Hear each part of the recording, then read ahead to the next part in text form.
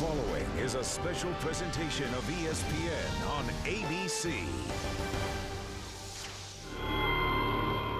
12 drivers, 10 races, 1 champion. Momentum, racing's double-edged sword. It'll carry you to victory or throw you into the wall. A cagey veteran has harnessed this legendary force and ridden it to the outright lead. But momentum, it's a fickle friend at best. Others in pursuit have made this hard-earned acquaintance. Now, they must gain favor along the Monster Mile, a concrete beast as unforgiving as gravity itself.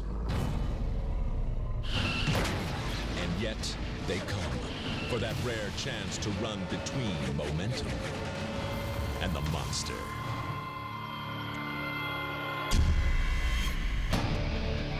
The Dover International Speedway, the Monster Mile, one of the few venues in sports where the playing field itself has character that affects the competition. The fans love to have their picture taken at the statue of Miles the Monster. The trophy the winner receives is a smaller version of that. While the statue and trophy are cool, it's the action this track provides that brings the fans back time after time. In a short while, the drivers will climb aboard and the green flag will wave again at the Monster Mile. T-minus 10, 9, 6, 5, 4, 3, 2, ignition.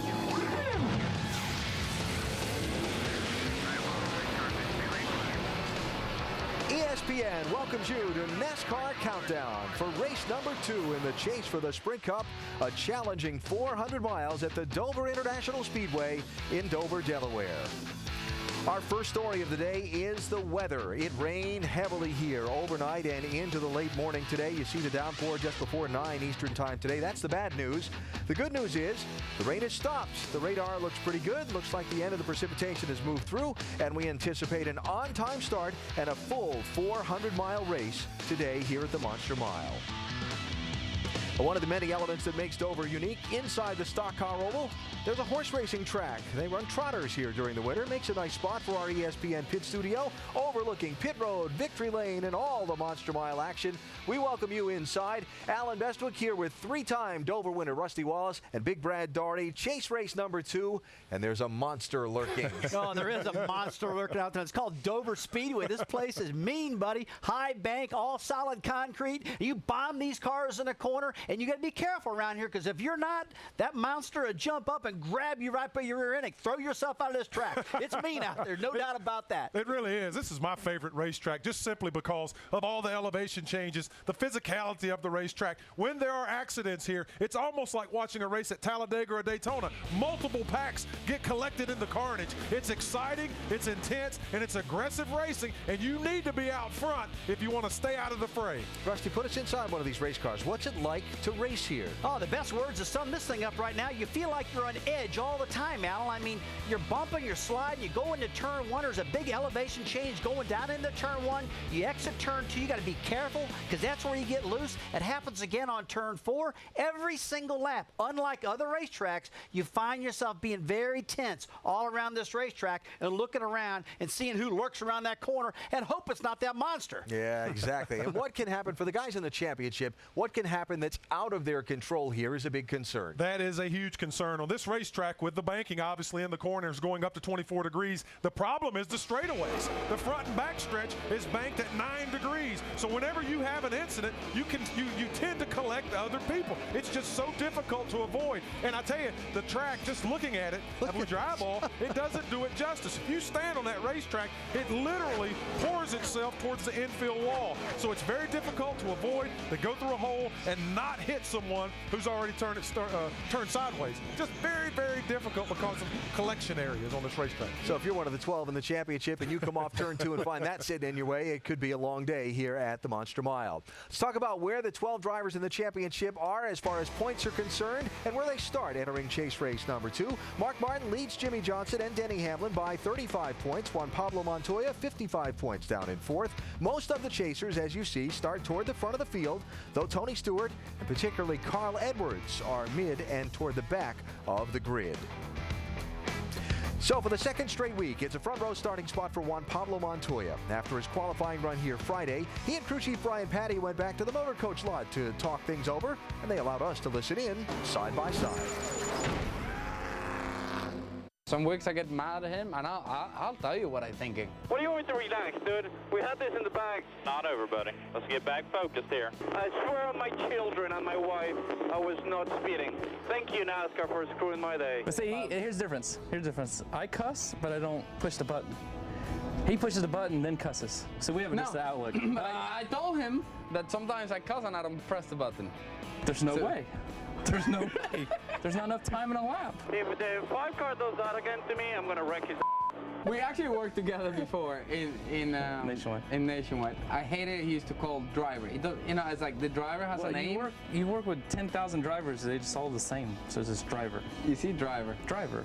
Well, you don't know who's driving. You don't want to call him Reed or Reed AJ or you know what I mean. It's like no, just driver. It's So way that safer. stopped. Yeah, I know, First thing I that. told him, it's like first practice as driver. The driver has a name. Didn't I? Oh yeah. You know when he cooks pasta, he actually calls them noodles. Pasta, I don't know why he calls pasta noodles. Yeah, He that's breaks noodles. them before putting them in the Well, water. they stick out. You just break them so they're all the way in. Engineering thinking, you know? Why wait? You'll qualify P5 if you wait.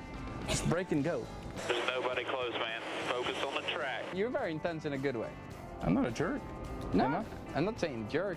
Intense. You don't want to play golf with him. What do you do when you go play golf? You want to hang with your buddies. You got to play with him, and you got to hang with yourself because he just. It's like he Yeah, I looks do want and to he win. focuses. Yeah, I do. I just, I take it more relaxed golf. I'm way too competitive. For me personally, that's what you need in a crew chief. Somebody that wants it bad enough. When we're done with this, I guarantee you, he'll go back and he'll watch last year's race, or last spring race, practice, qualifying. You see, he does that every week. You have to. You know? Guarantee Chad's probably doing the same thing. I'm not. Don't leave anything on the table. If you want to beat the 48, you better Bring your A game. As you can see, Juan Pablo and his crew chief Brian Patty have a great relationship both on and off the track. Last week, you guys were the biggest movers in the points. I know your car's been great all weekend in the practice sessions.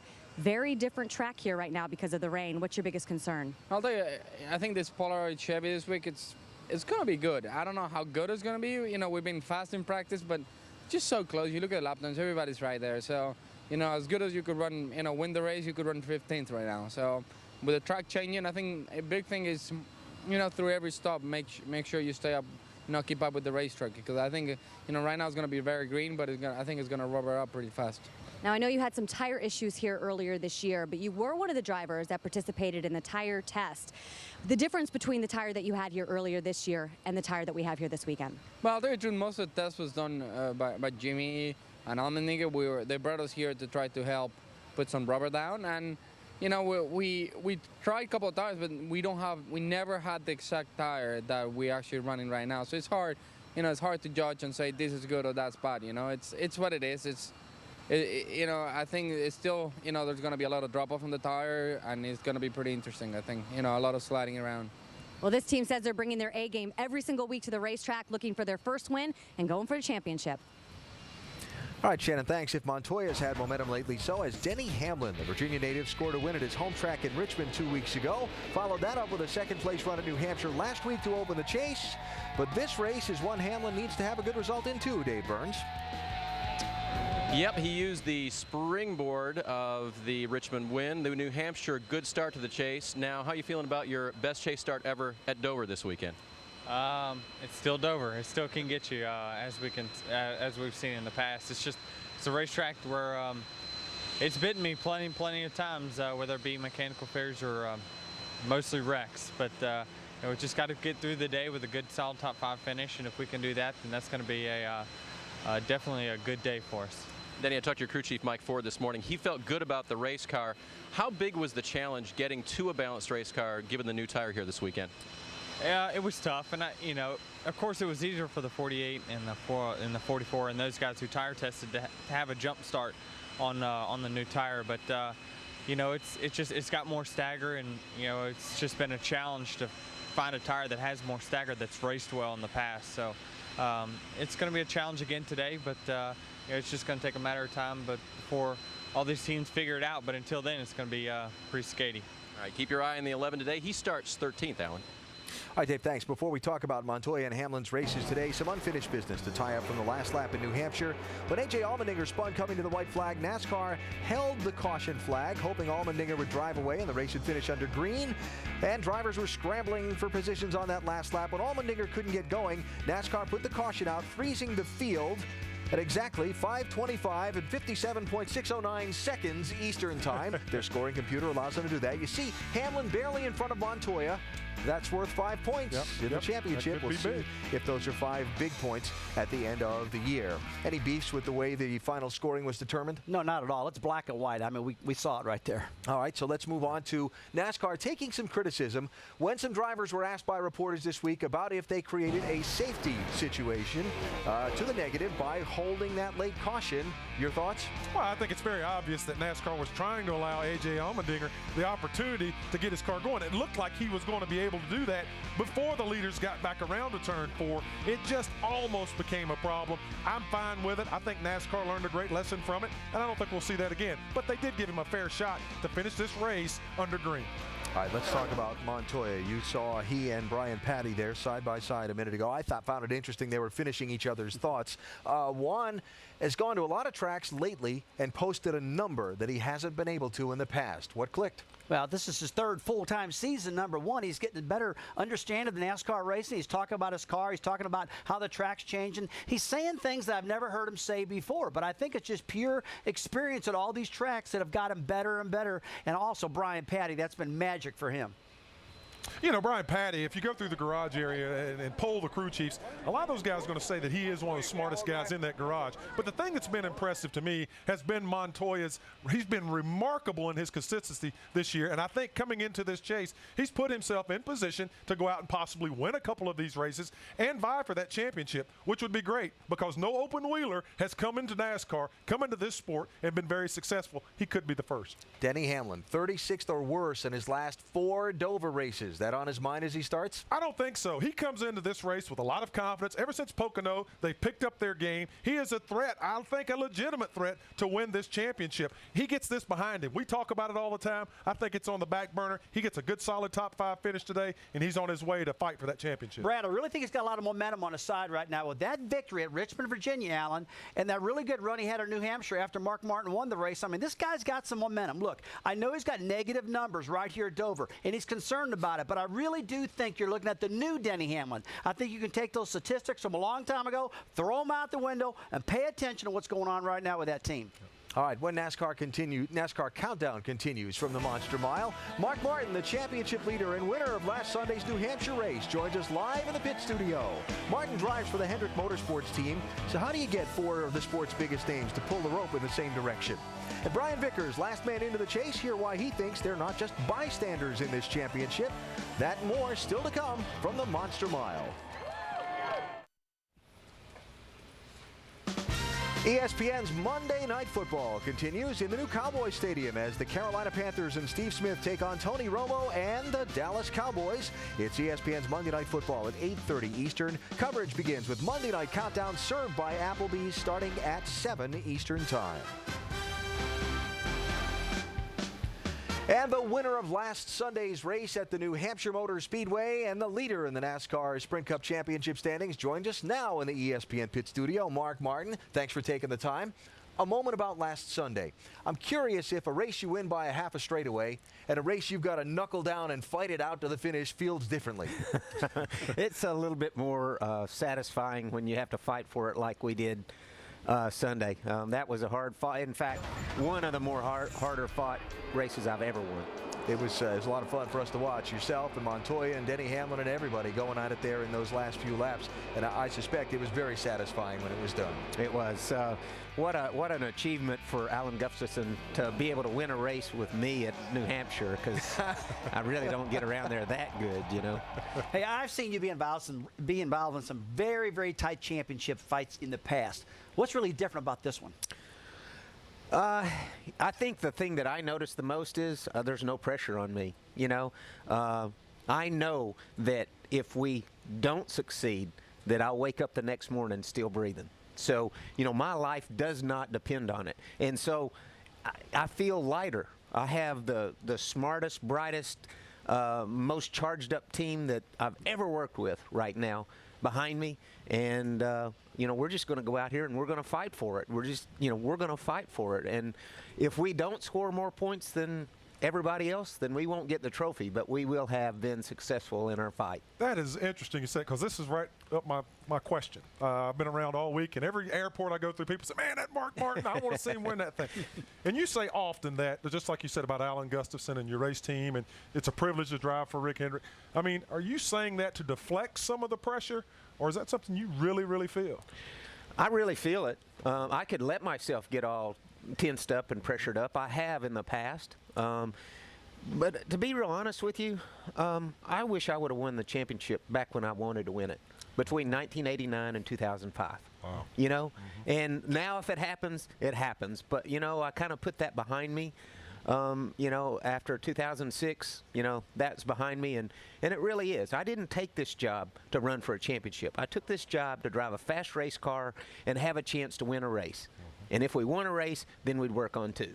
And it's going very well. Wow. Yes, sir. Yes, sir. Mark, I tell you, if you win this thing, this is going to be a really big story. It really is amongst everybody out there.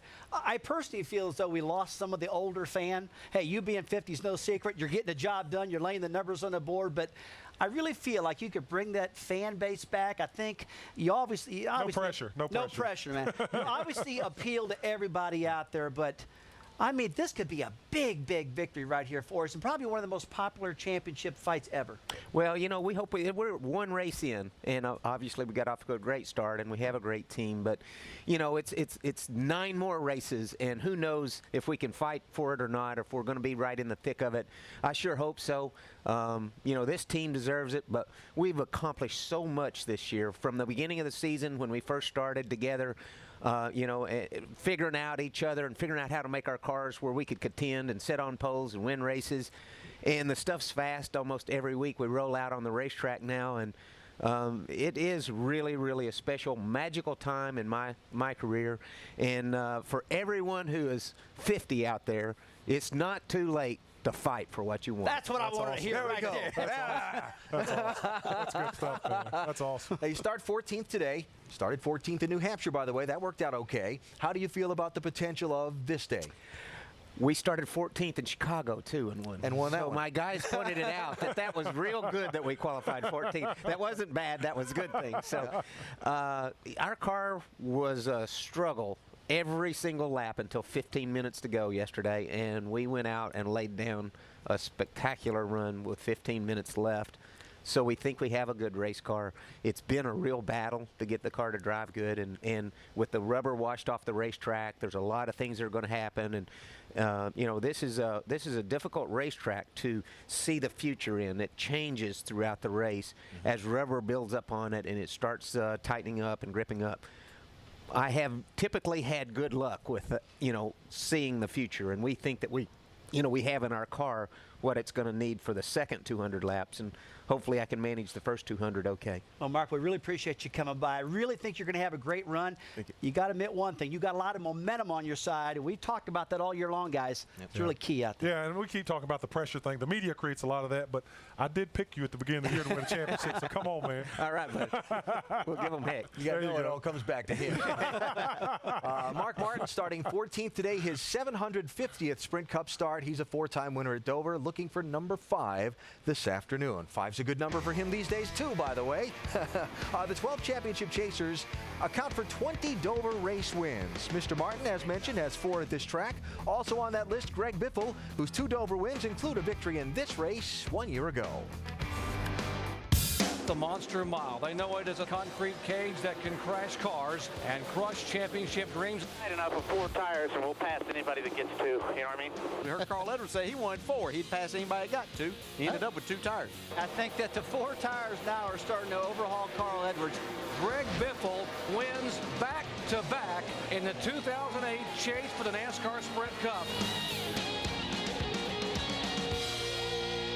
And Greg Biffle reliving that moment. It was a great moment for you, Greg, but now we're back this time a little bit different, though. We have a different tire. You were outspoken in the media kind of about your thoughts on it. How do you think this tire will affect the handling today? Well, I think it's a pretty good tire. We just didn't have a lot of practice time to get up to speed with this tire. You know, it has a little more stagger, a little looser. I drive my car loose to start with, so it was a little curveball for me. But I think we have the 3 and 4 Fusion going good, and I think the tire's going to be good today. I think that we have a great opportunity to get our car up front, or keep it up front and win, you know, qualified for it. So I feel good about it. Of all 5 Roush cars, you guys unloaded the best. How do you think you guys stack up against the guys you're chasing in the championship hunt today? Well, we looked at the lap tracker from final practice, and it looks like we have about, you know, second or third best car here. So we feel good about that, you know, and we think we got better at the end of practice, caught on to some stuff, and I look forward to today. We'll see how it does. All right, Greg Biffle, 2-time winner here, and he starts on the second row. Alan? Jamie, thank you. Our J-Ski News and Notes now. Kyle Busch's crew chief, Steve Addington, was fined $25,000. Kyle and owner Joe Gibbs docked 25 points apiece after the left front corner of their car was too low in post-race tech at New Hampshire last Sunday. NASCAR's revised its testing policy slightly for next year. Teams may test at tracks hosting NASCAR regional races, but not at tracks hosting NASCAR national races. And both Jack Daniels and Jim Beam announced this week they are ending their sponsorships of race teams, Richard Childress Racing and Robbie Gordon Motorsports, the affected outfits. It is chase race number 2 from the Monster Mile in Dover, Delaware. The next step in determining who'll claim the Sprint Cup for 2009. We're coming back with lots more.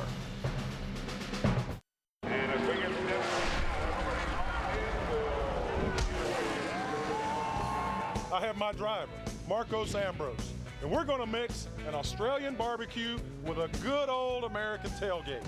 One thing that we do well in our barbecues is we cook burgers. And what we do with our burgers is we add mushrooms, onions, peppers, sometimes a little bit of mayo, mustard, and ketchup.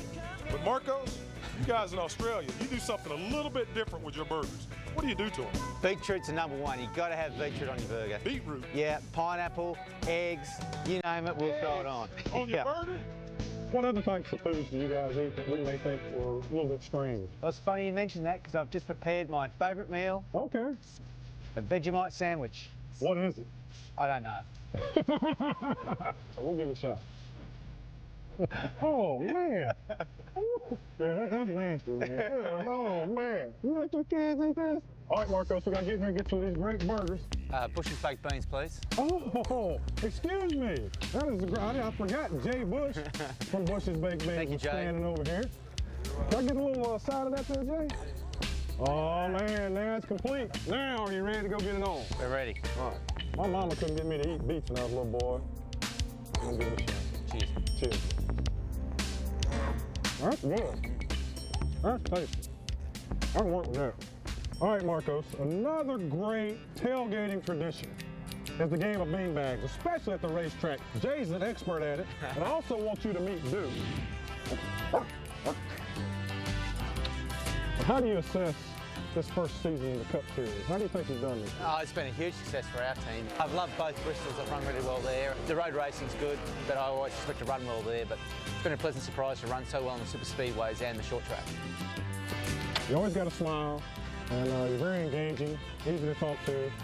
But when you get in that race car, you're a little bit of a Tasmanian devil. Yeah. Ambrose trying to make this pass. That is, Jake ain't got any reason to be mad at me or not. He just didn't know you were there. We got it, boys! All right, look, man. I realize I may have offended you with my reaction to this Vegemite, so I want to make up for that. I want to see if old Duke here might like to have a little Vegemite. Hey, Duke, you want a little Vegemite? What are you gonna do, man? What are you gonna do? Man, why'd you run that dog off like that? I offered him some of that Vegemite. No offense to the Vegemite people. Man, that stuff's a little rough. Terrible, right? It's a little rough. All right. Marcos Ambrose starts 27th here at the Monster Mile today, though Brad quick to point out he was 9th fastest Ninth in quickest final in practice, baby. Yes, sir. Let's get it on. See how it all turns out. All right, as we count down to the second race in the chase for the Sprint Cup, a couple of stories to follow up on. We talked in New Hampshire about Casey Kane trying to win a championship despite management changes at his team and an impending merger and manufacturer change. Race 1 didn't go so well. Engine failure, 67 laps into the race, he finished 38th. Not too good. Then there's Kurt Busch. We discussed how he would try to win the championship with a crew chief that was leaving the team at season's end and only allowed to come to the shop 1 day a week. Well, Kurt finished 6th at New Hampshire, though it seemed from listening like one of those days where everything went wrong and still turned out all right. He was great last week and looks like he's pretty good this week. Not going to win this race. We get better pit stops and more power under the hood. One of them can be fixed today. There's the 2 car, which is really too good right now for anybody else here. I'm tired of following people on pit road. If we were the leader, what would you have done there? I'll answer for you. Stay out. And another guy's looking real good is that 2 car right there, a Kurt Busch. So we're going to pit or we're not. Yellow contact for the 2 car of Kurt Busch. Kurt Busch consistently quicker and running some of the fastest laps on the track right now. Car is beyond loose. Track bar up sucks. Turn your fans off, see if we can get maybe some heat to build up in the front tires, help you. Didn't I just not tell you how loose we are? Never mind, it's like talking to the wall. It's a good way to start the chase. We're filling this thing, man. We'll just keep digging, bud. In my mind, let one get away. We deserve to go straight to the truck. Well, no question Kurt doesn't hold anything back on the radio. How does that emotion help or hurt a driver, and how does it affect the race team?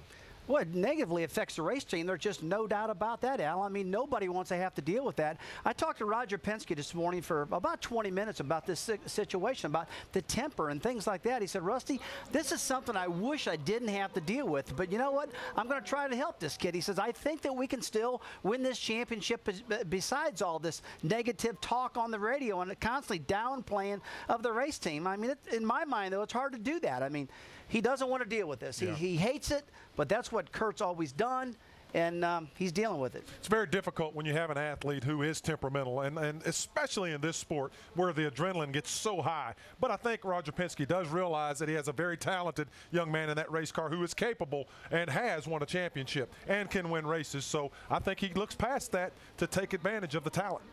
Pat Tryson. A lot of people don't believe this team can compete successfully for a championship with a crew chief that only comes to the shop 1 day a week. What do you think? That's another discussion I had with Roger Penske this morning. I said, what gives, man? How in the world can you win a championship with your crew chief only being there half the time? He said, Rusty, look, there's a lot of top secret stuff we're working on for 2010. You know, we're going to give Pat everything he needs to win this championship, all the technical support. If I feel as though he needs to come to the shop more than he's coming right now, hey, by all means, I'm going to bring him in there. But right now, he doesn't come to the shop on Monday. He comes on Tuesday for a debrief. He's not there Wednesday. He's not there Thursday, but he's at the racetrack the rest of the time. Now, Penske says, with all this said, I think we still can win the championship. But you know what, guys? I disagree.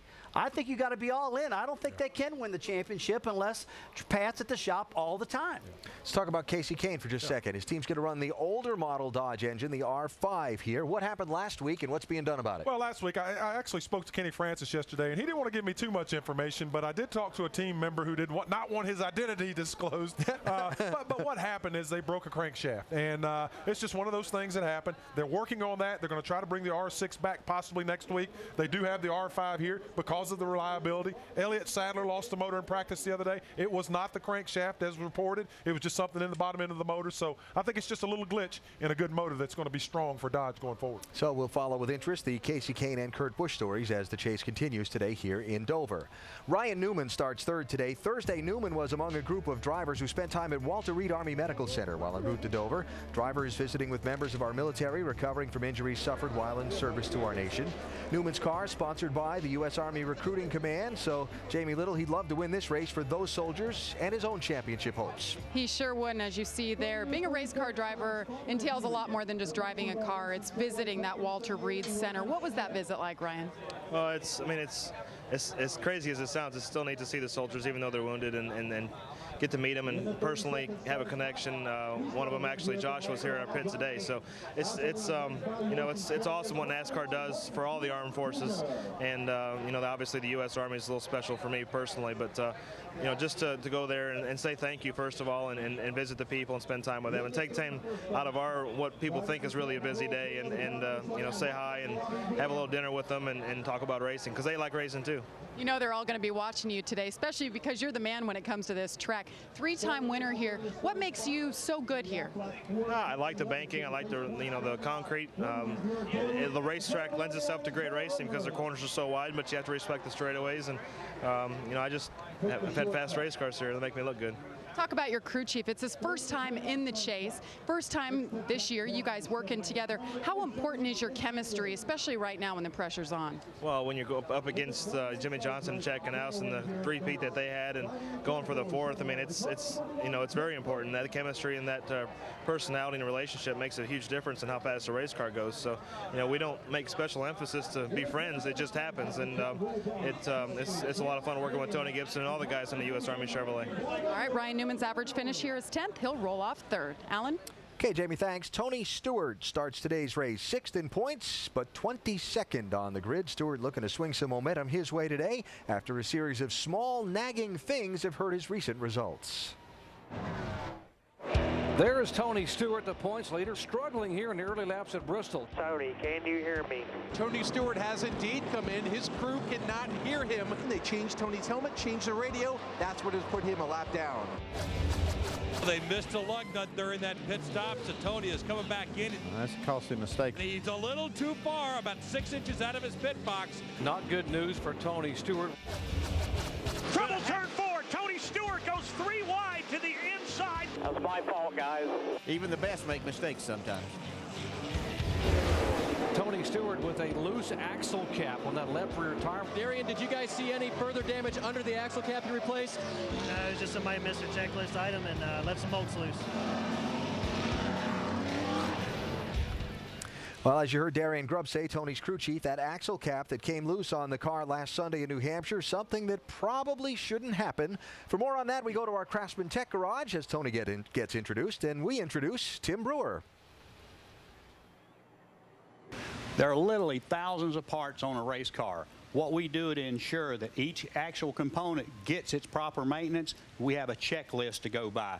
Everything on the engine is on the list, as well as any of the front suspension components. Inside the race car, very important issues there. The rear end cooler, rear view mirror, anything that takes to make the driver more comfortable. The oil tank in itself, we like to check the oil level when the engine's at operating temperature, because when the oil gets hot, it expands. We don't want to overfill the oil tank. Another thing we're required to do as we go through the inspection process is remove the rear axle covers from the right side and left side, checking the camber in the rear wheel. But where you get in trouble at, when you're sitting here working on a race car, somebody goes, hey, where'd you go to dinner at last night? It breaks your concentration. And anytime you don't go back and check it again and sign that check sheet, you might get yourself in trouble on race day. All right, Tim, thanks. I have a feeling if somebody asked one of Tony's crew guys today, where are you going to dinner tonight, the answer might have something to do with the sponsor on their car for this race. You like that? You like that? I like that. That's good. How about that? I caught one there. So Tony has just gotten introduced, and now he will speak with us. Vince Welch.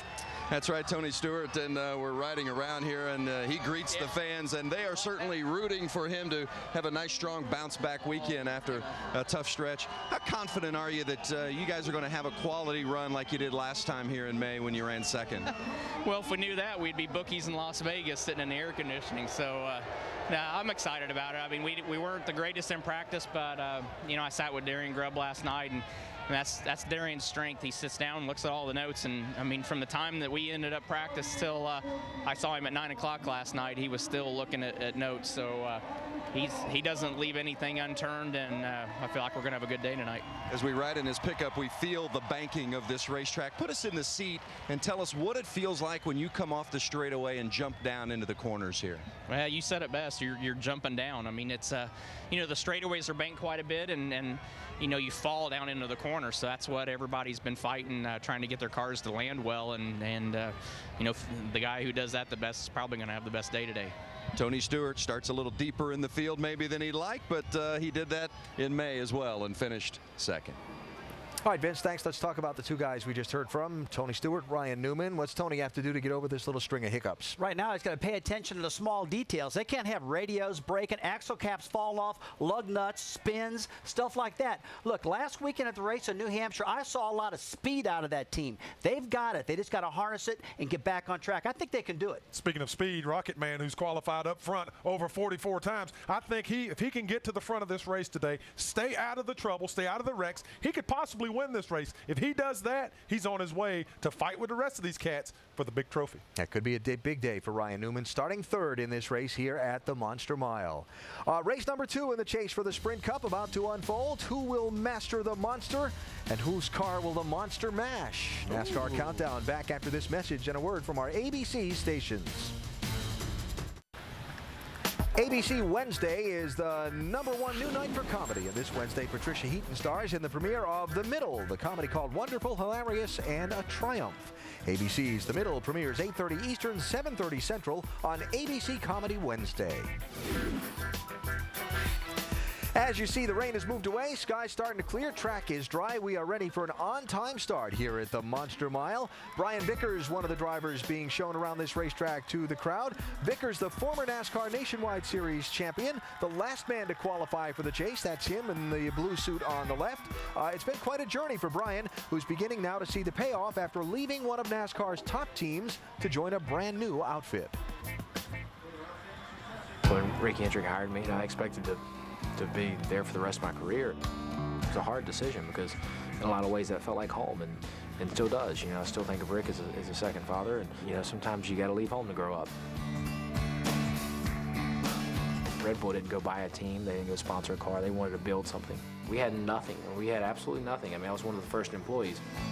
You know, when you start without a toolbox, and then all of a sudden you have to go race the Daytona 500, that's a tall order. Oh, we got trouble. Both of the Red Bull racing cars will not make the Daytona 500.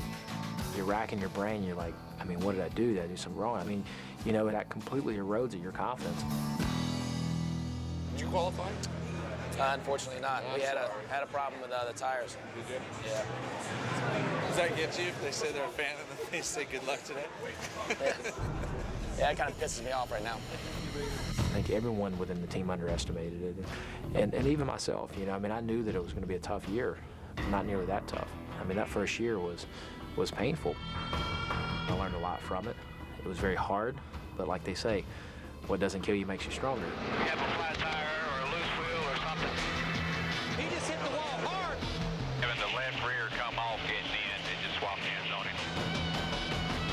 I think we overperformed throughout the season, leading a lot of laps and running really well, but we made a lot of mistakes as a young team and a lot of failures and dropped out of a lot of races, so that brought our average down and our point standings down. Jimmy Johnson's off the pace. Ryan Vickers takes over the lead. Just be smart here. Great job. Ryan Vickers looks like he's going to make it happen. Ryan Vickers does it at Michigan. How about that first win for Red Bull? Great job, guys. Hell yeah! The win helped a lot of things, helped confidence within the team. I think we've known for a long time that we could win a race, but until you have the trophy sitting on the desk, it's just not the same. Finally accomplished that, I think really helped us propel into the last couple races to make the break into the chase. Vickers giving it everything he's got. And Ryan Vickers will be in the chase for 2009. Did we make it? Did we make it? Made it. Great job. Hell yeah, that's what I'm talking about, boys. You'd be hard-pressed to look back upon this season for a third-year team and say it wasn't a success no matter what happens from here forward. But our goal is to win the championship, collect more points than anyone else over the course of 10 races. You know, we've proven we can do that. Now we just have to do it again. Brian Vickers starts this race in the 12th position on the grid. He and this team have shown some real resilience lately. They really have. At Atlanta, for instance, where they broke an axle, usually when that happens, you take the car behind the wall, fix it, get it back out. You're going to miss maybe 10, 15 laps. These guys fixed this axle before the caution flag, or I'm sorry, before the pace car came back around to pick up the field. Ryan Pemberton, crew chief of this race car, told me this was their defining moment, and this is why they're in this chase. Let's talk about this driver for a second, Brian Vickers. This guy has really matured since he's been with Rick Hendrick. And this particular team, this is the team's third full-time year right now. There it is again. Third full-time year. They won in their third year, and they have made the chase. Maturity is there with that team. You know what? They've made it. They're there now. It's cool to have a theory and be able to back it up, right? It keeps happening. Even with Montoya, it's amazing. This 3 years is the big deal for all these teams. It's all good. Let's talk about the challenge these drivers and teams face today with this racetrack, the Monster Mile. There are other mile racetracks. What makes this this one different is the transition from straightaway, downhill into corner, and uphill back out of the corner onto the straightaway. And it's coming off those corners, Rusty, that's your hot spot. Oh, yeah, it really is. My hot spot at this particular racetrack is the exit of turn 2. For whatever reason, all the wrecks seem to happen there. Look at Kurt Busch, pounds that wall. See the one car get up behind him, and it collects all these cars, blocks the racetrack, and that turn 2 seems like it's always the problem area, and they get stacked up. And man, look at there. Look at Elliott Sadler into the wall. Here comes Tony Stewart, bam, right in a quarter panel up, and they all lock up in turn 2. Now look, it happens in turn 4 also. It's not just turn 2. So today you'll see accidents in 2, you'll see them in 4. It'll continue on. And this racetrack, because of the drop into the corners, is one of the most physically demanding on the drivers. Maybe the most physically demanding. I mean, if I had one racetrack I could go to the rest of my life and watch races, it would be here. These guys drive these cars, like you say, off into turn 1, and they literally, it looks like they drop off a building, but they feel like they're being slammed down into the seat lap after lap after lap.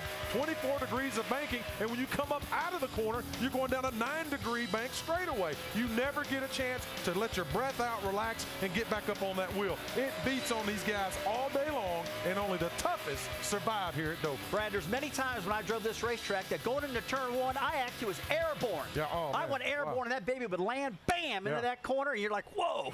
Be working hard. It happens many times. TV doesn't do it justice. Yeah. You're right, it does. Somebody who stuck the landing really well here at Dover in the past is Carl Edwards, and he could use some Monster Mile luck today. 11th in points, 113 out after New Hampshire, and he starts 30th here.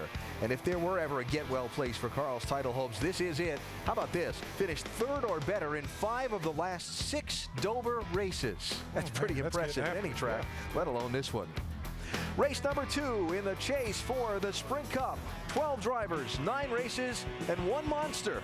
It's coming up at Dover Downs. I'll tell you what, that's a bad-looking man.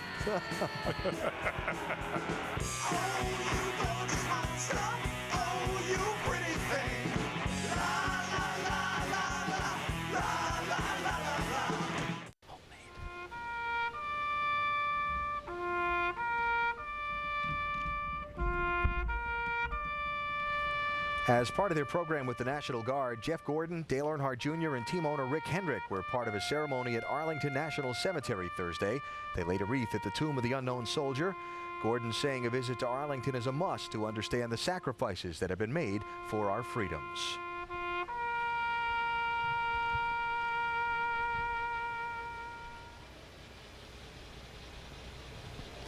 Three of the 12 chase drivers here at Dover today race for Hendrick Motorsports.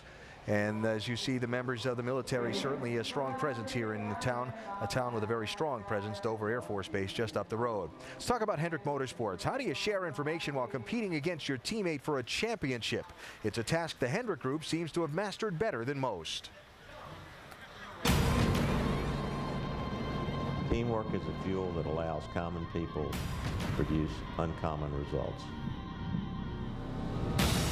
We're going to do this together. We're going to win together and lose together, but we're going to be together, meaning that we're all going to share, we're all going to work hard and let the best man win. Good job, everybody. Drove the wheels off that thing, baby. Thank you, boss. You're the best man out there, man. Thank you so much. I've only been a part of this thing for 3/4 of a year. Right off, right away, I think that I noticed all the teams worked well together.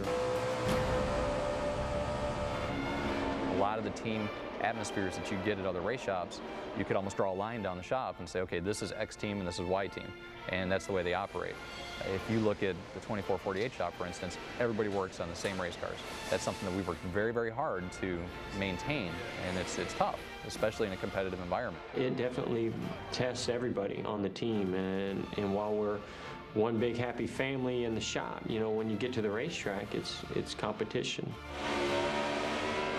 Jimmy's last lap was his fastest lap of the race, and yet he cannot get by his Hendrick teammate. I mean, it's really tough when, especially when you're in a championship battle, and you're fastest in practice. We go to our team debrief, and all the notebooks open up, and you know the guy you're racing for the championship sitting right there looking at exactly what you have in your race car. It's tough to do that, but that relationship is what got you to that point. I can remember Homestead racing the 24 car for the championship, and Stevie and I were helping each other with air pressure throughout the race. But I think that we were our biggest assets for each other, and we leaned on one another. If you looked at the setups from the 24 and the 48 that year, they're very, very similar throughout the chase, and I think that helps us. Great work, man. Do everything you can. I know you are, but do everything you can to get around that 5. It's going to be between you and the 5. The first Michigan race, we qualified well, and race trim was really struggling, and the 5 car found something that really helped that specific area. We didn't practice it, didn't know what it was really going to do, but put it in and started the race the next day, led the most laps, had a very dominant race car and performance. So a real good example of that blind faith that you have in your teammates and put their ideas into a race car. And it's so cool to see Chad Canals giving Alan credit. Thank you. Great work. It's so neat to me because that's what I wanted so bad. I think everybody really, really wants to succeed for Mr. Hendrick, first and foremost, even above and beyond their own desires. And I'm hoping that this year it's a Hendrick shootout. I think that we've got the possibility to finish first through third in the points. That would be so cool, but that'd be hard to do. I think that would be asking for a little too much. And Jimmy Johnson is certainly one of those teammates who has given information before, maybe even from Dover. You've won here 4 times. What are the chances of a 5th today, Jimmy? I think they're good. The car was fast. We put up some good times, and I think the team that can adjust to this track, as we all know, it's going to change a lot today, and the tire's different. So you're going to have to be on your toes, and no one really ran long runs. So it's going to be a day where the smart guy, smart crew chief and driver combination wins this thing, and I certainly feel like Milo's team, has that ability, and look forward to making everybody in store 2978 in Ohio jump up and down about what we think we can get done today. And I also want to point out that the floods in Atlanta have been very tough on everybody in Georgia, and Lowe's has a program on the car with Racing for Relief, and if anybody has some extra money and time, look it up online and help donate and help those people down there in need. All right, good luck today, Jimmy. He starts on the pole today. Jeff Gordon will start 7th here today, enjoying a little pre-race festivities with his daughter, and they call this the Monster Mile. I don't want to scare her, but has it been scary for you this weekend? You guys seem like you've been chasing it a little bit. A little bit. There's been times when the DuPont Chevrolet's been really good.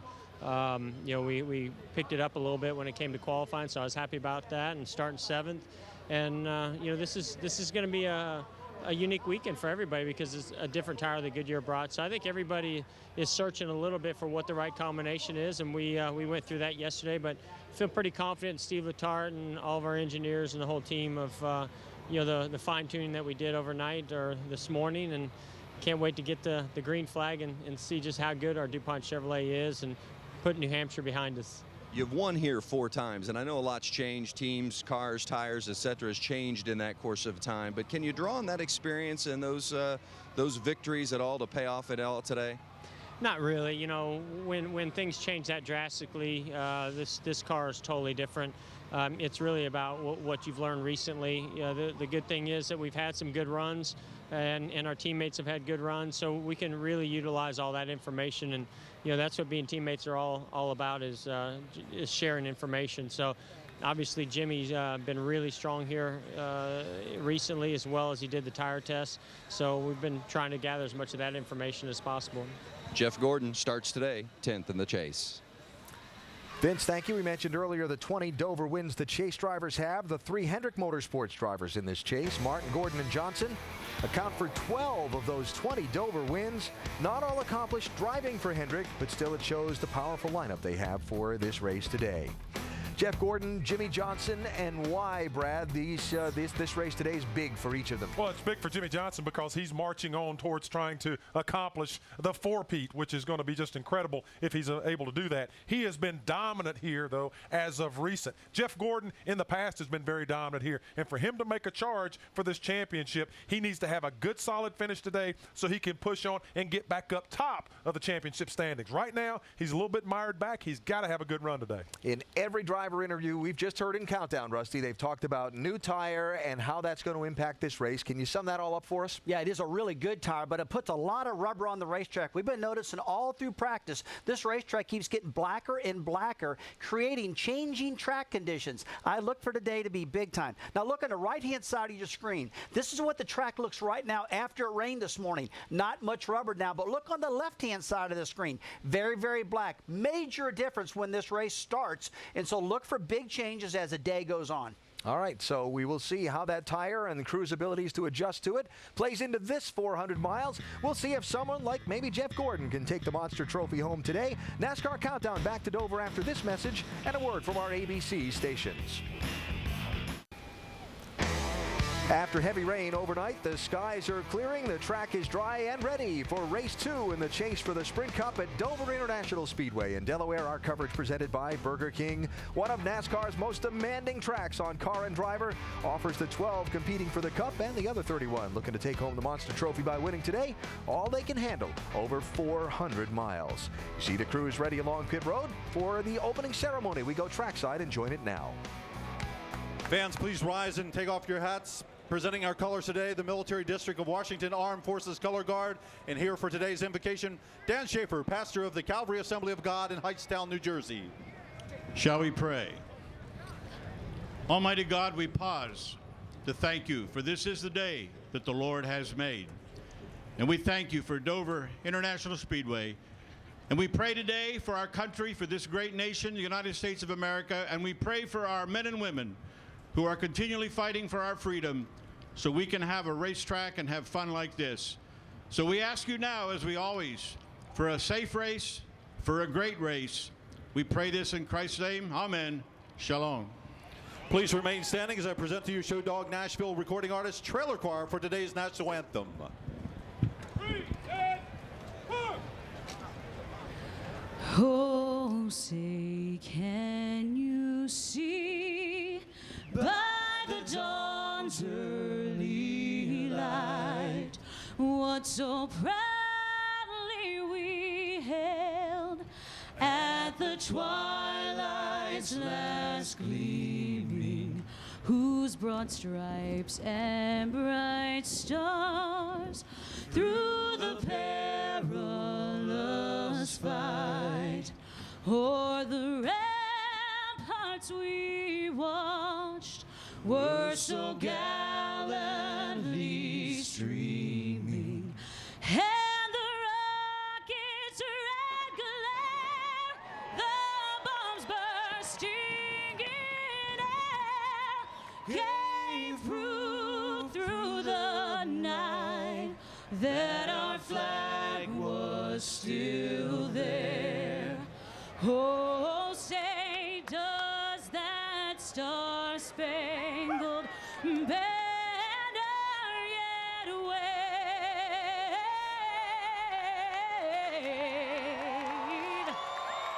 for the land of the free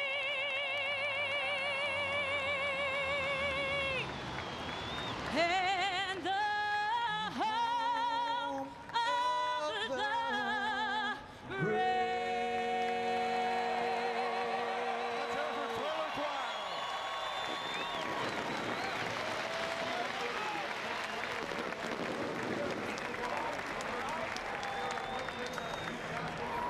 Time to clear the grid, time to buckle in, time to begin finding out who's going to win and how this race will affect the championship. The engines fire when we come back to the Monster Mile. ESPN's coverage of the NASCAR Sprint Cup Series on ABC, brought to you by Burger King. Tony Stewart's taking a polygraph to prove he loves the Whopper. Watch it live October 20th at truthabouttony.com. AT&T. Vote for the AT&T Fastest Pit Crew of the Year award. From your AT&T phone, text the car number of the pit crew you think is the fastest and most valuable in today's race to 2258. AT&T, the nation's fastest 3G network. And the Ford F-150. It's not just a pickup truck, it's a Ford F-150. Previously in the chase. far as I'm concerned, it all starts right here today. You're the best, man. You're the best. This is yours right here. Pace car's going. Let's get ready. Green, green, green. Everybody's rolling. Everybody's rolling. They are in trouble. We figured out. I'm smoking them right now. I'm having a problem. Tony Stewart's crew is going to go to work. They're going to stay in here and get it right. If one car goes out against me, I'm going to wreck his ass. Mark, you are the best, baby. You are unbelievable. I'm speechless. I can't talk right now, boys. Thank you, guys. I love you. 12 drivers, 10 races, 1 champion. Momentum, racing's double-edged sword. It'll carry you to victory or throw you into the wall. A KG veteran has harnessed this legendary force and ridden it to the outright lead. But momentum, it's a fickle friend at best. Others in pursuit have made this hard-earned acquaintance. Now, they must gain favor along the Monster Mile, a concrete beast as unforgiving as gravity itself. And yet, they come for that rare chance to run between momentum and the monster.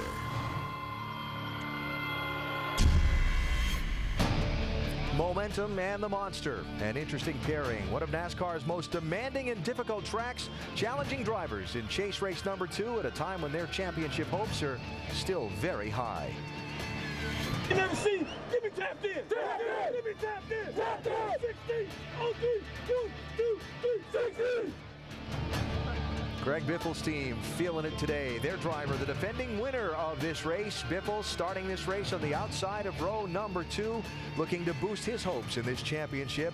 Like all the drivers, a good day today can set them on a path towards the title, but a bad day at the hands of the monster could become the defining moment that separates a driver and his team from their dream of hoisting the Sprint Cup at Homestead, Miami in mid-November. To get the second race in the chase for the Sprint Cup started, let's go trackside and get the command to fire them up. Ladies and gentlemen, with today's command from the 56th Stryker Brigade of the Pennsylvania Army National Guard, Sergeant Major John Jones. Drivers, start your engines. All right, bud. All right, bud. Wheel lock, belts tight. You got me on that first one? Yes, sir. 2, Steve, you got me. How about this one? Got you me here? All right, Curtis. He's on the air. How about you? Yeah, I got you, Larry. Okay. Somehow I have a feeling the Grand Marshal's used to people responding to his commands like the drivers just did. All right, it's time to go upstairs to the 3 men who spent a lot of time in victory lane here at the Monster Mile. One holding a helmet, one holding a wrench, and one holding a microphone. Dale Jarrett, Andy Petrie, and Dr. Jerry Punch, gentlemen. Thank you very much, Alan, and hello, everyone. Glad to have you with us today here in Dover, Delaware. Folks, last week in round 1 of the chase in New Hampshire, several of these chase drivers came out swinging in terms of their aggressiveness on the racetrack, and they ruffled some feathers. Case in point, Juan Pablo Montoya had a fast car and wasn't afraid to use it. Guys, what impact could that have on how he's treated to the next 9 races by the other competitors? Well, this is going to be his style. I mean, this is the way he races. He was very aggressive in New Hampshire, and he can get away with that with a fast car like he had last week. And I think he's going to have one today. He can get away with that kind of driving. But if he can't drive away from the scene of some of that contact by having a fast car, it can get him in big trouble fast here. Yeah, and I think most drivers will tell you that they're going to race their competitors the way that they race them. So what does that mean? We'll have to watch and see as this chase goes on. But I think also most of them will tell you that when we got into the chase, they expected the business to kind of ramp up a little bit. The competition is a little bit tougher. Guys are going to be a little bit more aggressive, and I think they're pretty much okay with that. If you'd been one of the veterans and he ruffled a little bit, how would you have responded? Just as I said, I raced drivers the way that they raced me. So if you were going to dish that out, you had to be able to take it too.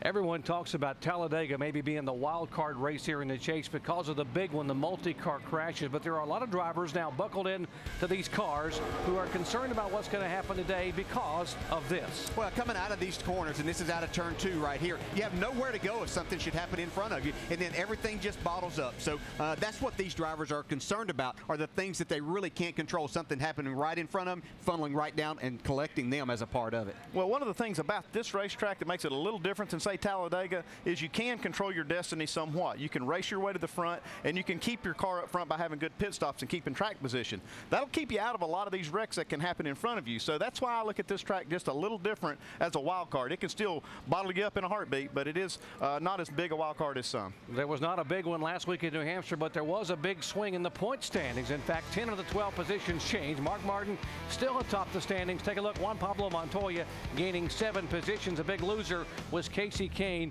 And look down there in 6th position. Tony Stewart lost 4 spots because he finished in 14th position, went from 2nd to 6th. Tony Stewart is our in-race reporter today, and it has been over a month since he's had a top 5 or top 10 finish, but he doesn't seem to be very worried. So let's visit with Smoke, the driver of the Burger King Chevrolet. Hey, Tony, Dale Jarrett, the ESPN. You have a copy? Yeah, bud. Hey, Tony, we've kind of documented that most of you chase drivers have very good records at this racetrack. And our first question comes from our mailbag. Jim in Portsmouth, New Hampshire is asking, starting in the middle of the pack with 10 chasers in front of you, how do you work your way to the front?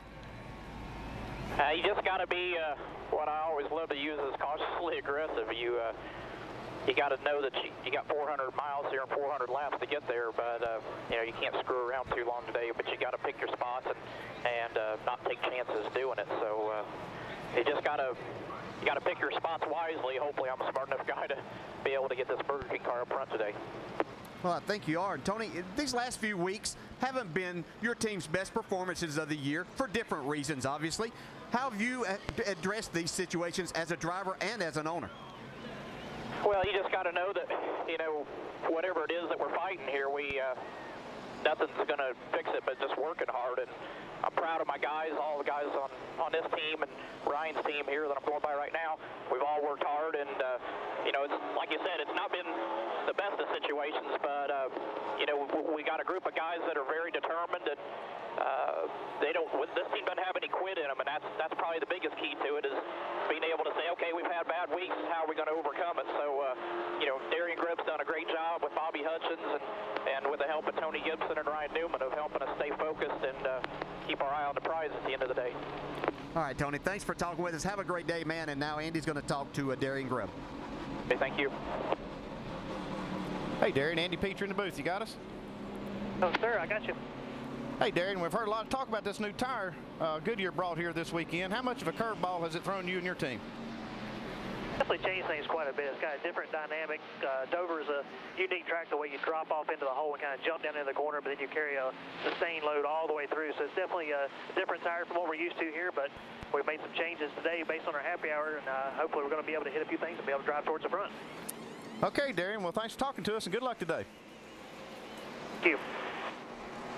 Aside from Tony Stewart, we'll have cameras inside 7 other cars today. Casey Kane trying to bounce back from that 38th place finish last week. Greg Biffle, last year's winner. You heard Alan Bestwick say. Kyle Busch trying to get a 5th win on the season. There's the 4-time champ Jeff Gordon, a 4-time Dover winner.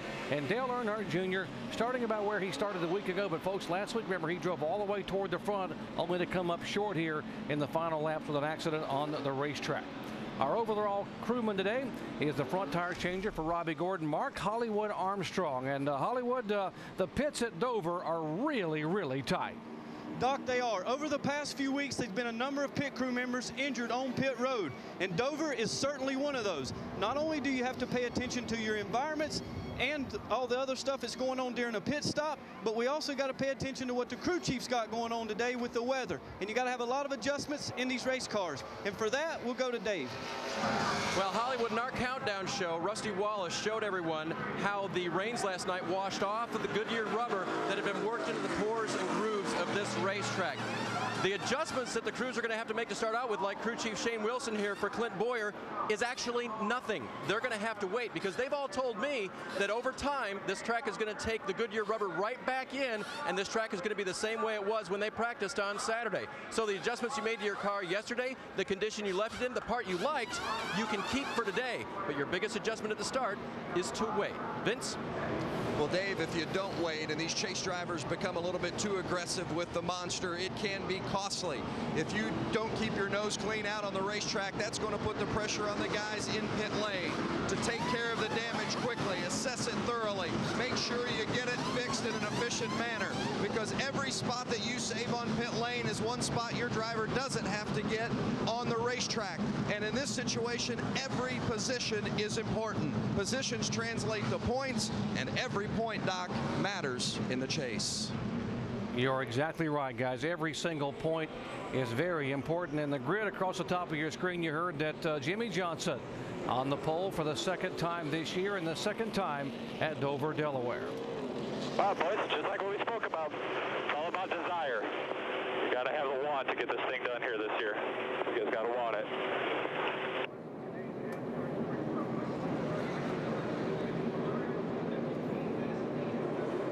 Jimmy Johnson weaving back and forth, making sure those tires are nice and clear. Check out our Coors Light cold hard facts. 7 of the 12 chase drivers have won here at Dover, including Jimmy Johnson, Jeff Gordon, and Mark Martin. All 5 Dover chase races have been won by a chaser.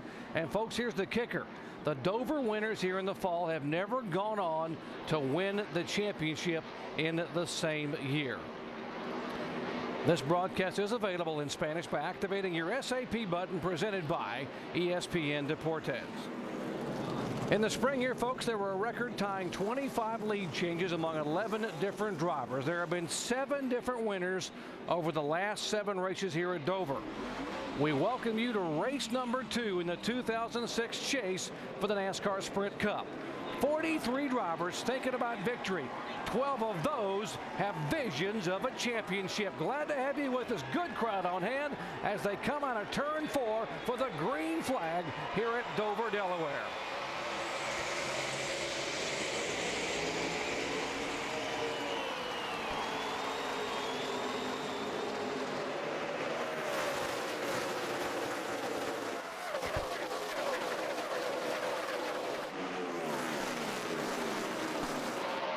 Jimmy Johnson pulling away to about a 4-car length lead. He will get the 5 bonus points for leading lap 1. These drivers are also aware there will be a competition caution at lap 25 because of all the rain washing the rubber off the racetrack. You see most of these drivers are tiptoeing around here, giving each other room. You saw the dust on the backstretch the first time by. It's going to take a few laps to get the track cleaned off and get these cars kind of settled in. Yeah, I'd expect them to be a little more cautious, knowing in 25 laps you shouldn't get lapped. Just see what your race car has here at the beginning and see how we can work on it at the beginning as this rubber track starts to get rubber back on it. There's Brian Vickers trying to gain a position, and they almost go 3 wide as the rookie Logano was thinking about going to the bottom of the racetrack on it. Yeah, Joey Logano had a great car in practice in happy hour yesterday, so expect him to be good. A little pressure there on the 83. Mark Martin, he went 3 wide. He's not holding back at all. There's the 44 car of A.J. Allmendinger. Martin in the middle of the group there. There's the 29 car of Kevin Harvick. Yeah, Mark looks like he's actually struggling a little bit, and he's been caught kind of on the top side of the racetrack, and that is not at all where Mark wants to be. You can see that car really wiggle as he got down into turn 3. The 11 and 2 car, Hamlin and Kurt Busch battling for 11th position, and Kurt Busch will take it.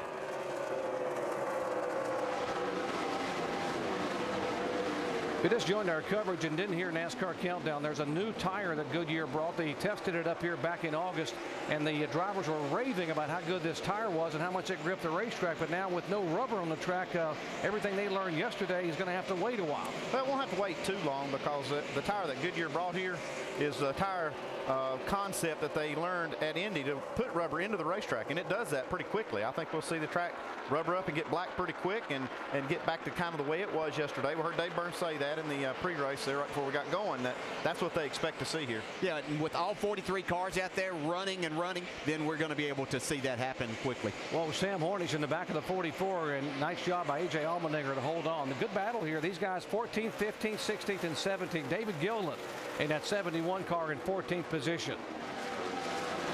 Yeah, just looking at the lap times early on, the track's got a lot of grip. I mean, these times are not very far off. As a matter of fact, they're pretty quick compared to yesterday's practice times. Tony Stewart going by there in the 14 car. Behind him, the 17 of Matt Kenseth. Up front, Jimmy Johnson is our leader. From the pole, he has led the first 7 laps thus far. Now, back in May, it was Johnson who dominated the day, leading 298 laps on his way to victory lane.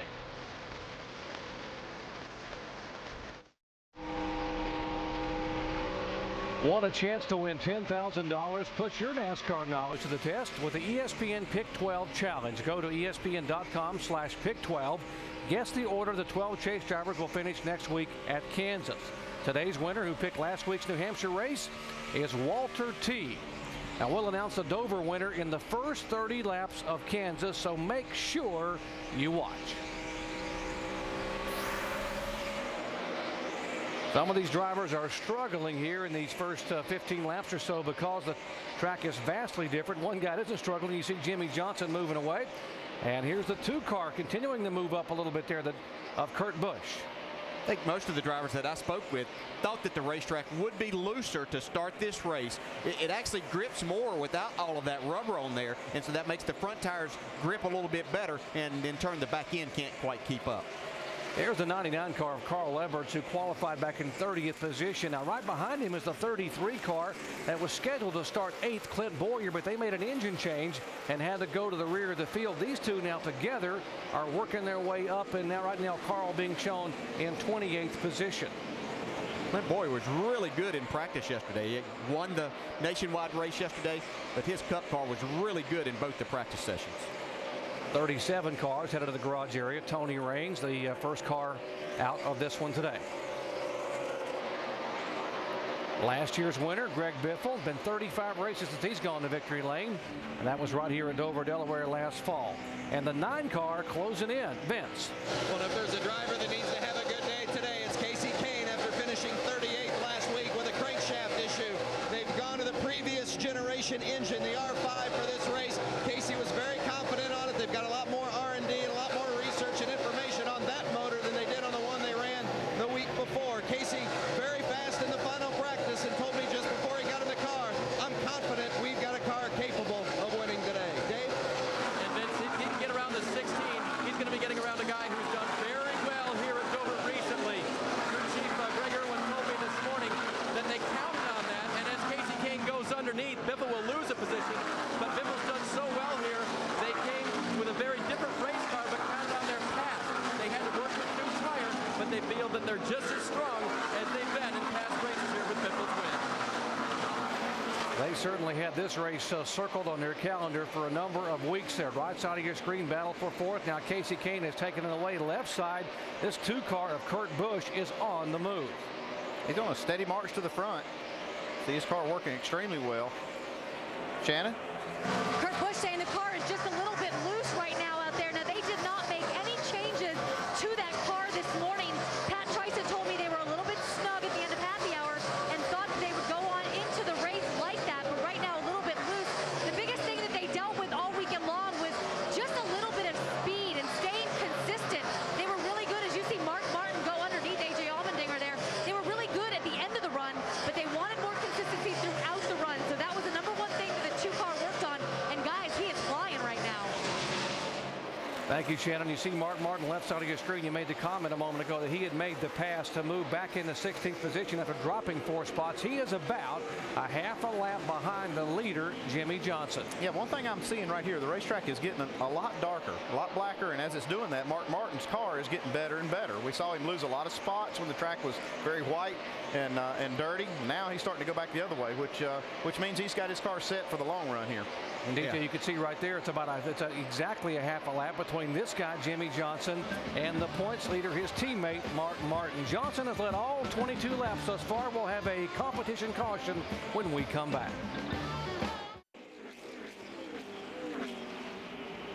Lap 25, the competition caution flag waving here. The NASCAR Sprint Cup Series presented by Burger King at Dover International Speedway. The rains most of the night, washing the rubber off, so NASCAR opting for safety to be able to bring the caution flag out here on lap 25 and allow these guys to come on pit road and take a look at their tires. Yeah, they might just get right sides, a lot of cars, especially like Tony Stewart back in 25th. 29th is Carl Edwards. Some of those guys might take this opportunity to steal a little track position. Still have 38 cars on the lead lap. John Andretti, Nemechek, Bliss, and McDowell short a lap down. Tony Raines in the garage area of the 43 that have started. Typically, how long does it take a concrete track like this to get back to where it was when they were so comfortable with it yesterday at happy hour? Well, typically it takes a long time. I mean, the tires that they've been running here up until this race, it would take quite a few laps. But this tire lays rubber down nice and early and quick. I mean, you see the track already getting black. Here come the leaders down pit road. Coming to you, Vince. Well, the decision here in the discussion between the crew chief and the driver, 2 tires or 4. They've settled on 2 as the 9 Budweiser pulls in. They fell a lap down early in this race in the spring and had to race their way back to a strong finish. They believe they've got another strong car today. Jamie. And Ryan Newman moved his way up to second. They're going to take right sides only. Air pressure adjustment. Drop the track bar. He said he's a little free on exit. Shannon. Juan Pablo Montoya says that the car is loose in and tight off. They've built a ton of adjustability into this car. It's a track bar adjustment for the 42. Dave. Runaway leader so far. Jimmy Johnson doesn't want any adjustments to his car. He says it's much more stable today. Cars going by him that took just 2. He will choose to take 4. There you see the 2 tires and Jimmy Johnson getting 4. Look what it does for positions on the racetrack in terms of losing positions. Well, McMurray, the big winner out of that round, gains 12 spots. Mark Martin, by the way, took 4 tires as well. Some of the guys that were outside the top 10 opting for 4 fresh Goodyears. Back after this message and a word from our ABC stations. Here are the current standings for the AT&T Fastest Pit Crew of the Year. Points are accumulated by the team who wins the race by fan votes and by an ESPN pick. You see there Dale Earnhardt Jr., Jeff Gordon, Tony Stewart, and Matt Kenseth. You can make your pick for the AT&T Fastest Pit Crew of the Year by texting the car number for the pit crew you think is the fastest and most valuable in each race to 2258. Standard messaging rates will apply. And we talk about fast pit crews. Let's go over the wall with Mark Hollywood Armstrong. Okay, we talked about the adjustability, and here goes some adjustability. We're going to pull a packer out of both fronts.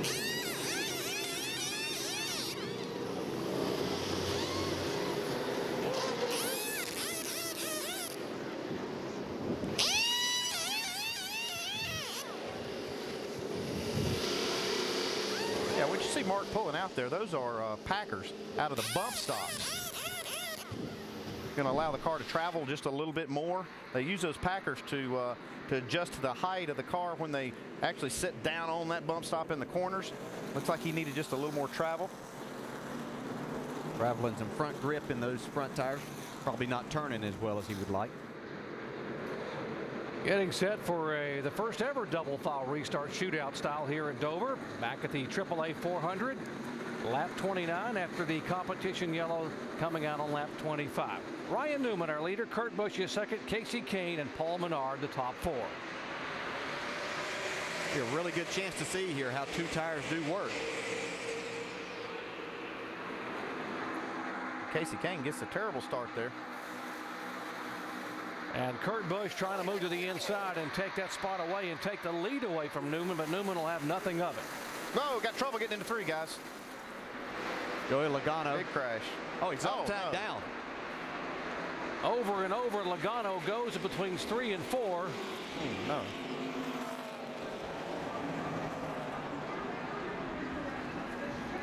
The car will come back to rest on all 4 tires.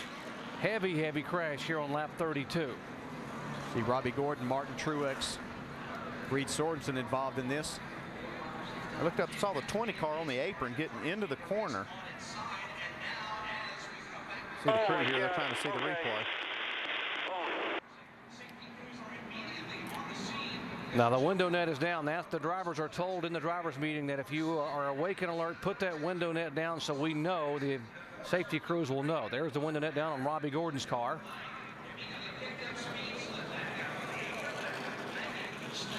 This is the moment we talked about in the pre-race show, guys, that this stuff could happen in a hurry here, even at Dover. And especially after, on a restart when all the cars are bunched together. It's good to see here that the window net came down, that 20 car. We're a little obscured from how that car got so low on the back straightaway. Andy, I saw it, just could barely see the roof of the car. Yeah, I looked up and he was way down on the apron, actually entering the corner, way before the entry. There's a great sign right there. Joey Logano coming out of the car. That's a scary looking crash right there.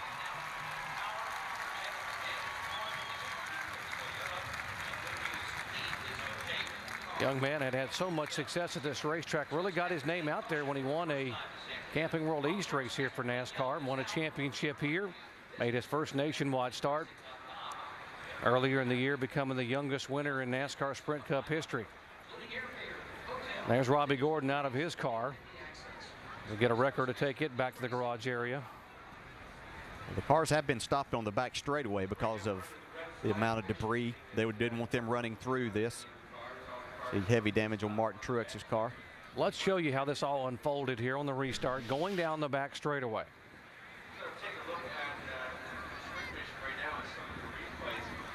Really just kind of a stack-up effect. Like was one of them got on the brakes and kind of forced. Yeah, look at Tony Stewart just missing this crash, man. Here's where it really gets exciting, man. We talked about that there's nowhere to go as you come off of these corners, and when something like this happens, you make a commitment, and you've got one opportunity really to miss this wreck. Tony Stewart did a great job. Some others got caught up in. Let's drive along with Tony Stewart here. See it develop right in front of him. He actually got into the back of the 20 as he checked up.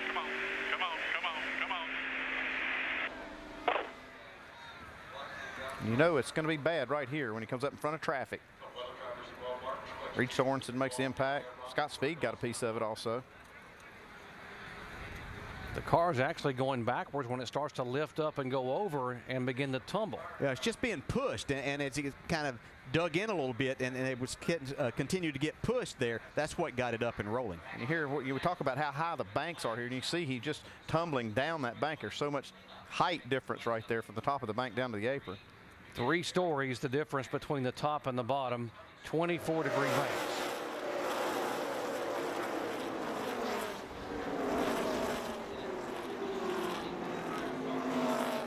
Just side over side over side, a violent impact. And the good news that this new car that NASCAR brought on, 3 years ago, and the driver able to walk away and walk into the ambulance.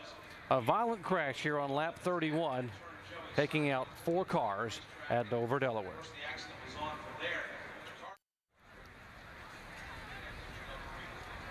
The Monster Mile can be very cruel, and it has certainly already bitten 4 drivers here as they were working lap 32. We are under a red flag, and there is one of the heavily damaged cars of Joey Logano. Let's show you what happened. They were working lap 32, coming up the backstretch. Now, middle of the back straightaway. Look at Tony Stewart right behind the 20 car. Yeah, you can see Bobby Labonte pulled down to get to the inside. Joe Logano had to check up a little bit. Tony Stewart got into the back of him with his wheels turned left, moving down the track. That sent him down on the apron and then back up in front of the rest of these cars. This is an accident that is, you heard it said before, racing accidents. That's exactly what this is. There's nowhere to place blame. Everybody's just going kind of for the same spot. And when things check up and happen very quickly, you have to understand they're going 170 miles an hour right here. Now you can see right there just how quick that happened.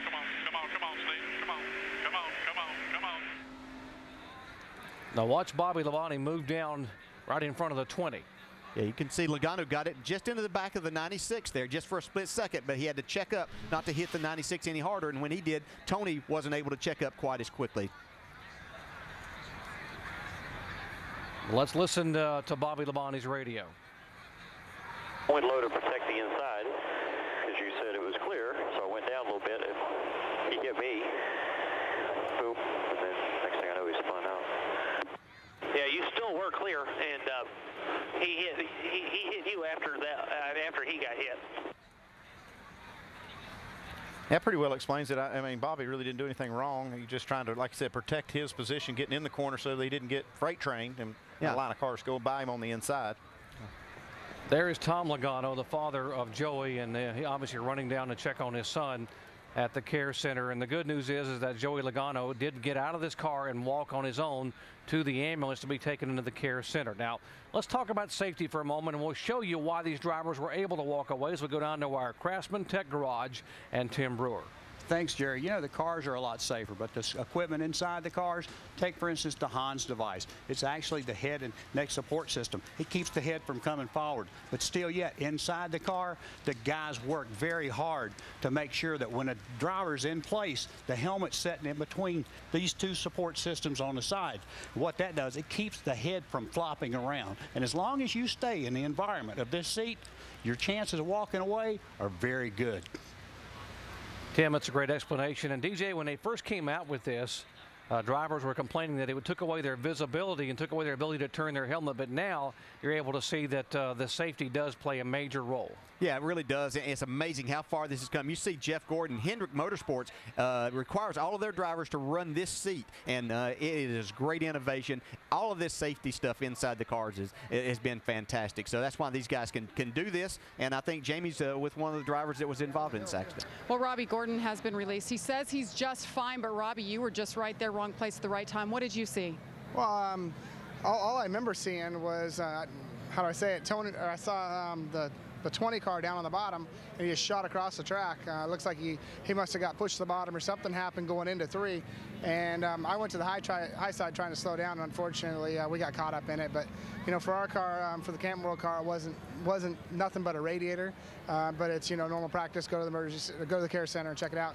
I'm glad that Joey's good. I mean, I remember being stopped there and looking at that thing, flipping and flipping and flipping and flipping, and I was excited to see him climb out of that thing. I'm glad you're okay as well, and we'll catch up with Joey Logano as soon as he's released, Doc.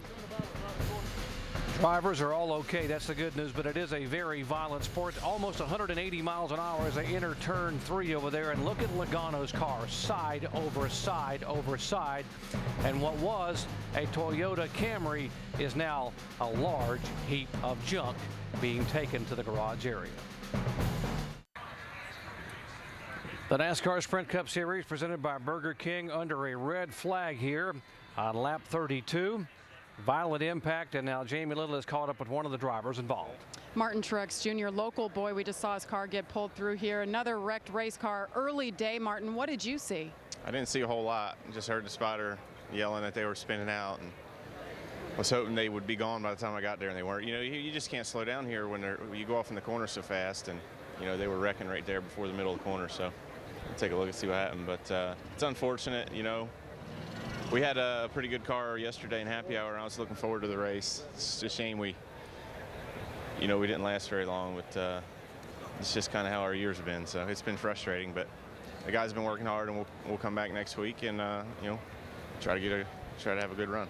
How are the conditions right now? We've had a lot of rain, green rain racetrack, and this happened early. Yeah, track's fine. It had nothing to do with the track. It was just guys checking up, and Joey looked like he checked up. 96 checked up, Joey checked up, and looked like Tony got in the back of him.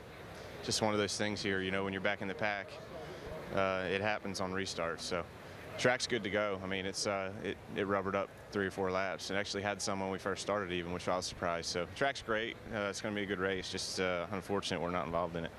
Good to know the track's all right, and good to know Martin Truex Jr. is all right, and Reed Sorensen has been released now as well. That's just like we talked about at the beginning of the race, is that track position is so important, especially early here, because of these problems that can happen. And the best place to be and the only safe place to be is in front of it. And that's why I would always, every time I got a chance to steal some track position, I would try to get 2 tires, do whatever I could just to try to get in front of these things, try to avoid these kind of things. And we're here now that Martin Truex team, they did take 4 tires that last caution, so they had to give up track position to do that. Very high banks on the concrete here, and very narrow but very fast straightaways. It is Dover. Back after this message and a word from our ABC stations.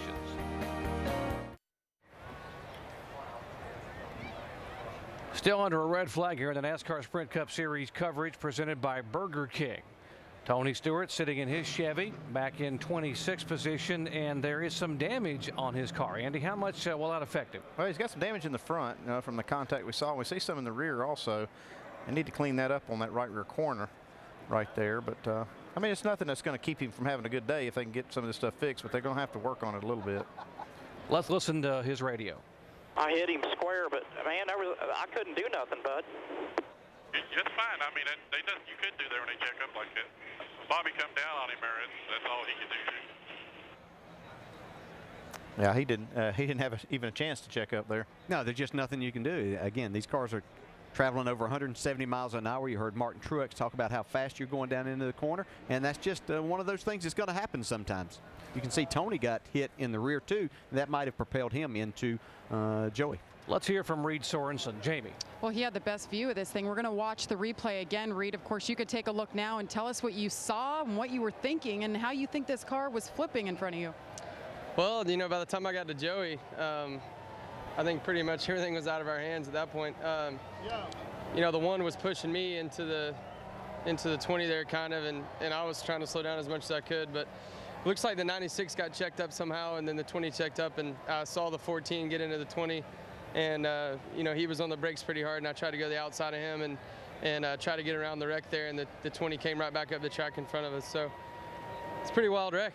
It's something you don't really plan for, or you can't miss those kind of wrecks. It just kind of happened right in front of us, and Joey's okay. I talked to him, and just glad he's all right. I think he's a little shaken up by it, but you know, it's one of those deals. It's a fast racetrack, and it's, you know, as close as we're running out here, as soon as one person checks up, it's kind of a chain reaction and cause a little pile up there. But I don't know, just bad luck.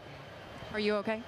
Yeah, I'm great. It's you know, I didn't hit very hard or anything. It just, when I went up the track to try to miss the wreck, and I couldn't even see Joey until he got right in front of us, and next thing I know, I'm underneath his car and I see him flipping. So I didn't hit very hard at all. Just kind of tore the nose of the car when we got stuck underneath him there. But just happy to be here. The Valvoline guys did great today, and I don't know if we're going to get back out there or not. It looks like the car got tore up pretty bad on the front end, but we'll try to get back out there and get some points. Well, Reed Sorensen says Joey Logano was okay in speaking, and I see him being released from the medical center. As soon as he gets here, Doc, we're going to get a word from he, and his dad is following behind him, and Coach Gibbs as well. Thank you, Jamie. That is good news. A frightening crash here. 4 cars involved. The good news is that all 4 drivers appear to be okay. Back in a moment. Welcome back to Dover International Raceway. Joey Logano caught up in that vicious wreck, has been released. Joey, first of all, are you okay? Yeah, I'm fine. Just really scared the heck out of me. That's pretty much what the biggest thing was. I was fine the whole time. It's just not 100% sure what happened.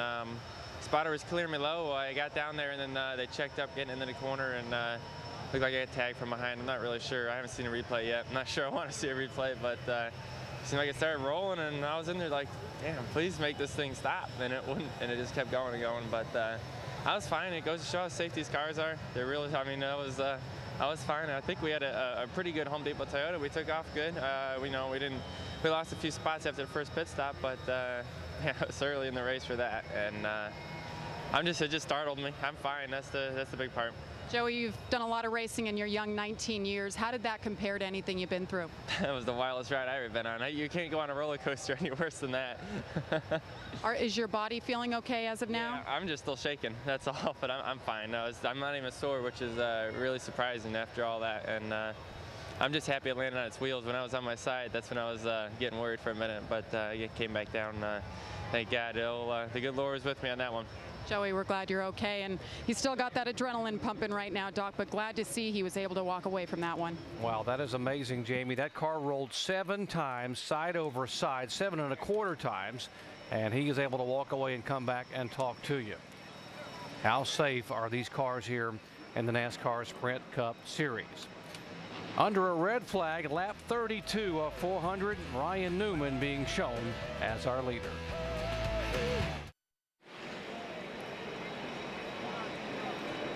Lap 32, NASCAR Sprint Cup Series presented by Burger King. The yellow is out. The cars are rolling in the 99 on pit road. Yeah, they're changing that left side end plate on that wing.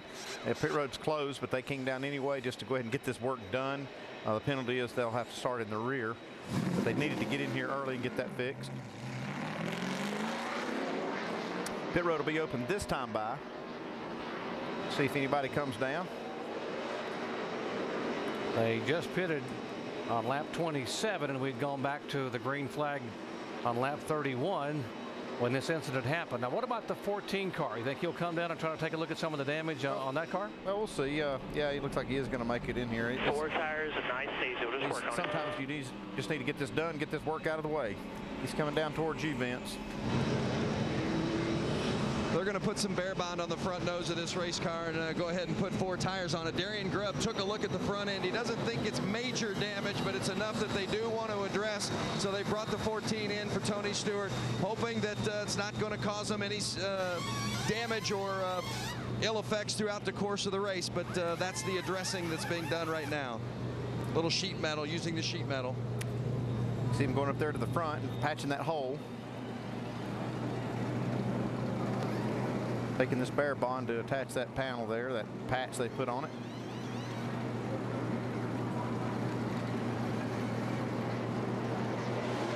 We are at Dover International Speedway, and a violent impact produced a red flag at over 23 minutes. Now, we had just gone back to a restart on lap 31 when coming down the back straightaway, there was a chain reaction crash involving 4 cars. Tony Stewart's car involved in a little bump from behind by the 20 car, and suddenly Joey Logano's car is going side over side.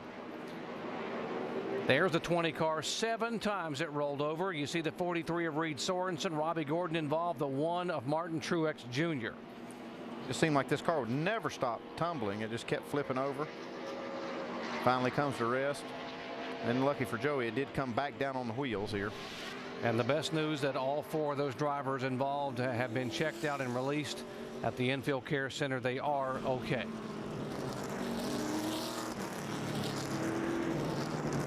We talked about how things happen in a hurry here at the Monster Mile in Dover, Delaware, and we talked at the top of our show. Everyone said Talladega is a wild card race because things can happen so quickly there, but there were a number of drivers in the garage area who were very worried about this place.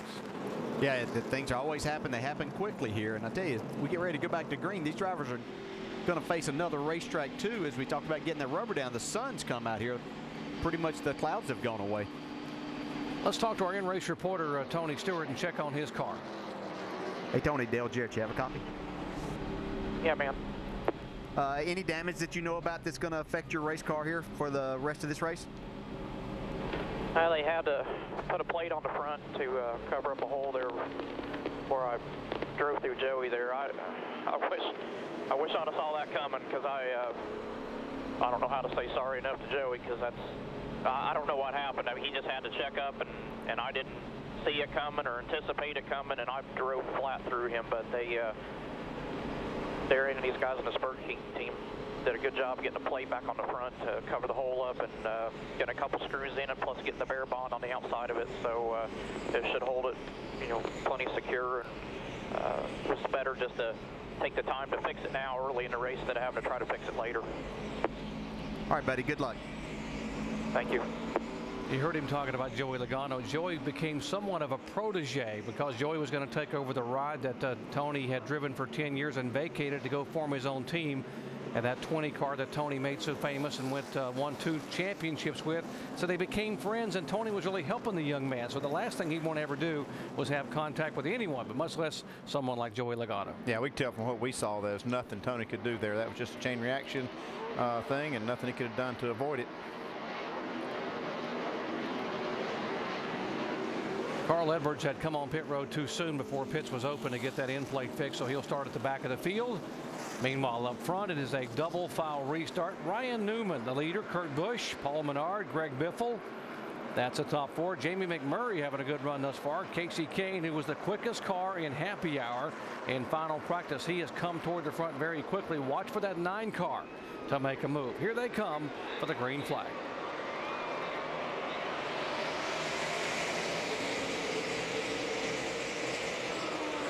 Ryan Newman, both of his times, has chosen the outside lane to restart this race in.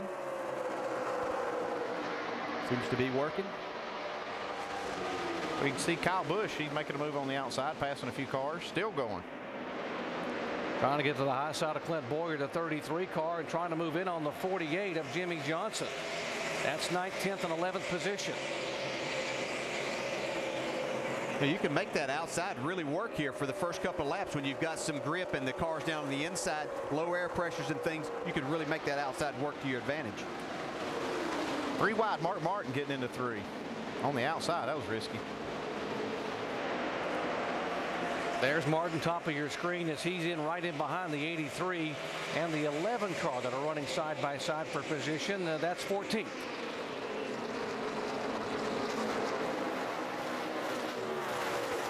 All of these drivers talked a lot about the double file restarts here, how it might affect them. And yeah, we've always had double file restarts after you had lap traffic, but here you've got cars that are fast race cars that you're having to deal with for a number of laps. So they were really concerned about how this may play out here. You talk about drivers who were concerned. Denny Hamlin, you saw that 11 car make a pass a moment ago, and Hamlin has had abysmal luck at this place, and he said he was really dreading coming here. The last 4 times here, he has finished 36th or worse. Casey Kane making a move on Paul Menard. Yeah, we saw that luck continue yesterday in the nationwide race with Denny Hamlin.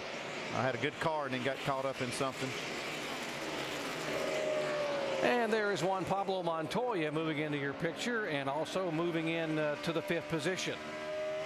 Paul Menard's done a nice job. He stayed in the top 10 during that 25-lap run, and then got 2 tires on that.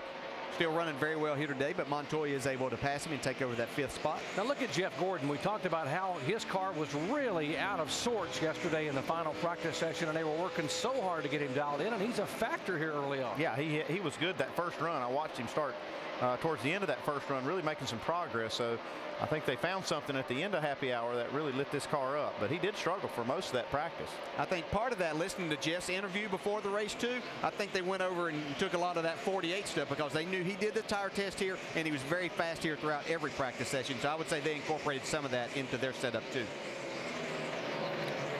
Hamlin, the 11 car, 5 is Martin, and they are trying to go by the 31 car of Burton. That would be for position. That's 13th spot. Well, yeah, a lot of great racing going on here. These guys are side by side and really having to battle for each and every spot.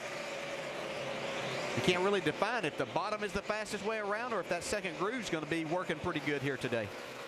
Well, look how quickly this track has rubbered in and gotten dark there. It took 400 laps last year and it never got this dark. And here we are just 44 laps in, and this new Goodyear tire really gripping the racetrack. More on the 11 car. Dave. You talked about their lack of luck here, and in talking with crew chief Mike Ford this morning, he understands it as well. In fact, he was a little bit concerned about how much they had to tighten up the setup of this car this time because they were worried about right front issues. You know, too much wear on that right front, and this place definitely tends toward that. I said, okay, what happened to the string here, by the way? He said, a right front went on us. So they've been a little bit concerned about that, but so far, so good. And we'll see on one of these long runs how that right front has taken all the abuse. I can promise you that's not out of the minds of most crew chiefs. You know, this track is so hard on right front tires. You know, you just got to always think about that, and that's why you'll see every time they have a caution, they'll at least get right side tires to try to extend that wear as much as they can. Back behind this group, the 88 car now on the move. Dale Earnhardt Jr. We told you that he started 23rd a week ago in New Hampshire, got all the way into the top 5, and was involved in a side-by-side incident that took him out of the race. He's on the move again. Yeah, he really is. Made a couple of passes there on the top side of the racetrack. Got himself up into the 17th or 16th spot right now.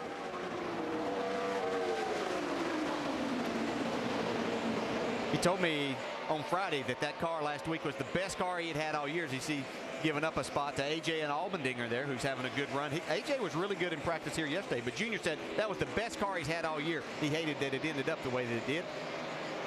And the 5 car, Mark Martin, just made the pass on the 11 for 13th position. So now they're going to try to run down the 33 car of Clint Boyer, who's up in 12th spot. Well, those first few laps of the race, that 5 car was just about out of control, but now that the track's rubbered in, he looks really good. Ryan Newman, our leader here at Dover International Speedway. He has now led the last 20 consecutive laps. Back after this message and a word from our ABC station.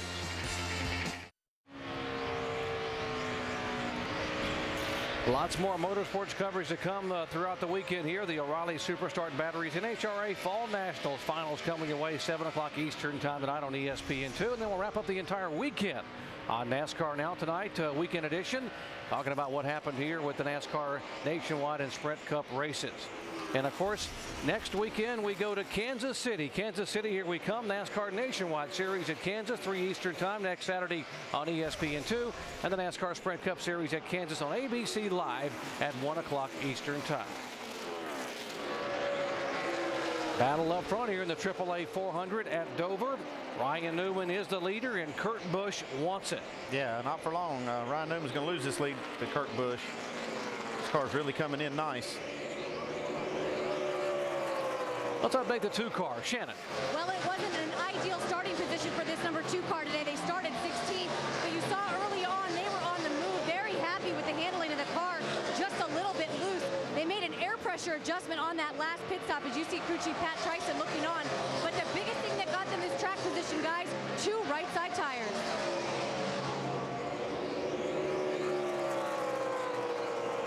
Kurt Busch made his very first career start in a NASCAR Sprint Cup car here back in 2000. Now here's the younger brother Kyle Busch in the 18 car, and he's been moving up steadily, now being shown in the 7th position. Yeah, he's moved up 10 spots since the restart. See, Stewart's also moved up 10 spots from the back. And Carl Edwards had to start in the very rear there. We've been watching Kyle Busch quite a bit here. He's really been in the middle of the racetrack where a lot of these guys are down more towards the bottom. He's really utilizing the middle portion of this track and making good time.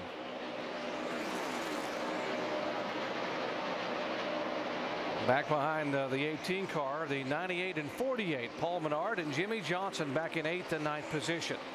Jimmy, he got going pretty well at the start of the race, but he's struggling in this traffic some. He's going to make this pass on Paul Menard. Dave? And guys, right now with the 48, he calls his car 2 words that are not good: bouncing and loose. So they didn't make any adjustments on that first stop. They're going to have to do some on the next stop. And the 24 car, Jeff Gordon going by, taking the 5th position away from Casey Kane. And to go back to something they were talking about that Dave said there about Jimmy Johnson talking about bouncing, I think that starts to happen here as this racetrack rubbers up. The rubber that's being put down on the track, it gets in the seams of this concrete also, and that can create a bouncing problem, as you see Montoya trying to take that 3rd spot away from Greg Biffle here. He will do that. I don't know how many times I've heard the word basketballs here at this racetrack from a driver. They say, that feels like the tires are basketballs bouncing through the corner. The concrete is not your smoothest surface to begin with. They've ground this racetrack a number of times trying to smooth it up, but you still get a lot of that, and you put these cars and all of that and this rubber being put down, then it really makes that problem really stand out to a driver. Several cars in the garage area. The 71 of David Gillen, the 09 of Mike Bliss, and the 87 of Joe Nemechek have headed to the garage, and the 9 car is backing up. And he is struggling. He's lost a couple spots here in the last few laps. Just pulls over and lets Kyle Busch go by. I feel like my tires are blown up with air. There we go. That's what I've heard. I don't know how many times. So it feels like the front tires just have way too much air in them, and it's just you know, it just makes them chatter and bounce through the corner. And you'll hear that complaint from drivers at this racetrack more than you will any other, because again of the surface and how fast that you're going here. As you see Montoya moving in, trying to take over that 2nd spot from Ryan Newman. We talked about how Montoya is making his own history this year. In years past, only his 3rd full year as a NASCAR Sprint Cup Series driver, and he is driving that thing down underneath the Chevy of Ryan Newman to take a spot away.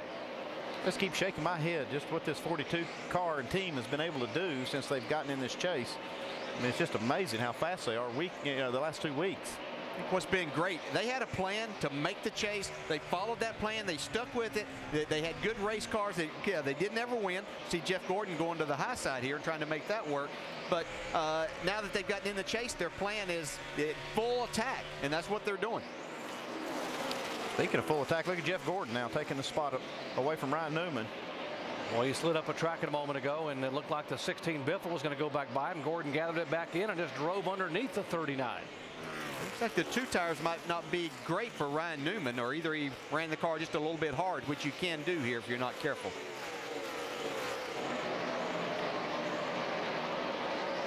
This is race number 2 in the chase for the NASCAR Sprint Cup, and here are the points as of right now. Mark Martin, you see, with a 5-point advantage over Kurt Busch. There's Montoya, Johnson, Hamlin, and Newman.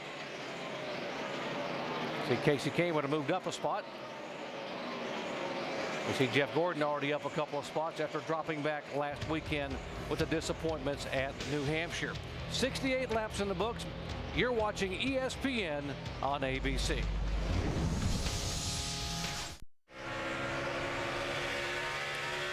Carl Edwards, Greg Biffle, and Matt Kenseth are driving Fords, and you could be too. Go to I'mDriving1.com to hear what the stars of Ford Racing have to say and register to win your own 2010 Ford Taurus.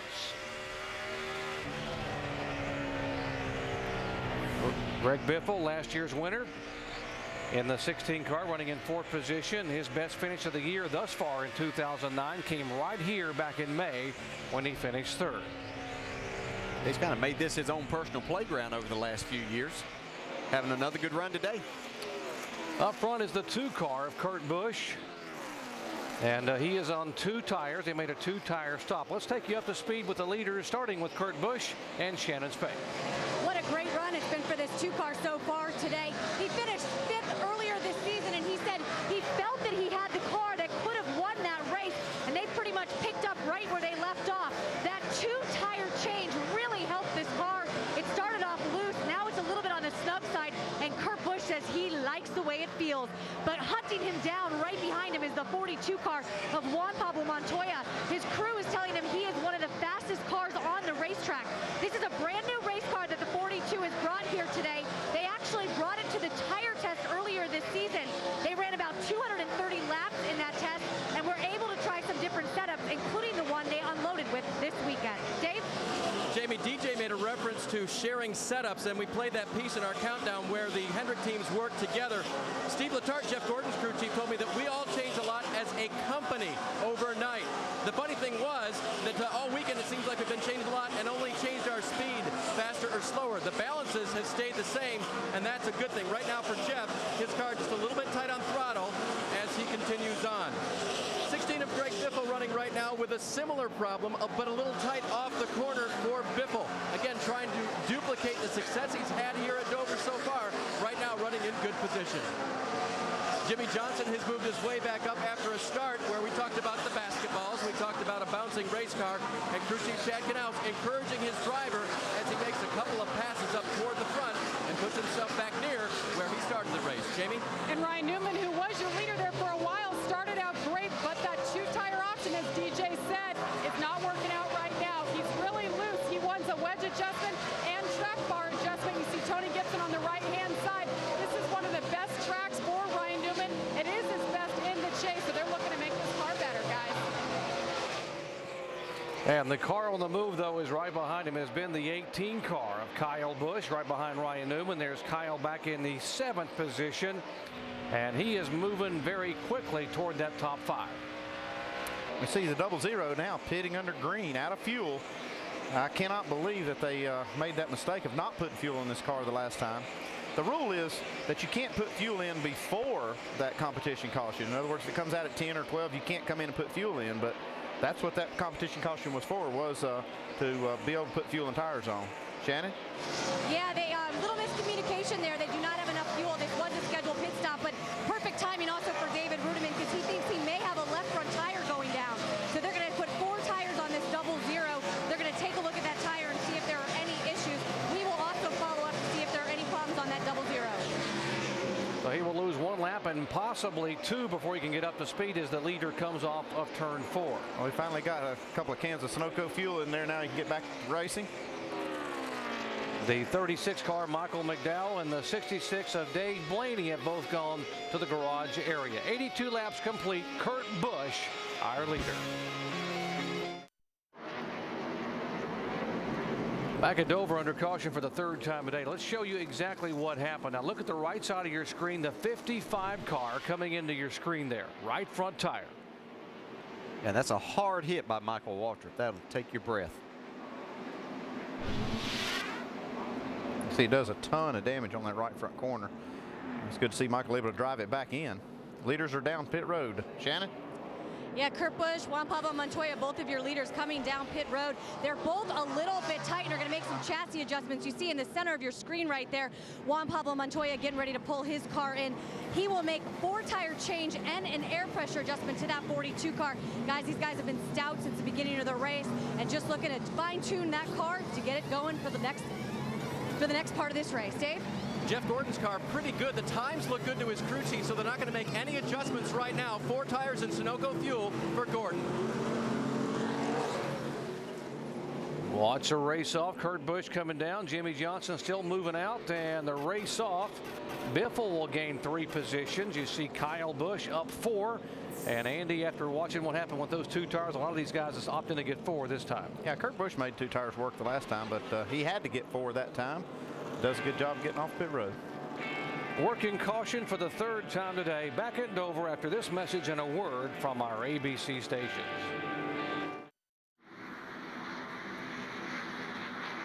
Back at Dover, getting set for the restart, and the pit road here is very narrow and it is very tight, just trying to get off. Take a look. I don't know how many times we see this at Dover. You see Denny Hamlin pulling out of his stall. 2 cars were side by side, and he gets into the left rear of the 17. And now look at Montoya. Yeah, he makes a good pit stop, but he gets boxed in right here. You can see he loses a spot to the 18, and now the 48's also going to beat him off pit road. Very tight down there. But a wise move by Juan Pablo Montoya to jump on the brakes and not bend those fenders or possibly cut a tire and have to come back in.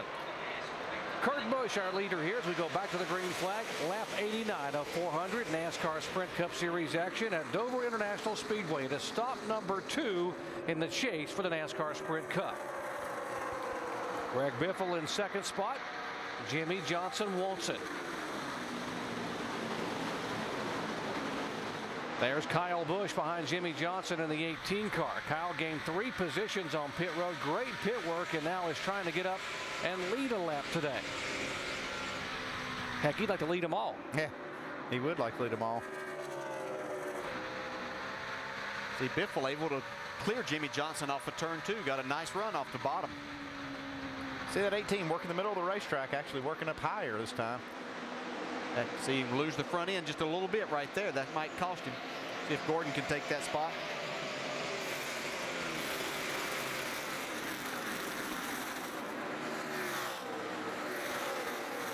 Warning about, we'll watch the battle here. The 48 car getting ready to move on the inside of Biffle for position, and Montoya down on the inside of the 24 car. It looks like Gordon's struggling a little bit on this restart here. You can see as Montoya got up to his back bumper, car wiggled a little bit coming off too, but he's able to make a nice run off turn 4 and keep the spot for the time being. There goes Montoya by now, though. That is for the 5th position. Montoya 5th, Gordon 6th. There's Ryan Newman 7th, and Mark Martin is in 8th position. Yeah, he's been steadily moving up. He lost some spots early in the race, and now you see moving under Ryan Newman, who's got a loose race car. You're going to have to deal with this 5 car before this day's over with. This racetrack and his setup's coming to him now. Martin, a 4-time winner at Dover, Delaware.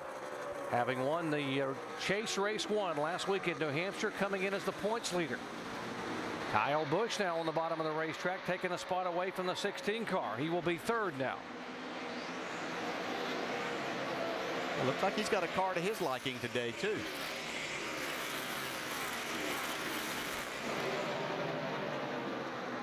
Montoya. Man, this guy's just got a good race car. He lost those couple spots in the pits. Obviously didn't let that affect him. Getting it back on the racetrack. You would never believe the fact that Juan Pablo Montoya has never even had a lead lap finish at this racetrack. But he came here, as you heard Shannon say, back in August and ran over 200 laps as the tire test. What a difference that has made for this team. Here 14th, 15th, and 16th. The 83 car of Vickers, a 17 of Kenseth. 98 is there, Paul Menard. Yeah, Paul Menard having a good solid day here. Yeah, and it's good to see Matt Kenseth in the 17 having a good day. That's struggled the last couple of weeks, but he's back on track here. We saw him in practice yesterday lay down some really good laps in some longer runs of anyone that was on the racetrack. The 83 had really been fast and coming on at the end of that last run before we had that caution flag for Michael Walters' blown tire. See if he can get it going back forward. We saw the 11 car have some contact on pit road, lost some positions trying to come off of pit road a moment ago. Let's update him, Dave. And the crew's getting a good look at that right front right now. They don't believe the damage to be really hurting Denny too much. They had Kevin Harvick, who you can see there right behind him, pull up next to him just to give an idea of, actually right in front of him there, just to give an idea of whether the damage was severe or minor. And when Harvick reported to him that it was minor, they decided to stay out, and they'll take a look at it if they need to do anything on the next caution. A little teamwork on the racetrack, having someone look at your race car for you. Jeff Gordon now easing in slowly but surely on Greg Biffle. That would be for the 5th spot. As we watch this battle, just to let you know, David Rudeman was able to take the waiver round before that last restart. He is now just 1 lap back after he had to make that pit stop for fuel under the green flag. And he would be the first car a lap down, by the way, and eligible to get the free pass or lucky dog if the caution were to come out here very soon. A 4th of the way through here, Dover International Speedway, 100 to 400 laps in the books. And there's the guy you were talking about a moment ago, DJ, that 5 car of Mark Martin. Yeah, he's steadily on the move. Looked like he's got his car a little bit loose right there, but able to hang on to it. He's really right on the bottom of the track, making some time. Mark Martin making his 750th career start. His first start April 5th, 1981 at North Wilkesboro Speedway. Folks, there are 9 drivers in this race today who weren't born when Martin made his first Cup start back in 1981. Kurt Busch, our leader in the 2 car. He has now led the last 44 laps, just past the 100 lap mark. Back in a moment. Join us and Chevy as we salute the mothers, fathers, sons, and daughters who have dedicated themselves to service in times of need. From around the nation, Chevy has invited friends and family of our servicemen and women to tell us some inspiring stories about the men and women who, while in uniform, exemplify the American spirit of courage, dedication, and teamwork. Pay tribute to your military hero at youreverydayhero.com, and they could be Chevy's guest at the 43rd Annual CMA Awards. ESPN's coverage of the NASCAR Sprint Cup Series on ABC.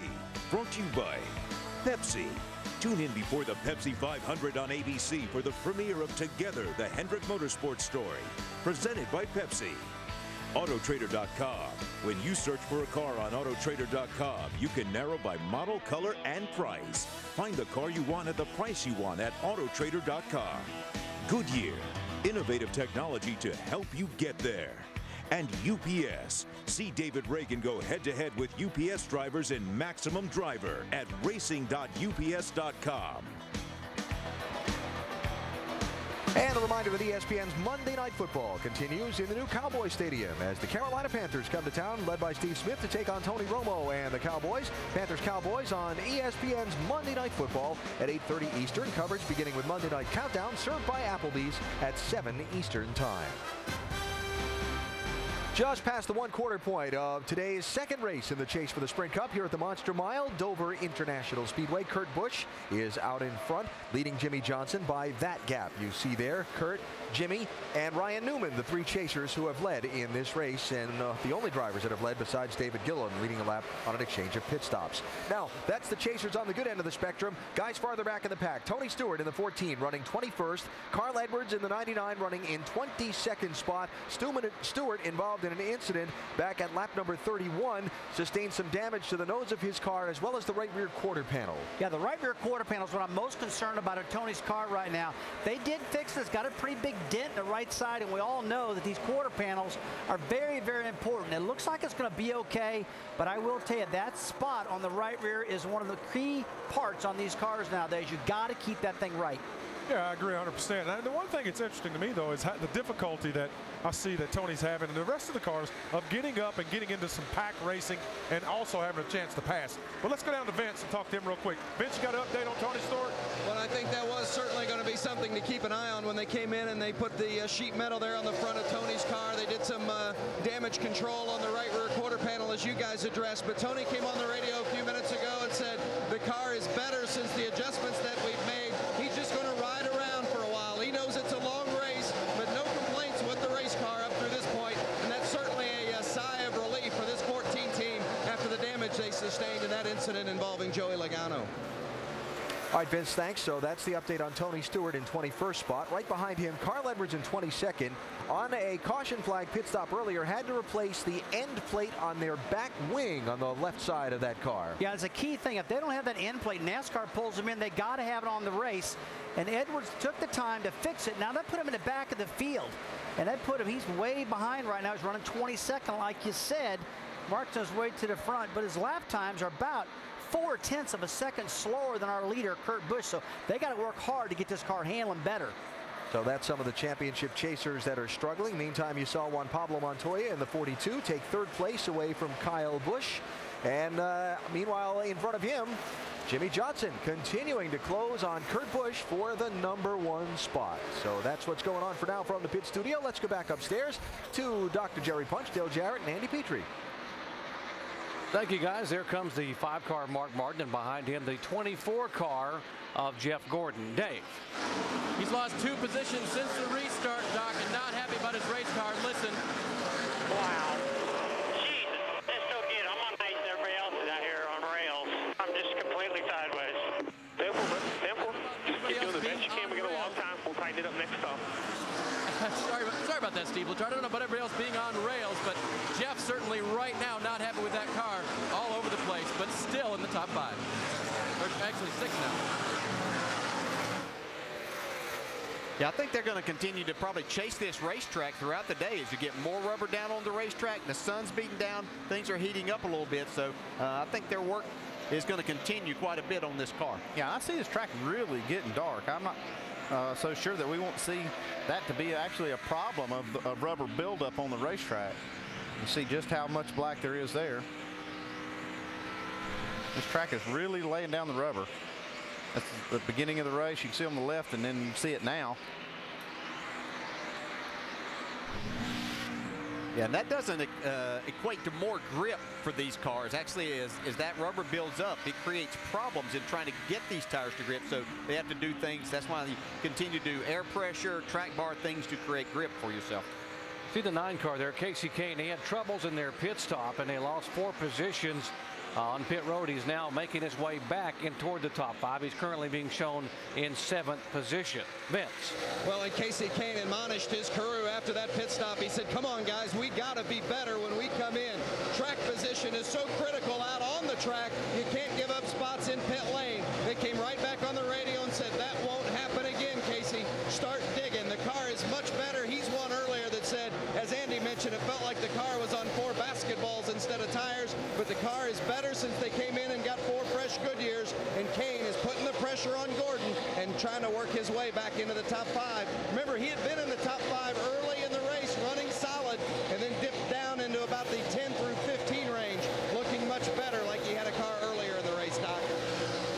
So he moves in on the 24 car, and we'll show you what happened to the 9 car on pit road and the frustration of Casey Kane. Casey Kane has that first pit stall coming on pit road. Got a good shot here of the right side tire change from the rear, and they're having a hard time getting that right rear off. That's what cost them the time. Cost them quite a few seconds there.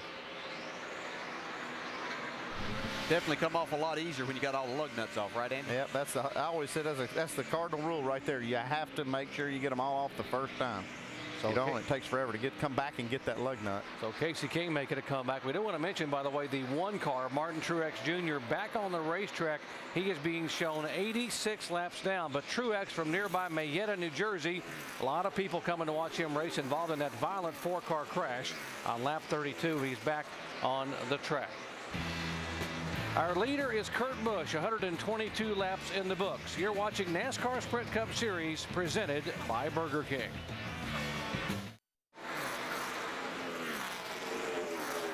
Now Sprint brings you an inside look at the chase for the NASCAR Sprint Cup on the Now Network. Our current top 3 in points, well, our points leader is the 5-car. That is Mark Martin. Coming in second is the 48 of Jimmy Johnson. And now Kurt Busch has gained a couple of positions as of right now. He's our leader at the race. He is in 3rd. You see he's 25 points back. And the top speed of the day is 172 miles an hour. That was recorded by Ryan Newman entering the corner. For more NASCAR stats, in-car audio, and live race radio, check out NASCAR Sprint Cup Mobile at sprint.com/speed. That 9-car is on the move. He's now been able to go by the struggling 24 of Jeff Gordon to take the 6th spot away. They worked on Jeff for a few laps. He ran up on his bumper, looked like he was going to get by him, and then it's like he lost the nose for a few laps and fell back about 3 or 4 car lengths, but was able to make another run and get by Jeff this time. Back up front, the 48 beginning to inch in a little bit. Now 8 of the top 10 cars right now in the race are chase contenders. The only 2 that aren't in the chase are the 4th place car of Kyle Busch and the 9th of Jamie McMurray. Yeah, really watching Jimmy Johnson search around on this racetrack. He's been to the middle of the racetrack, up to the upper side of the racetrack, trying to find out what could be fast enough to get him to Kurt Busch's bumper. I think he's working on it now. He has inched his way up there, and now Kurt Busch has caught some traffic. This might be a good time for Jimmy to take advantage of it. Yeah, just watching this, looks like the two cars gotten a little bit tight on the exit of the corner. Jimmy Johnson's getting a really good run off the corner. The two's pretty much stayed married to that bottom part of the racetrack. Jimmy's been searching, and I think it's working for him. Check out Montoya. He's catching these two cars up front also. And he's running up on the racetrack. You can see there, he's not running right on the bottom through the middle of the corner. I think that's what one thing's impressive about Montoya too. No longer than he's been in this series, he's really good at searching around the racetrack and finding where his car is the best also. He's not afraid to change his line a little bit, make his car go faster. Shannon? And the crew's not afraid to work on that car. They started this race with the same setup that they unloaded with this weekend, and that setup was good on a green racetrack. They knew that once the track started to rubber in, they were then going to have to chase the car all day, and that's what they're planning on doing. Brian Patty said, let's expect to do track bar adjustments throughout the rest of the day, because Juan Pablo says the car keeps getting tight. But guys, lap 25 in a run, that's right about the sweet spot for Juan Pablo Montoya, because that's when his car gets really fast. Shannon, he is really fast right now, reeling in those front twosome there of Kurt Busch and Jimmy Johnson as Kurt was trying to get underneath the 78 car of Regan Smith. Now Johnson goes by, and Montoya is just a car length back. It's tire buildup, like in Martinsville, like we were talking about. We're at a little different line that's helping to tight off some. Yeah, we talked about this rubber getting laid down, and what'll happen, it usually happens on the shorter tracks, but we see it happening here today, and that's a concrete surface at Martinsville also with this rubber, and it'll actually, if you get on it with the tires, it'll actually make the car skate, so you have to work around that, and you have to really be extremely careful. So that's what Jimmy Johnson was talking about and has been doing here. And we've only run 136 laps, and so there's a lot of laps to go. And that sun being on the racetrack does seem to make that rubber build up even more. I mean, the more sun you have, the more that these tires will wear and rubber right down into the racetrack. So it could be a problem before the day's over. And this will change throughout the day as we get to caution flags and the cars go around slower. They actually pick that rubber up, and it won't be as bad right after a restart, but then it starts to build back up and becomes a problem throughout a run. ABC Comedy Wednesday at 8 o'clock Eastern, 7 Central. It's the return of a comedy icon. Kelsey Grammer goes from businessman to family man in ABC's Hank. Series premiere Wednesday at 8 Eastern, 7 Central on ABC Comedy Wednesday.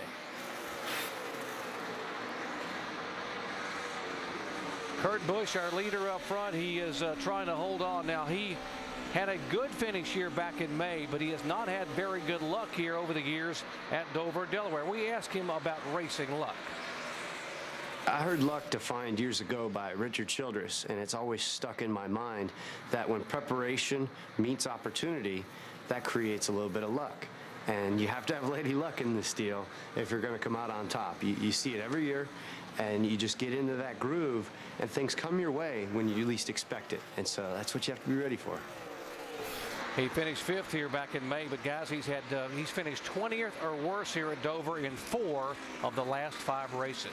Yeah, Robert Yates once told me when we were running, he said, you know, seems the harder we work, the luckier we get. Yeah, you're right. I learned a lot about preparation at Richard Childress Racing, I can tell you that. That's one of the main things in his mind is having a car that's bulletproof. If you do that, opportunities will present themselves to get lucky. This is race number 2 in the chase, and every position and every point is critical. Kurt Busch has already gained a couple of positions in the point standings, and you see where the 5 car is running Mark Martin, and you see the points differential. There is Kurt Busch, the leader. He is 3rd in the point standings, only 30 points now between him and the leader, Mark Martin. Martin being shown back in 4th position on the racetrack. About a 3-second, little over a 3.3 second differential. Kurt Busch trying to hold on and finally get some good luck here at Dover International Speedway. He's our leader. Back after this message and a word from our ABC stations.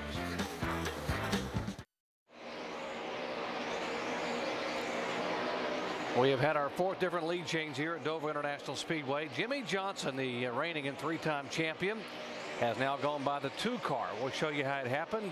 Traffic was involved in a little bit. See Kurt Busch go down into turn 3, and he'd been moving up. He thought Bobby Labonte was going to give him the outside, and Bobby actually slid right up in front. Jimmie Johnson took advantage of that.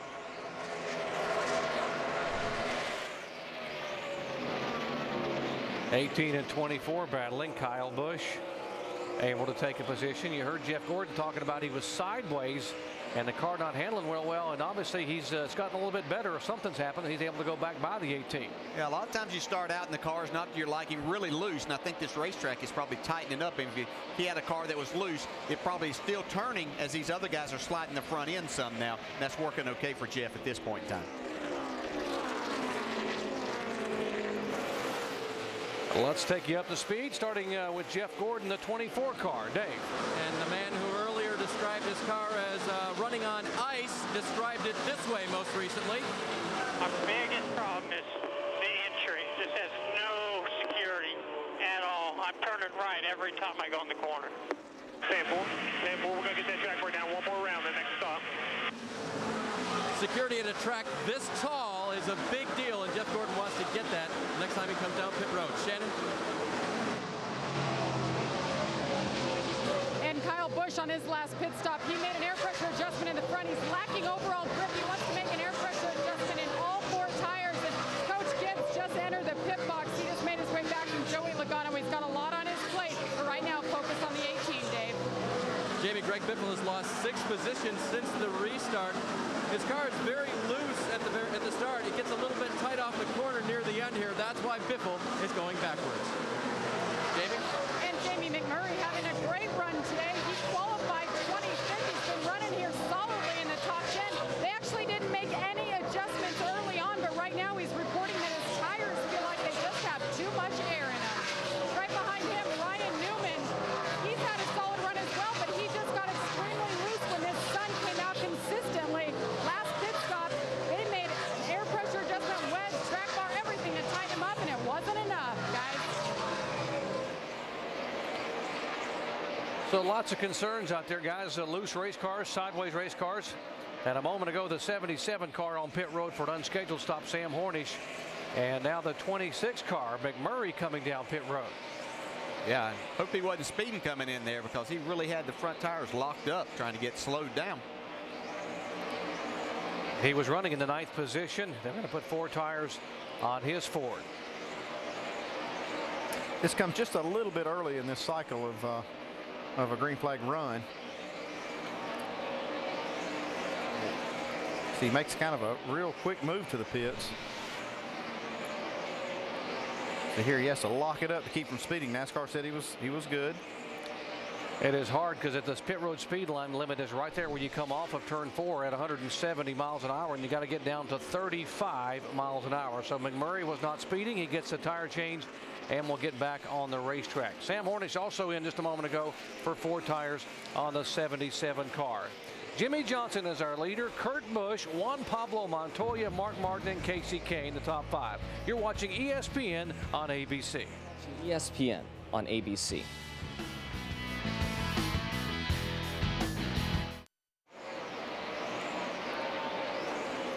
Back at Dover, Jimmie Johnson is our leader, and there is the 18 car on pit road. Damage on the right side. They certainly have had some tire issues.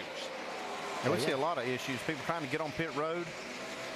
Jeff Burton just missed pit road trying to get in. Caution is out. There is fluid on the racetrack, we're being told, bringing out caution for the 4th time today. You see Kyle Busch coming down. Show you what happened to the 18 car just a moment ago. We've seen a number of guys come on and off pit road. The 88's been in, the 12. Now watch the 18 car, middle of the corner. Yeah, you can tell he loses the right front tire there. Thought he had an issue there because he was running slower, 3 or 4 tenths of a second. And we saw a little bit of smoke where the splitter was bottoming out, like he might have been losing some air in that right front.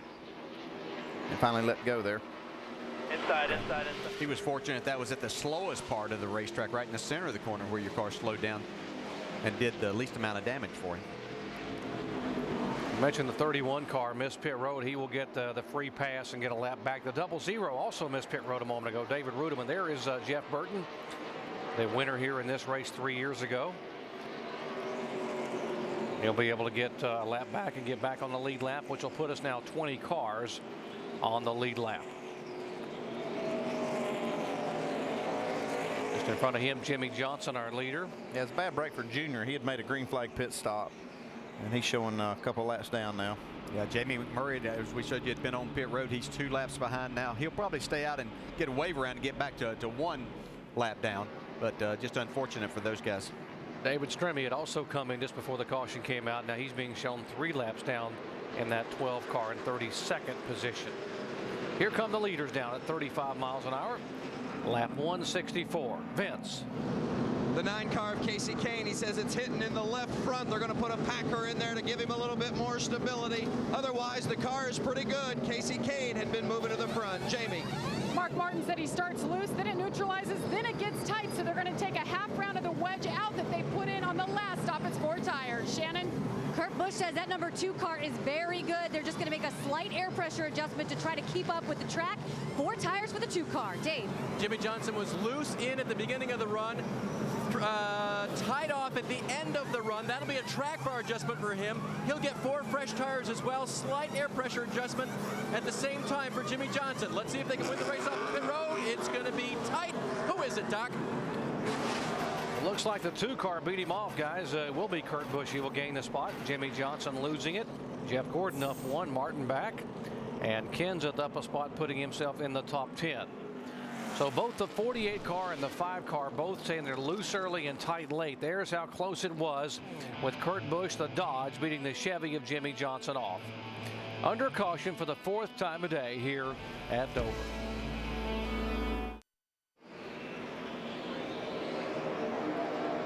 NASCAR Sprint Cup Series racing here at Dover International Speedway, presented by Burger King, and it's race number 2 of the chase for the Sprint Cup.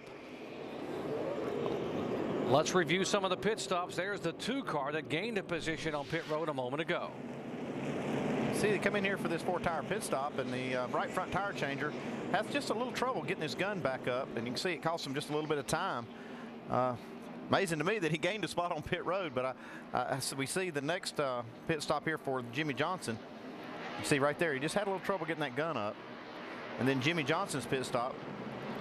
Yeah, it's pretty clean, really. Yeah, off just a little bit. Looks like the rear guy was a little bit off right there. And then as he comes around to the left side, looks like he's going to be off just a little bit more. You'll see this front guy stand up a little bit right here. Oh, boys, decent one, but just slow it down, be smooth. You guys are faster than everybody by a long shot. Nice and smooth. The driver counseling the crew members about just being smooth and taking it easy and using the talents you've got. Restart. Kurt Busch the leader, Jimmy Johnson second. Jeff Gordon is there, so is Juan Pablo Montoya.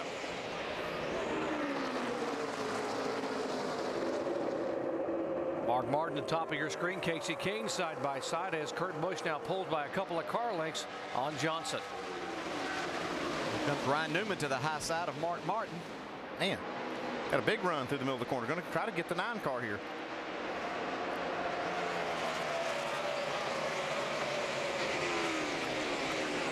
Now, after that pit stop a moment ago, down in the 48 bunch there, Chad Canals went down to counsel the tire changer.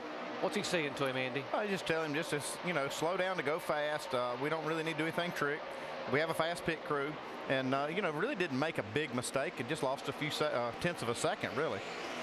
Yeah, we're kind of splitting hairs there and making to see that there was a problem because they were still pretty fast. You can see the comparison of the 2 pit stops, the 2 pit crews. Right there, the right side, you can see where Kurt Busch lost a little bit of time. Jacks were identical, and then you can see on the left side where Kurt Busch made up a ton of time. Dave? And guys, Chad was working with the newest member of the crew. His name is Rich Macco, and he came to this crew just a few races ago when they lost their rear tire changer, Jeremy West, to an injury. So still working on getting him up to speed with this crew. He's done well the past 2 weeks. Chad told me that, but he definitely wants to make sure that he knows how Chad operates and what he expects out of him, but also how to encourage him after a situation like that. Well, it's a high-pressure situation. These pit stops are. Every member of the team makes a difference. And we'll see if Chad driver Jimmy Johnson can go get it back out there. Jimmy Johnson on the bottom of the racetrack couldn't hold the bottom, and now Kurt Busch pulls him again. We'll see if Johnson goes all the way down to the edge there, coming out of the corner to try to retake the lead. These two cars have been very evenly matched through most of the race. We're really seeing both grooves work. Actually, there's almost 3 grooves. You've got the bottom, the middle, and really up at the top. And here goes Mark Martin trying to take that spot back away from Casey Kane that he lost on the restart. And you're also seeing on the left side of your screen that 17 car coming into the picture. Everyone in the garage thought he might be a factor today. I know the Roush Fenway guys have struggled the last 2 or 3 months, but he was the most consistent car, talking about Matt Kenseth, in the final practice session on Saturday. You put that up with his pit crew doing a really good job. As you saw, they picked him up a spot on pit road on that last caution. And you have a good combination there. Looks like Matt has a really good car. You see on the right side of your screen, the 2 and 48 cars are just so close. Jimmy Johnson not able to get by. Keeps working on him. We see the 2 car running a higher line this time than what he was the last time. He'd been pretty much down close to the bottom for the first part of the run. And now for the first time today, we're seeing Tony Stewart become a factor. It's the highest he's been all day. He's in 11th position and trying to move in on the top 10. And Tony knows there's still over 200 laps to go as Jimmy Johnson does take the lead now from Kurt Busch. And we heard Vince say, new leader, 48. we heard Vince say that Stewart was just kind of riding. He wasn't too worried. He was running about 21st or 20th spot there. Had a good car, wasn't too worried about it. With Jimmy Johnson taking the lead on the racetrack, he also takes the lead right now in the chase standings. Take a look. He is now 5 points ahead of Mark Martin. And there they are, shuffling throughout the afternoon. Kurt Busch has gained a couple positions in the point standings, and so has the 39 car of Ryan Newman. We are less than 25 laps away from halfway. Back after this message and a word from our ABC stations.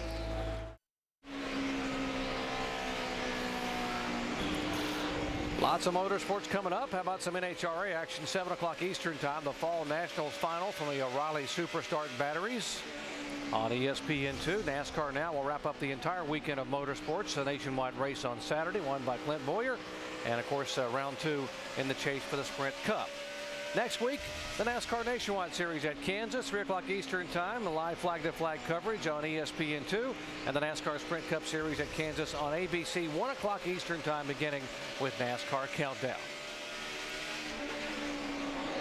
Jimmy Johnson showing the way here at Dover. He dominated back in the spring in May, led 298 laps thus far today. He has led 3 times for 57 laps.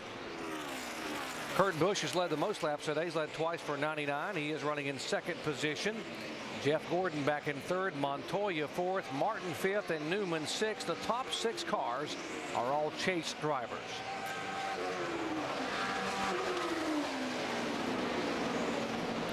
Let's look at the top 5 pit crews on pit road, the last stop under caution. Matt Kenseth with 13.1 leads them all off of there. You have to look quick.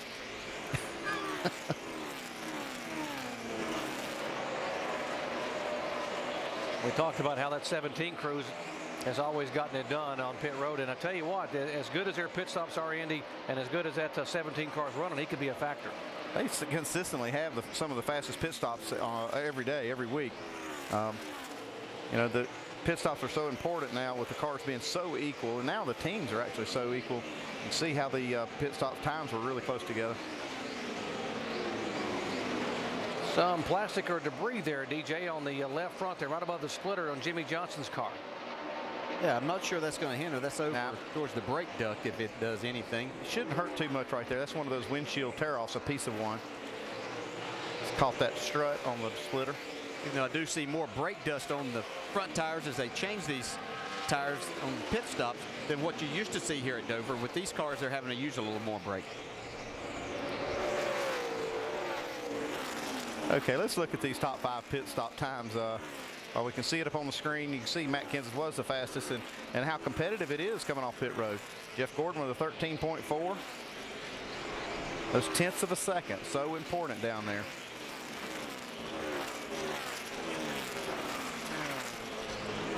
Clint Boyer was in that group. Remember, Boyer had to go to the back of the field today because of an engine change. And he has driven that car from the back of the pack all the way into the top 10. A little bit of debris on the nose, but I don't think it's going to be a problem. Looks like Chad agrees with us, thinks it's not a problem. Yeah, here's Clint Boyer. After coming from the back, they made a 2-tire pit stop early on in that first competition yellow, got themselves track position, and key thing there is it kept him out of that crash, because he was behind a lot of those cars that got in that crash. He is indeed our biggest mover, Clint Boyer, who won the nationwide race here yesterday. Dave. DJ, I like the way you watch a race. Did you used to do this one time in your life? Yeah. Because after that red flag in the incident that Clint Boyer avoided, because they gave him 2 tires, he radioed back to his crew, "Thank you for putting 2 tires on this car." He knew that that was a huge deal, and on that round of pit stops, it took him from 28th racing position all the way up to 13th. And DJ, thanks for paying attention. Bit of a struggle for the 83 car, guys. Brian Vickers back in 17th position. He just lost a spot a moment ago to Casey Mears in the 07. Early on, Vickers looked like his car was pretty good. He got up on the high side and was being able to make some time, but that hasn't been the case over the last 2 runs. Brian, who had so much consistency in terms of top 10 finishes, to be able to get that car in the chase. 7 top 10s the last 10 races.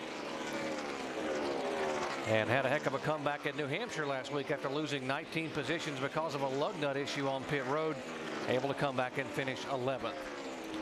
Here is our leader on the racetrack, and that is the 48 car of Jimmy Johnson. Right now he is tied in the point standings with the 5 car, his teammate Mark Martin. 5 laps away from halfway here at Dover. We are halfway home here in the NASCAR Sprint Cup Series, presented by Burger King at Dover International Speedway. Jimmy Johnson is our leader, Kurt Busch in 2nd, and Jeff Gordon is 3rd, Montoya 4th, and Mark Martin back in the 5th position. We see Sam Hornish, who's fighting hard to try to stay 1 lap down. Jimmy Johnson now able to get underneath. He's been able to do this for a couple of laps, but he hadn't been able to clear Sam Hornish right here. Let's take a look at the top 10 speeds as they come across the line here and right by the start-finish line.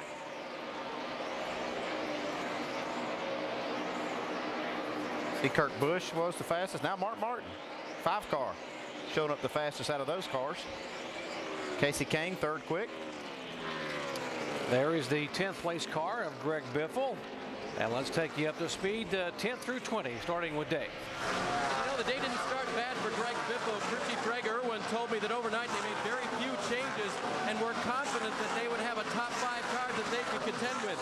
But right about lap 89's pit stop, they went the wrong way and have been fighting a car ever since. It's been loose in the middle and tied off. So for Biffle, it's a fight back toward the top 5. Jamie? And behind him, A.J. Allmendinger in the 44. What a run he's having here in this last stint.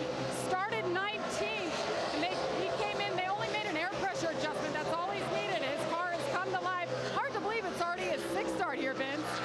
Well, Tony Stewart is up now to 12th, and Stewart's car has been solid. He said, in fact, that it's better, not quite as tight off the turns as it was earlier, and that's the way Tony likes it. He likes to be able to run it down low and make his passes on the inside. So far, so good. Shannon? Marcos Ambrose started this race 27th. He has slowly moved himself up into the top 15. Right now, that 47 car just needs overall grip. Ambrose is one of the drivers who competed in the tire test. He said the most valuable thing he gained from it was simply track time. This is his 3rd start at Dover, and this is the track that you need to be comfortable at. Jamie? And Kevin Harvick brought a brand new car here. They qualified 20th. He said he's just been too tight on the last stop. They went up on the track bar, made an air pressure adjustment, and it didn't help. And the 18 hit the wall again, guys. He has been fighting no grip all day. Yeah, he's bouncing off the wall again, and the caution will come out. Oh, man, he's hitting it again. Easy, bud. Easy, easy. Caution's out. Inside here. After the 19. Now. So 3 different times the 18 car hit the wall, bounced off, tried to keep it away from the wall, and hit it twice more, and now is able to get it down pit road finally. Yeah, that last time he hit it pretty hard, almost like the throttle hung. He was in position to get his lap back on the free pass when the caution came out, but he didn't want to be the one bringing out the caution. You can tell he's going to the garage area by putting the window net down. He's got his gloves off. Looks like they may be able to get that car fixed. Not sure that'll thrill him. Second time that he's had an issue with getting into the wall. I'll show you what happened this time. Like the same thing as the last time. Like the right front went down. Inside you here. And inside. Clear low, caution's out. Easy, bud, easy, caution's out. Inside here. Kyle Busch climbing out in the garage area. He has had DNFs here in 2 of the last 3 fall races at Dover. Both those DNFs were associated with engine issues. He has had contact with the wall today. So down to the pits, Vince. Casey Kane says the car is way too loose. He is hitting the splitter hard, crazy hard, in fact, as he described it. They're putting a packer in the right front and going a half round down on the track bar. Shannon? It was an early 2-tire change that got Kurt Busch to track position, and he has kept it. Right now, the car is just a little bit too tight. Air pressure and track bar. Dave. For Jeff Gordon, much better, tight behind other cars. No changes for him. Leader Jimmy Johnson, bottom of your screen. Wedge adjustment for him, 4-tire change. Entry much better for Johnson that time. Little tight off. That's why the adjustment. We'll see who wins the race off pit road. This time, it'll be Jimmy Johnson. This time, Jimmy Johnson. Nice work, fellas. And you heard it yourselves. Nice, smooth work by the 48 crew. And Jeff Gordon gaining a spot in second spot. Kurt Busch loses a spot. Up 2 for Clint Boyer, and up 3 for Tony Stewart now for the first time of day. A 2-time champion, 2-time winner here, moving that 14 car in to the top 10. We are working caution for the 5th time of day. 200 laps are complete of 400 here at Dover. ESPN's coverage of the NASCAR Sprint Cup Series on ABC. Brought to you by Burger King. Tony Stewart's taking a polygraph to prove he loves the Whopper. Watch it live October 20th at truthabouttony.com. Chevy. AT&T. Vote for the AT&T Fastest Pit Crew of the Year award from your AT&T phone. Text the car number of the pit crew you think is the fastest and most valuable in today's race to 2258. AT&T, the nation's fastest 3G network. And Nationwide Insurance. Nationwide is on your side. It has been an action-packed day at the Monster Mile so far.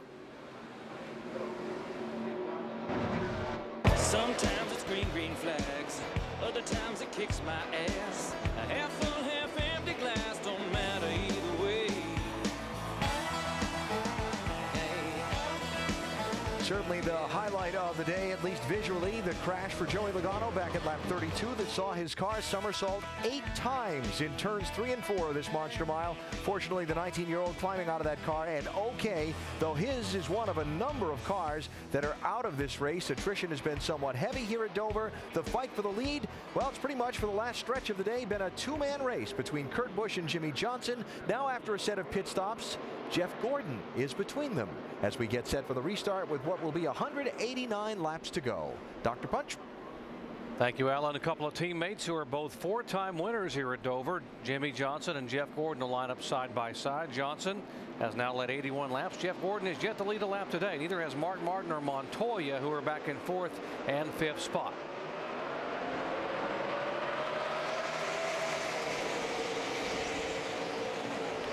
Jeff Gordon trying to hang on to the bottom of the racetrack and see if he can get by and get those bonus points. It would be critical for Jeff to be able to lead a lap. Behind him, they are still 2 by 2. The 2 car underneath the 5 of Martin. Yeah, Mark was really trying to get down and cleared in front of the 2, but wasn't able to do that as they got down to turn 1. So he's going to lose that spot and possibly more. See Montoya now trying to take that spot away from Mark Martin. Matt Kenseth is there in the 17 car. The 44 car is there. A.J. Allmendinger, the 33 from the back of the pack. Clint Boyer. Here comes Tony Stewart, that 14 car. He's just lurking right behind these guys. Finally in the top 10 here for the first time today after being involved in that incident and having to have some repair back on lap 32. You can see right behind Tony is Marcus Ambrose. having a really good run here today. He's in that 11th spot as we ride along with him out of turn 2. Getting a little pressure from Casey Kane. Ambrose is. There's the 99 car of Carl Edwards, who just got passed by his teammate in the 16 car, Greg Biffle. That's for 15th position. Yeah, certainly not what Carl Edwards and Greg Biffle had in mind when they came to a racetrack that's been really good to them over the years. Getting a little bit of cloud cover over the racetrack right now. See it shaded. Could change the track conditions some. The 83 and 11, and trying to get by the 31 on the outside. That is for position. That's 18th, 19th, and 20th. 98 car is there. That is Paul Menard. He's in 17th position. We mentioned the 31 car of Jeff Burton is there. 77 car had come on pit road and made an unscheduled stop when then the caution came out. So Sam Hornick's being shown 2 laps down in 24th position. Yeah, and Sam Hornick is going to run more miles than anybody else here today because he's running as higher, a lane higher than anybody else on this racetrack. I thought he was going to Wilmington, Delaware that last lap. Making it work pretty well, though. See Dale Earnhardt Jr. coming into your picture there. He started 24th today. His number 88 car being shown 22nd. Now he is the first car a lap down as we have 21 cars on the lead lap. Yeah, he made that unscheduled green flag stop, and the caution came out just after the stop, so he's trying to work his way back into contention. Another caution flag will put him back on the lead lap. Yeah, it's one of those times as a driver you're sitting there trying to decide if you want to say, man, I'd like to see a caution, because most of the time if you ask for one of those, you might be involved in it, so you're a little hesitant to do that. But that would benefit Junior right now, certainly. And you're trying to move up, and he would be in position, as we said, to get that lap back. But he's trying to move up on the racetrack as he eases in on the 11 car. Up front, Jimmy Johnson as our leader. He is pulled away to about a 1.1 second margin over the 24 car of Jeff Gordon. Kurt Busch is there, Montoya, Martin Kenseth, and there's the 33 car of Clint Boyer in 7th spot. Dave. And Doc, you're talking to Clint Boyer just before the race started today. He told me he thought they could drive from the back, but he figured it would be a lot of work. Listen to his radio just recently. Exactly. Should be farther along than this. Huh. Maybe it's a damn workout, I'm telling you. Oh. I was going to ask you if you get tired. Maybe it'll be a little bit tighter. Working my ass off in here. Had 4 on working hard in there. We appreciate you. Driving hard at this racetrack, and DJ, can you tell us what it's like to handle a loose race car around Dover all day? I don't know if I can give it a good enough explanation, but I can tell you it is a workout, just like Clint Boyer said. This is a tough racetrack physically, and when your car is on the edge, you have a little bit tighter grip on the steering wheel. You're having to be able to catch this thing at any moment. So he's doing a great job, but it will wear you out physically and mentally throughout 400 miles here today. And it used to be 500 miles before they dropped it down to 400 in the late 90s. Yeah, or 24 hours, whichever came first. There is Ryan Newman back behind the 33 car. Ryan Newman back in 8th position. Behind him will be the 44 of A.J. Allmendinger. We mentioned Allmendinger. He was one of the drivers that actually did the tire test here. And it's just amazing how coming here and testing this tire and getting some extra track time can make a difference for a driver. Especially when you have no testing this day and time. You know, those tire tests are very important. Well, that's the key thing. I mean, you don't run the tire necessarily that they bring back, but just getting laps on the racetrack with the rules the way they are, you know, testing at any of the tracks we race on, just getting laps on the racetrack is going to be a benefit. Yeah, especially for a young driver that doesn't have a lot of those laps, just like you said, Andy. Allmendinger and Marcus Ambrose were the 2 guys who ran the tire test for the Toyota camp, and both of those guys are running in the top 11. Here's a guy that was the Chevy test driver, the 48 car, Jimmy Johnson, as if he needed a little more help here at Dover, Delaware. He is our leader and has now led 3 times for 95 laps. Back to Dover after this message and a word from our ABC station.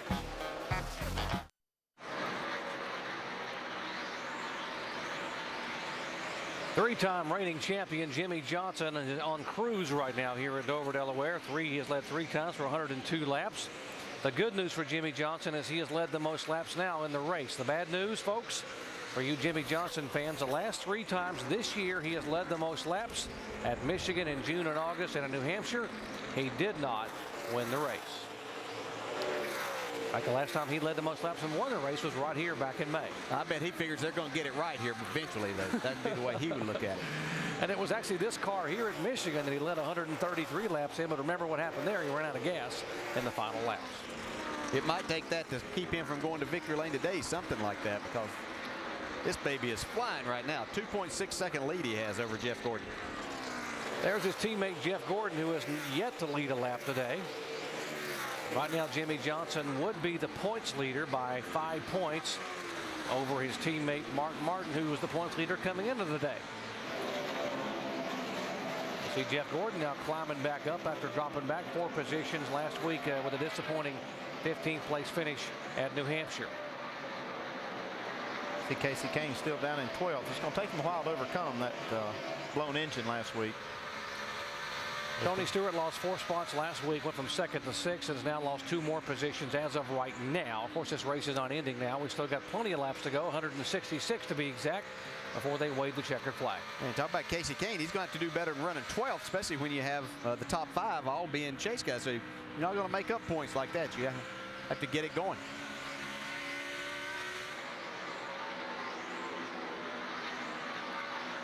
Right now there are 21 cars on the lead lap. The first car lap down would be Dale Earnhardt Jr. So if we were to get a caution flag, he would be able to get back on the lead lap. There's a differential of 2.5 seconds between Jimmy Johnson and Jeff Gordon. And you see there comes the 12th place car of Casey Kane. Now a week ago, Casey Kane was at New Hampshire on a lap 66. They erupted an engine. They broke a crank there, so he finished 38th. And he slid all the way back to 12th, the final spot. Lost 7 positions in the point standings for the chase. Now, folks, it has been done in the past. In the 2006 chase, Jimmy Johnson finished 39th in the first race and didn't have a top 10 finish until race number 5, and still came back and won the championship. But it's still right now an uphill battle for this 9 team. Vince.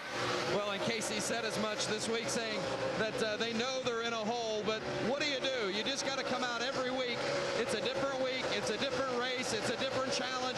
You got to give it your best, and he believes that everybody from top to bottom that comes to the racetrack every weekend does that. They had a really good car through about the first third of this race, but around the halfway point, it became much more difficult to handle, much too loose for his liking, and Casey doesn't quite have the car he had earlier in the race, and that's why we're not seeing him in the top 5 like we did earlier.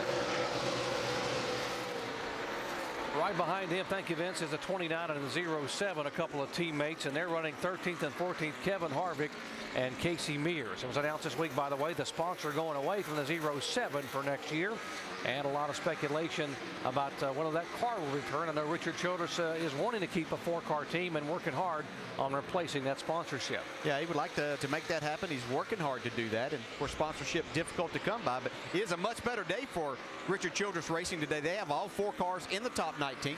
The top 19 is Jeff Burton's in that 19th spot right now, so looks like they getting the car, the competition side of it, much better than what they were earlier in the year. Andy, a couple of the Roush Fenway teammates. These are the 2 guys that are actually in the chase. Biffle and Edwards running in 15th and 16th position. Yeah, but Biffle's not as good as he was earlier. We saw him in the top 5 early in the race, and he's kind of just slipped back as we go here. And we have got some, like I said, some cloud cover that came over earlier. I don't know if that's changed the track and kind of gone away from them or not, but you see over there to your right, Kyle Busch walking away from his car, or actually walking towards his car. They're trying to fix it from that crash, and they blew that right front tire. Had a couple of different crashes. The latest involved 3 impacts with the wall, and they're trying to get it repaired and get him back on the racetrack. Let's update the 18. Jamie. Well, Kyle Busch complained the entire race that he was lacking grip overall. That's what led to him hitting the wall not once, but 2 to 4 times. Now Kyle has come back out. He talked to Steve Addington. They said there's no suspension damage. Cars should be good as he waits a couple more moments to head back out. He is not in the chase, Jamie, but he was 13th in the point standings coming into this race. He has now lost a spot back to 14th as the 17 car of Matt Kenseth on the racetrack, now running in 6th spot, has moved ahead of him. Jimmy Johnson working some traffic there. McMurray on the bottom of the track, and David Reagan up high. The Roush teammates, they're kind of blocking the way. Jimmy threads the needle, though. Yeah, he's so fast, they're not going to hold him up for long because he can really put this car about anywhere that he needs to. Jamie McMurray had been on and off pit road. He had a problem, I think, with the rear sway bar. He now is showing 4 laps down in 29th. He had been running in the top 12.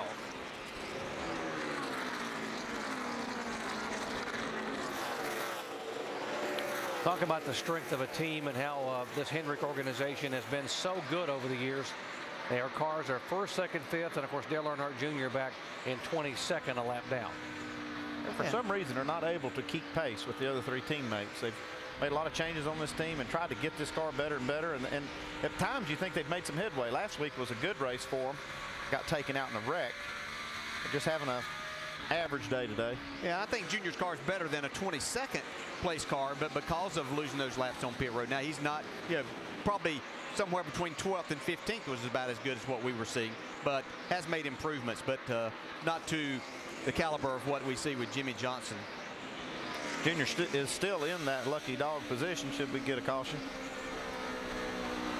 Jeff Gordon now trying to move down below Elliott Sadler. Elliott coming off that good top 10 finish at New Hampshire, but he had to start at the back of the pack as well with engine change. He broke a crank in qualifying.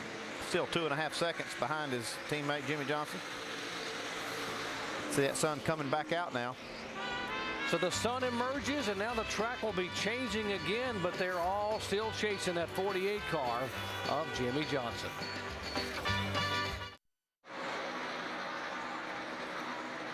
Jimmy Johnson currently leading the NASCAR Sprint Cup Series here, presented by Burger King at Dover International Speedway. And just a moment ago, Jimmy Johnson put the 11 car of Denny Hamlin a lap down. Let's go in and check on the 11 car with Dave.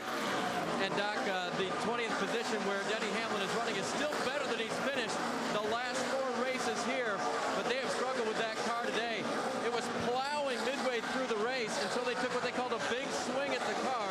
The last pit stop, they put the track bar down and removed spring rubbers from both rear springs, and they fixed the type problem. It is now extremely loose, and unfortunately it is slow, and Jimmy Johnson is very fast, so he's off the lead lap, struggling, just hovering around the top 20.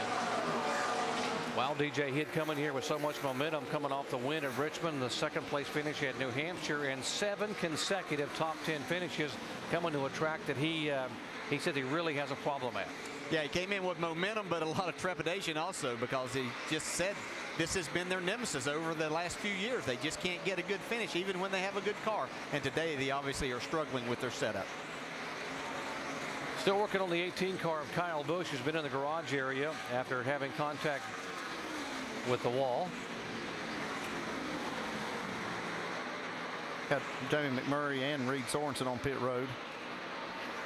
We're hearing a tire rub was on the 43 car, who had been involved in an incident back on lap 32. 26 has been one of the first cars on the pit road throughout the day. I don't know if they're having some type of issue with fuel, or if it's a tire situation that Jamie starts feeling something and gets to pit road. Andy, we're hearing the leaders, this guy and others up front should be coming in around lap 290. But in a 400 lap race, that's still going to give them one more stop, right? Oh yeah, it's going to be at least one more after this one. Actually, maybe 2 more. Depends on how this thing works out as far as caution flags. We talk about how good Jimmy Johnson has been in the last 3 years in the chase. He is the only driver who can make NASCAR history this year by winning 4 consecutive championships.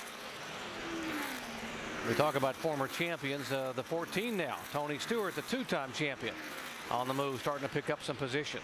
I really like the way he's been doing this. He's been really just kind of easing around there, not really making any big, bold moves. And, yeah, you turn around and he's gained 2 more spots. Vince? That's exactly right, Andy. Just been very patient, and on the radio, not really saying much. He said the car was pretty good. It's a little bit tight if there's any complaint at all. But otherwise, he feels like the car's good. They know it's a long race. He's just slowly been making his way toward the front. You know, when I visited with Darian Grubb before the race today, he was very confident that they had a car that could be a contender. Not done yet with the 14. Tell you what, dangerous combination. You put a good race driver using his head, they can make a lot of good things happen. But you know, we talk about he's been riding around here. He's been a little bit aggressive. I was watching a while ago going down the front straightaway. You can see he runs up on him. He's been trying to pass him for a few laps, but I think he's going to let 44 know that he's ready to go forward. So he gives AJ a little bit of a shot. And the inside. I've already got damage on the nose. I'll just use it up a little more here.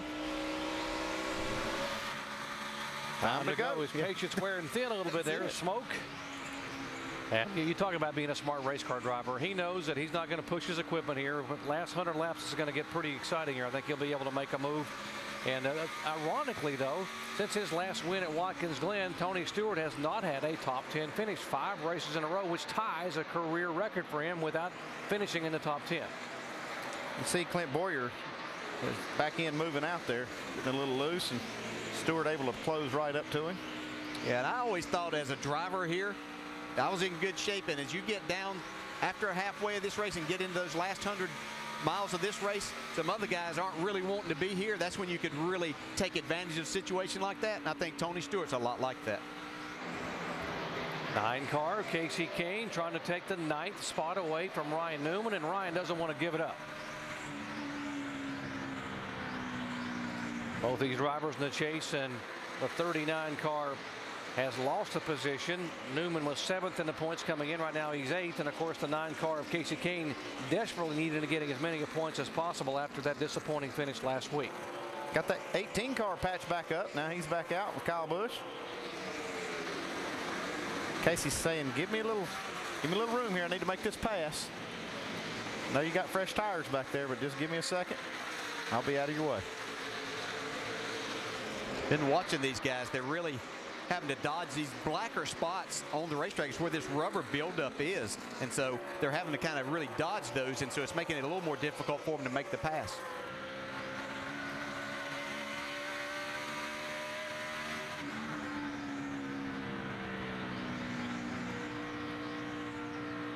Now Kyle Busch able to go on the inside and get by there. DJ, how tough is it for someone like Kyle to get back in a car that's been that heavily damaged and you've already hit 2 or 3 times here? You know, it's part of your job. That's what you do, is what you sign up for. You know, every day can't be the best, but it is difficult. He's outside the chase. They've had problems with either the tires blowing out or something rub them to create a problem like that. So he really doesn't want to be there, but yeah, that's what you have to do. You have to get out there and make the most points that you possibly can.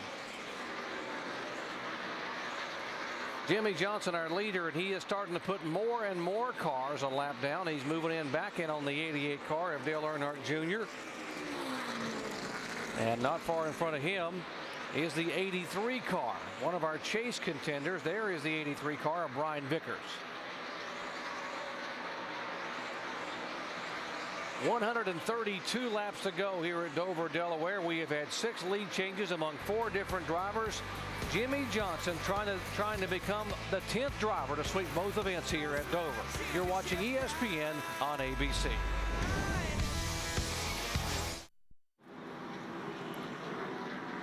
Under caution once again here at Dover, Delaware. There's a 12 car that has come into contact with the wall, just body slammed the right side of that car, David Stremme. And the big beneficiary of this caution flag will be the 83 car of Brian Vickers, who will get the free pass and be able to get back on the lead lap.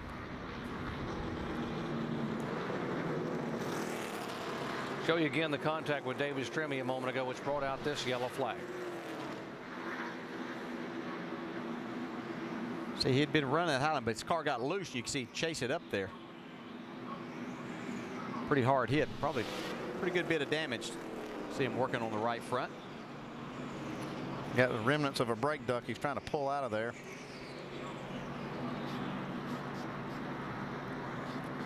Leaders should be on pit road here. They'll still have to make probably 2 more stops. Yeah, they'll definitely have to make this stop and 1 more.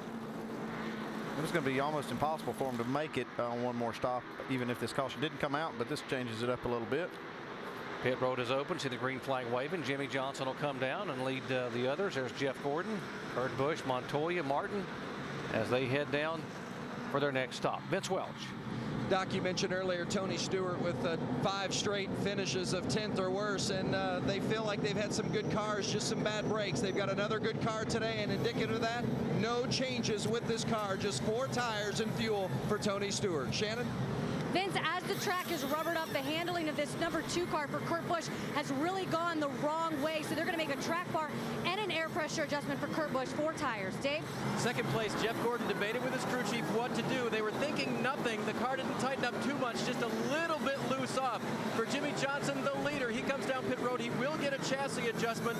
His car just a little bit loose in the center, and he asked his crew to go 9/10, did crew chief Chad Knaus. Slow down to go fast, and they win the race off pit road. So Jimmy Johnson will retain the lead. Jeff Gordon coming off in second. Basically the way they came on pit road. Kurt Busch is third. Montoya fourth. As we are under caution now for the 6th time today.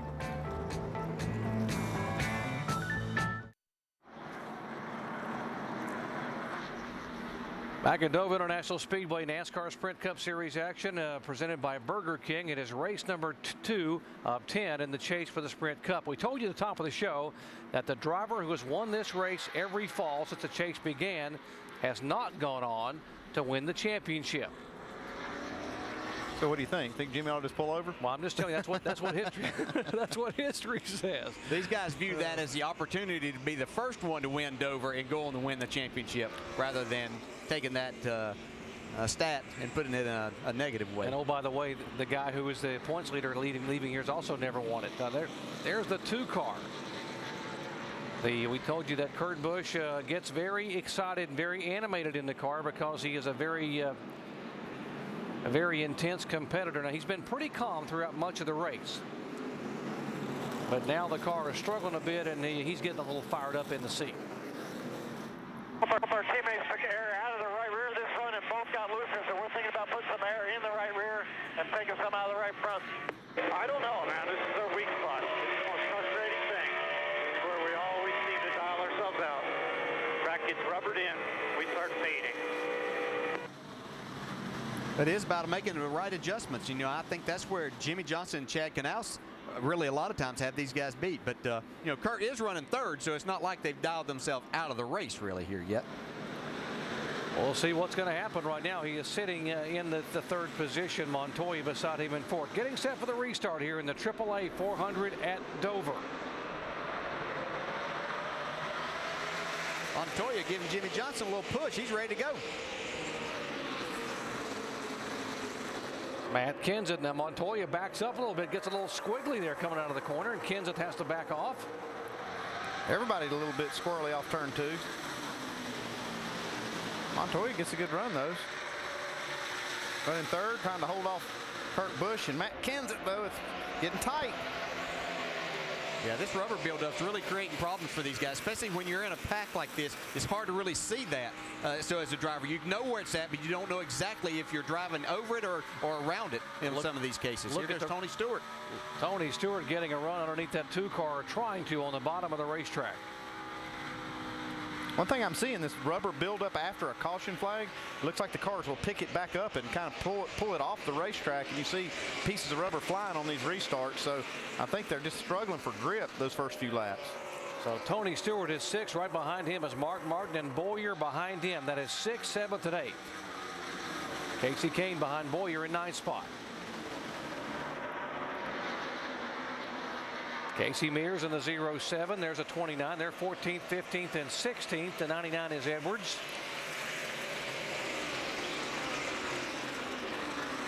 Starting to get go time here, DJ.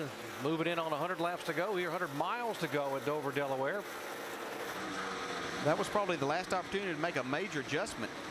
As you see, Casey Mears trying to make the pass on Marcos Ambrose here, but they know it's getting down to that time. And these guys on fresh tires, especially the ones that cars may fade a little bit, know that right now on these restarts is a time they can make up some few positions. Ambrose is 13th. Mears is 14th. There's Kevin Harvick back in 15th. Been a good day for Marcos Ambrose. He's been very solid throughout the day. Been in the top 15 pretty much all day long. Marcus spent all week in the race car. He was at Daytona tire testing for next year's Daytona 500. Only had about a half a day at home, and then comes here and gets in the car for the rest of the weekend. It's fighting hard to hold this spot. Working that upper groove. Ryan Newman, Greg Biffle now trying to move in on the 9 car for 9th spot. Yeah, certainly Biffle would like to think that they could get that car adjusted a little bit better. A little fuel coming out of that 47 right there. Like he may have got out of shape. He's really working Still hard fighting. to hold this spot. Yeah, I'm telling you, he's working hard. Casey Mears is tough on the bottom of this racetrack to get the drive up off the corner that you need, because you really need all of the racetrack to make that pass. Hard to believe this is just the first full year for Marcos Ambrose in a NASCAR Sprint Cup car. He has made a lot of headway in just this one full season with all these veteran drivers. Looks like Casey Mears is going to get that spot. Show you the contact a moment ago with the 07 and the 47. Yeah, you can see Marcus comes down across the track a little bit. Casey had that spot covered, just a little bit of contact. No harm done. And you see that fuel coming out the overflow. That's because the fuel cell and fuel tank is completely full. And when he did that rock and move back and forth, it kind of purges a little bit of fuel. Let's update the 47. Shannon. Well, Marcos Ambrose has been struggling with grip all day, but you wouldn't be able to tell by his run. I mean, he's been hanging in the top 15 all day long. Like I said, he was one of the drivers competing in that tire test. Just some extra laps has really helped him out.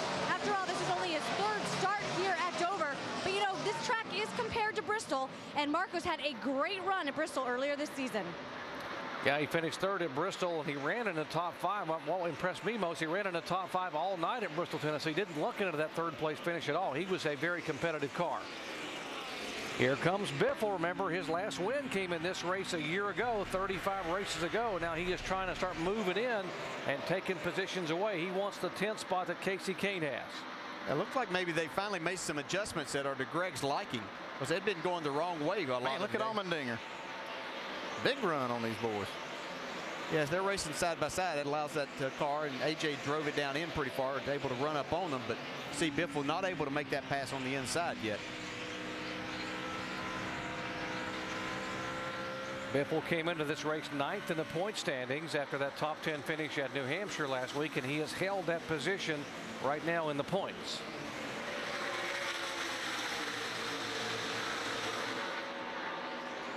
Very solid, but we've talked before, when these drivers get to their favorite racetrack and where they normally do well at, they need to capitalize on those days and make the most of those points wise. Whenever you come to a place that you normally do well and you struggle to run in the top 10, then that can take the team down a little bit, because you realize that days whenever there's going to be days when you're not so good.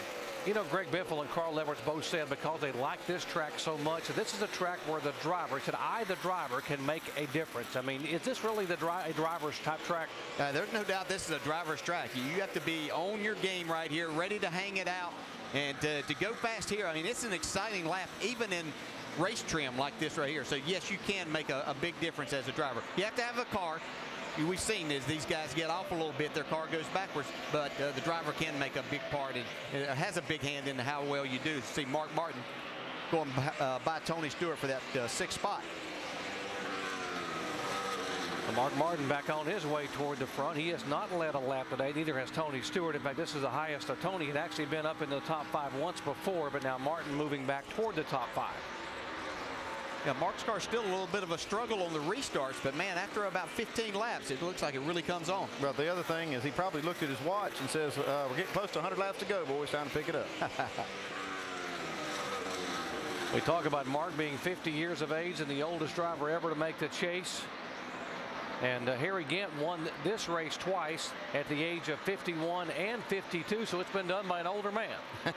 I would be surprised to see Mark break that record, though. He's probably going to race another 10 years. We can only hope. Currently showing 17 cars on the lead lap. Jimmy Johnson is our leader, and Johnson has led 3 times today for 164 laps. In the 2nd spot, there's a 24 car of Jeff Gordon. Let's check in with his crew chief, Steve Letarte. Dave. Yep, Gordon's teammate setting the standards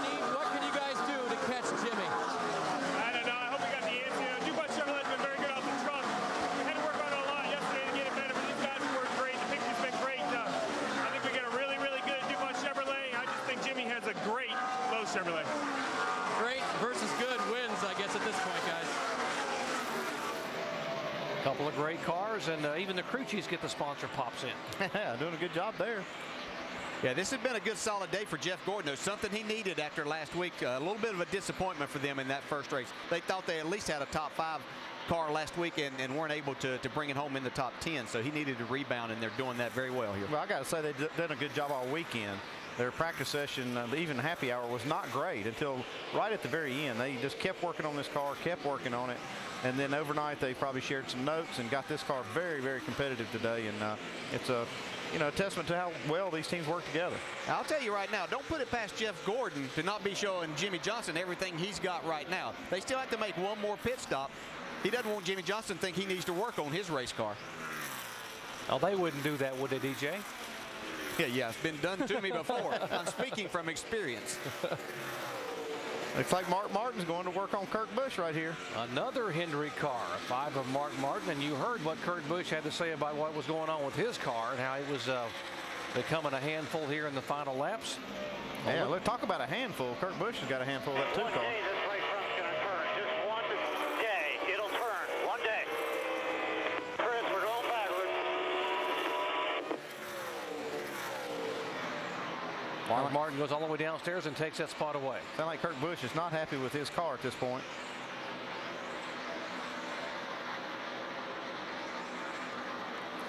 In front of the 5 car will be the 17 car of Matt Kenseth, and we talk about teams that have struggled this year. Kenseth would be at or near the top of the list after winning the first 2 races of the year. That 17 car finished dead last at Las Vegas, 43rd, and things started to go downhill. Then they missed the chase for the first time in his career. Jamie. It's been a tough couple of months for this team, no doubt. Drew Blickensterfer, his crew chief, told me this morning, though, because they're not in the chase, they can gamble a little bit. They're on a completely different setup than the other Roush Fenway drivers, and he said, this is the best car we have had in 3 months. This car just continues to get better with the cloud cover now. It made an air pressure adjustment. It's turning a little bit better, Doc. Certainly the best performance this team has had in quite a while. Of course, a year ago in this race, it was a 1-2-3 sweep for Roush Fenway, with Biffle winning it and Kenseth finishing second and Edwards finishing third. Yeah, here's still that battle between Ryan Newman and Casey Kane and Greg Biffle, and been watching this quite a bit. And Biffle runs right up to Casey Kane, can even get to the inside as we saw a while ago. And every time he does, it looks like maybe he gets loose out of the corner, and then he'll drop back 4 or 5 car lengths. But he's done this about 3 times, just can't seem to make that pass and keep that speed up. He has Casey Mears bearing down on him now, so he's going to have to deal with that in just a few laps. Casey Mears having a great run today. Well, they run over 300 laps, and they're still running almost 170 miles an hour going into the corner. It's a racetrack that the lap times just don't fall off that much. You just have to hustle the car the entire time, and that's why Greg Biffle's been so good here over the years, because he's able to do that. That's the way he drives, lap after lap, and it really suits his driving style. But he can't hustle this thing by the 9 of Casey King right now. Jimmy Johnson, our leader, will coming down behind the 82 car of Scott Speed. We'll give you some speeds at the line here as they come by. Yeah, let's see if anybody's faster than Jimmy Johnson here. Well, Jeff Gordon is. And Montoya the fastest there. I think every time we catch Jimmy Johnson to do this, though, we catch him behind a lap car. So that's the only thing slowing him down. Hey, check out Casey Mears there in 12th spot, second fastest lap. Told you he was coming. You're right. Car looks really good for Casey Mears today. Could see a replay of what happened in the final laps in New Hampshire. That 42 car is no slouch at Juan Pablo Montoya. There's the 07 you mentioned, Casey Mears. He's tracking down Greg Biffle. This is the same car, by the way, they ran at Michigan when they had their best finish of the year, 6, just about a month or so ago. And I'd keep running that baby. Getting the job done today. Yeah. Here comes Biffle trying to close in on Casey Kane again. It might be when he gets there and that he loses that air that he's needing to the front of his car to make it work like he really wants to. Again, we have speeds over 170 miles an hour, so it can't really affect it a lot. On your left side of your screen here is Mark Martin trying to take over the 4th spot from Matt Kenseth. I'm pretty sure Matt's going to let him go Yeah, these two drivers work very well together, and I'm sure if Matt was faster than Mark, Mark would pull right over and let him go. No reason to hold each other up at this point. And when a guy runs you down from about quarter of a straightaway behind, you know he's faster. So let's either not slow him down here or see what he's doing that maybe can help you. Sometimes you can learn from another guy. Now, if it gets down to the last 20, 25 laps, you're not going to do that. You're going to race him hard for it. With that pass, we'll take a look at Jimmy Johnson and Mark Martin are now deadlocked atop the point standings there. Montoya 50 points back in third position. So the top 4 cars are all Chevrolets, and 3 of those top 4 are Hendrick Chevrolets. Juan Pablo Montoya, the Earnhardt Ganassi car, in third position.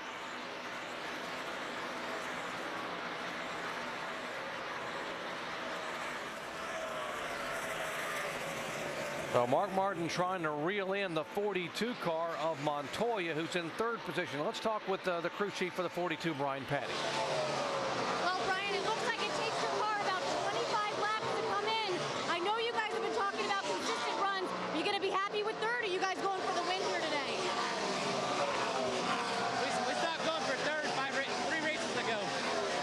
We're going to go for the win here. The car's really good here. It's not one of our better racetracks, but JPM's doing an excellent job today. All right, you heard them, guys. They're going to go for the win. And this team has come so far. If we just joined our coverage, we'll tell you that in 5 previous starts here, Juan Pablo Montoya has never even finished on the lead lap at Dover, Delaware. They brought a brand new car here. He was a part of the tire test up here, and they have dialed this new car in, and it has been fast all day long. I love Brian Patty's response right there. We quit going for third 2 races ago. When this chase started, we're going for wins, and that's the only thing that they're going to be satisfied with. And man, I'm telling you, I'm just so impressed with how fast they've been. Well, it's obvious to everybody watching that they turned Juan Pablo Montoya loose last week at New Hampshire. And we talked to Juan Pablo Montoya about pressures here in this sport. We're probably the team with the least pressure on. I think people don't really expect us to do too much. I think, you know what I mean? And I think that it really can play into our hands. But at the same time, I think we just keep building better cars. You know, we keep finding things to make the cars faster, and as long as we keep doing that, we're gonna keep raising our game, and it's gonna get to a point that the car to beat is gonna be us. Brand new car they brought here, and you talk about new cars and the chemistry they have. We showed you in NASCAR Countdown the great relationship that he and the crew chief you just heard from a moment ago, Brian Patty, had. And when you got all that going, only way to go is forward, because this team is getting better and better week after week. A lot less pressure when you have as much talent as he has, too, so it kind of helps things. Starting to bunch up a little bit more here now. The 9 car moving in on the 39 car of Newman. That's for 9th position, and Biffle still hanging right there. Yeah, and this is kind of what we've seen from Ryan Newman as the laps have gone on throughout a run. His car seems to fall off a little bit. Now Casey Keynes caught him in trying to make that pass. Wow, that 07 got big time loose off the corner. See, Casey's trying to make the high side work and go around Ryan Newman on the top side. Not able to make it right here. I believe if he keeps working that, though, Ryan's not going to put up too much of a fight. Uh-oh, Casey got bottled up a little bit behind the lap car there.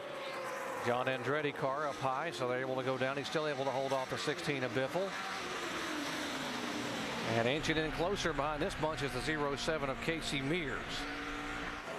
There's the 07 who's now moved in on him just about a 7 or 8 car lengths back. Now, he caught that group, and then it seemed like either he got loose or maybe, like you say, it seemed like it's an arrow thing. They've all gotten bunched up and they can't pass each other. Man, I cannot believe this. There's Denny Hamlin going down another lap. 2 laps down now. Denny wasn't very happy in his comments on Friday about this tire that was brought here.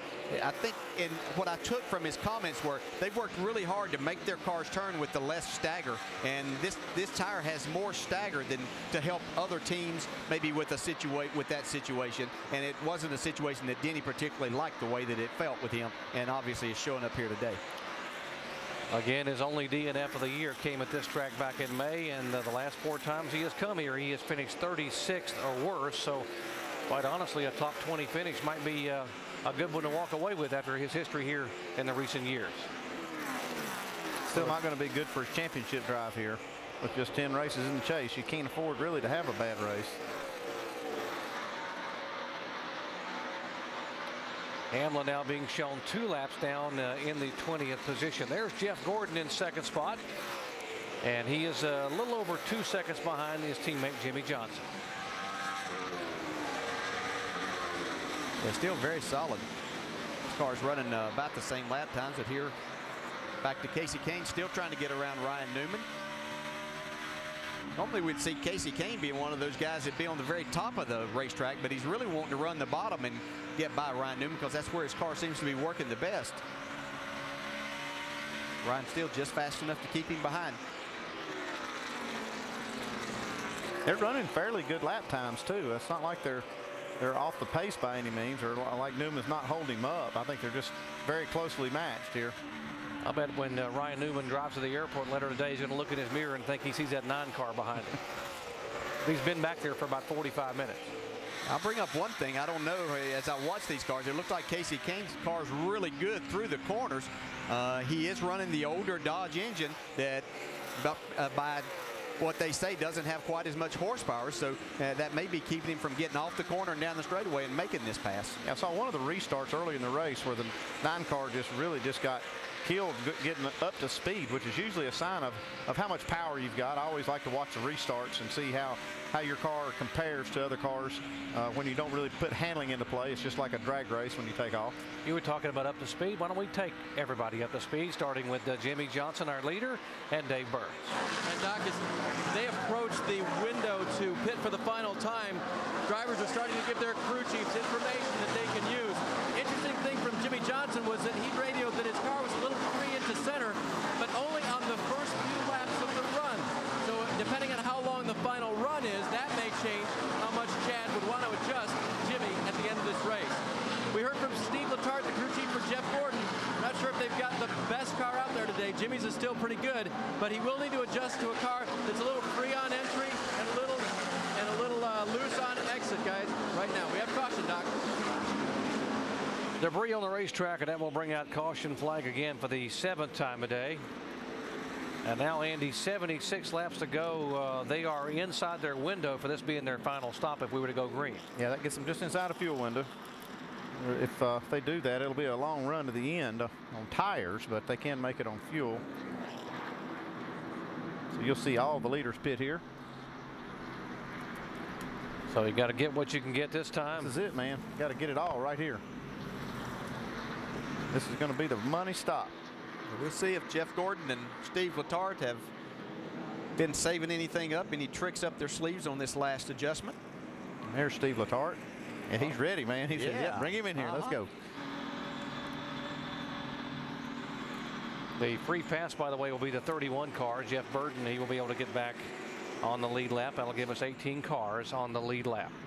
Well, what might be the final stop of the day, the money stop here on lap 325 as they come around. We're under caution for the 7th time. Debris on the racetrack. Going to try to dial them in and see if Jeff Gordon, Montoya, Martin. I'll tell you one thing, I bet Kurt Busch is excited to see this caution flag. He can get on pit road and get some adjustments on that 2 car that was so good for quite a while. Yeah, Jeff Gordon's pit crew last time almost beat Jimmy Johnson's crew out. Let's see what can happen this time. 35 miles an hour. Here they come.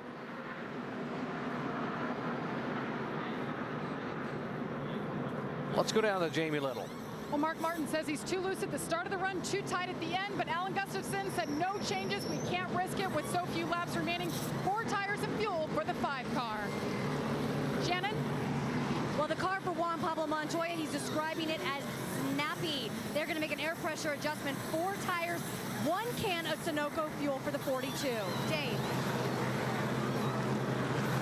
Jeff Gordon's crew going to work on his car now. There will be just an air pressure adjustment for Jeff. As for Jimmy Johnson, the leader, just a quarter turn down on the track bar. A little bit of a longer stop. 4 tires Sunoco fuel for Johnson, and he will lead them off pit road again, guys. The crew is really picked up for Jimmy. Jimmy Johnson's crew getting it done. The big loser there was the 24 car of Jeff Gordon. Man, that's what you don't want. This pit stop was the money stop. Lost a ton of positions right there coming off the pit road. Yeah, he's going to come out 7th after going in 2nd. Make a big difference in how he has to drive this next segment. Mark Martin sitting right there in 2nd spot. And Matt Kenseth, that crew right there is flat getting it done on pit road today. Tony Stewart came out in 5th. Montoya's 4th.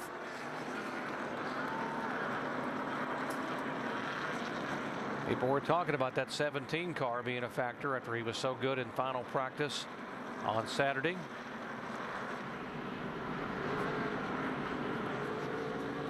There is Matt Kenseth in the 17 car.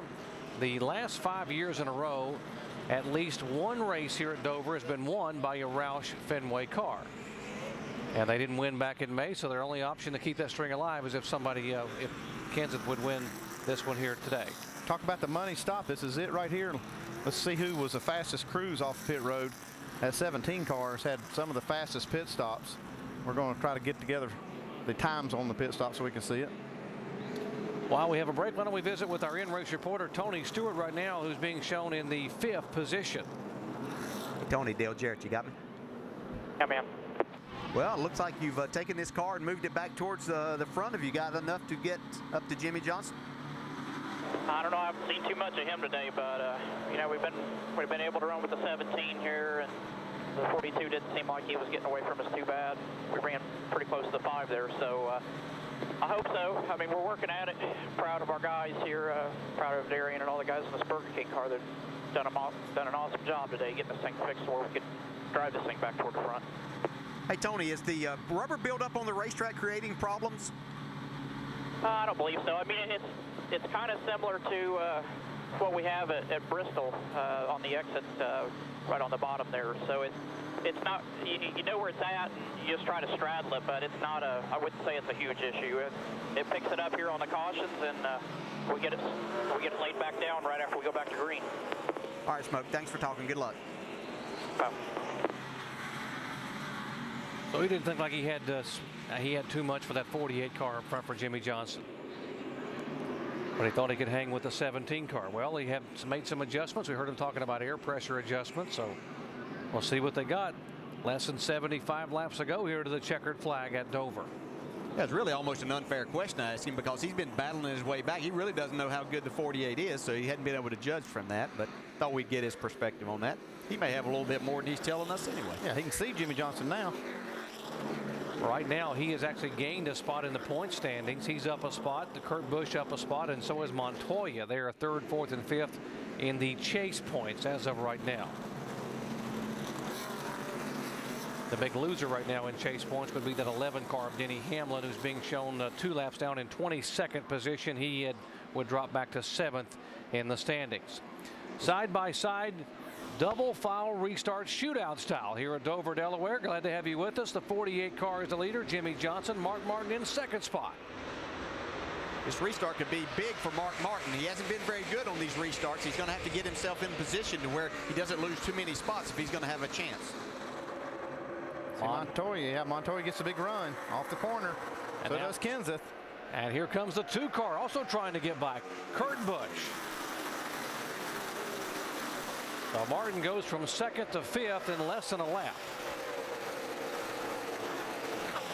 Inside line, it's just so hard to get your car hooked up and do what you need to do on the low air pressures. That was unfortunate for Mark. See if he can battle back. Matt Kenseth just a little bit slow off turn 2 now, and Kurt Busch gets a run. Kurt Busch trying to get back underneath Kenseth for position. That's for 3rd spot. You see Mark Martin wanting to follow him by. There's Ryan Newman right behind Martin.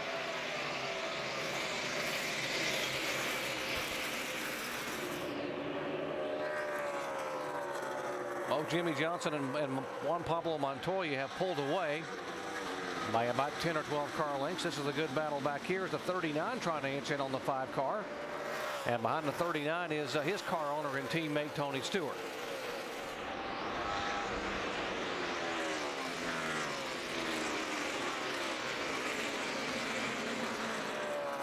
Behind Stewart, you see the 33 car. We're starting to work over the rear of the 24. That is for position Clint Boyer and Jeff Gordon. Yeah, just another one that struggled on the restarts a little bit. When he was actually starting 2nd up there and he was able to clear the traffic and just get in with Jimmy, he was able to run his line. But as he gets back in traffic, it's made it a little bit more difficult for him. I think it'll come to him if he just doesn't lose any more spots here. Riding along with Greg Biffle. He's looking at the rear deck of the 33 car of Boyer. Biffle being shown back in 10th spot, trying to hold off the charge of the 07 Casey Mears in 11th. Comes Kevin Harvick battling with Carl Edwards. It's been a pretty decent day for Kevin Harvick. He's run right around that 14th, 15th spot pretty much all day. Mark Martin now looking back on the inside of the 2 car. And he will go right down on the bottom groove and take that spot away. That is the 4th position. Got to be frustrating when you have a car that you know is really good and you just can't get going on these restarts. Yeah. The good news, they told Marky, you're in 2nd spot on the restart. The bad news, you're in 2nd, you'll be on the inside. Now the 24 car also starting to pick it up a little bit. He had lost some positions. Let's update Jeff Gordon. Dave. Yeah, Doc, we saw that he lost positions on that restart. We have to tell you why. When rear tire changer Tim Latiga came around to the left side of the car, and there you see him sitting right there, the slap knob on his air gun malfunctioned. That's the knob that changes it from being able to take the lug nuts off to putting the lug nuts on. You see him working it there, making sure it's good now, but that malfunctioned, and that cost him time. Came in the pits in 2nd, came back out in 7th position, and now he's going to have to make it up on the racetrack. If we stay green, they will not have to come back to pit road again. We talk a lot about winning a championship, and it comes down to a battle a lot of times. Even in a 10 race deal, it's the team that makes the fewest mistakes or has the fewest errors throughout the championship run. Mark Martin, we see now, is taking over that 3rd spot from Matt Kenseth. Yep, 5 cars rolling now. Get that 42. Right, you got to get your driver up on the wheel right here. You got to be a cheerleader. Next spot's the 42. Let's go. I always thought that was funny, though. You know that as a driver sitting in there. You see that's the next guy, so why do you think you have to tell him? Get him going, man. Let's go. Okay, all right, just one. Remember the final laps last week in New Hampshire, it was the 5 and the 42 that were battling on the restart. There is Montoya, and there's the guy that's trying to chase him down. Juan Pablo wasn't real happy with Mark Martin in those final laps. He felt like Mark sort of stopped in the corner, but I guess that's sort of a veteran move. You do what you're going to do to win that race. That's exactly what he was doing. He did everything right for him and his team, and you know, he might have put himself in a little bit of a compromising position with Montoya, but he didn't think Montoya would wreck him, and that's the way it worked out.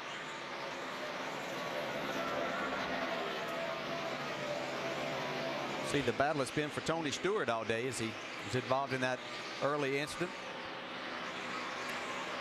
Well, our Gillette in the clutch moment is going to go to the 14 crew, the crew of this 14 car. And the day didn't start how Tony Stewart wanted it to, because there was the tap on the 20 car that created the tumble by Joey Logano. Tony somehow got through this as they were coming across a racetrack, but he had a damaged race car. Came on the pit road, and the crew was able to make the repairs in the front stretch. Got a big crash here on the front stretch. Yeah, the 78 lost it. Regan Smith coming out of turn 4. Slid down and was hit, and then Elliott Sadler and see a couple of cars that were involved in that first accident were involved in this one. They fixed their cars in the garage, came back out. To find out how your favorite athletes prepare for success, go to ESPN.com, search Locker Room Report. So we are under caution now for the 8th time a day. There is Martin Truex and the damaged car of Elliott Sadler. I think he might have gotten into the back of Martin Truex, who was slowing down to avoid the 78 car spinning, and Elliott didn't get slowed down in time. 78 got loose coming out of turn 4 here. So he corrects it. He's going to get hit by David Stremme. As you can see, he's hit a few other things throughout the day with his car. Now from Kyle Busch's onboard camera. Right in front of you, trying with the top. You want the top. There we go. Now let's see what Elliott Sadler saw. Shallow. Yeah, he kind of got forced down there. Car came on the outside of him, and Elliott couldn't turn to the couldn't stay up top. It looked like John Andretti didn't see this happening in front of those cars, and he was full speed around them, kind of forced Elliott down. Here's the 24 car of Jeff Gordon back on pit road. Remember, they had that air gun issue, and it lost him some spots. He comes back in here now with 57 laps to go. I'd have to say that he's not very happy with either a change they made or that set of tires. Dave? Well, Jeff Gordon will take some fresh rubber here. He wanted to do the opposite of what the top 6 did since he was no longer in it. So he'll get the fresh rubber, see if that extra 13 laps fresher can do him some good inside the top 10.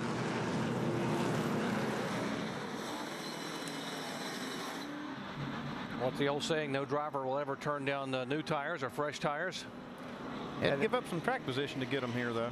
Yeah, that's the whole thing. Will he be able to make that up? Because these tires haven't shown a lot of fall off here. It's been a really good tire.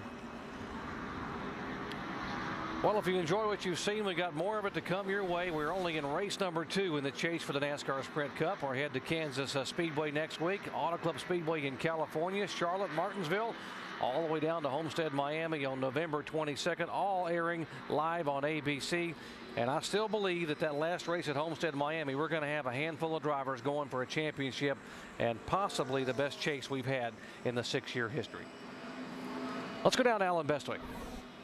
All right, Doc, in the pit studio with Rusty Wallace and Brad Daugherty. Been watching the first 343 miles of this race so far, and I know we've still got 57 to go, but the theme of the day when we came on the air, Rusty and Brad, was momentum and the monster. Let's talk about who the monster's broken the momentum of. Oh, yeah, I mean, there's a lot of guys that really got in trouble with this momentum problem. I mean, you take a look at the bad run that Denny Hamlin's going. He's got himself a couple laps down.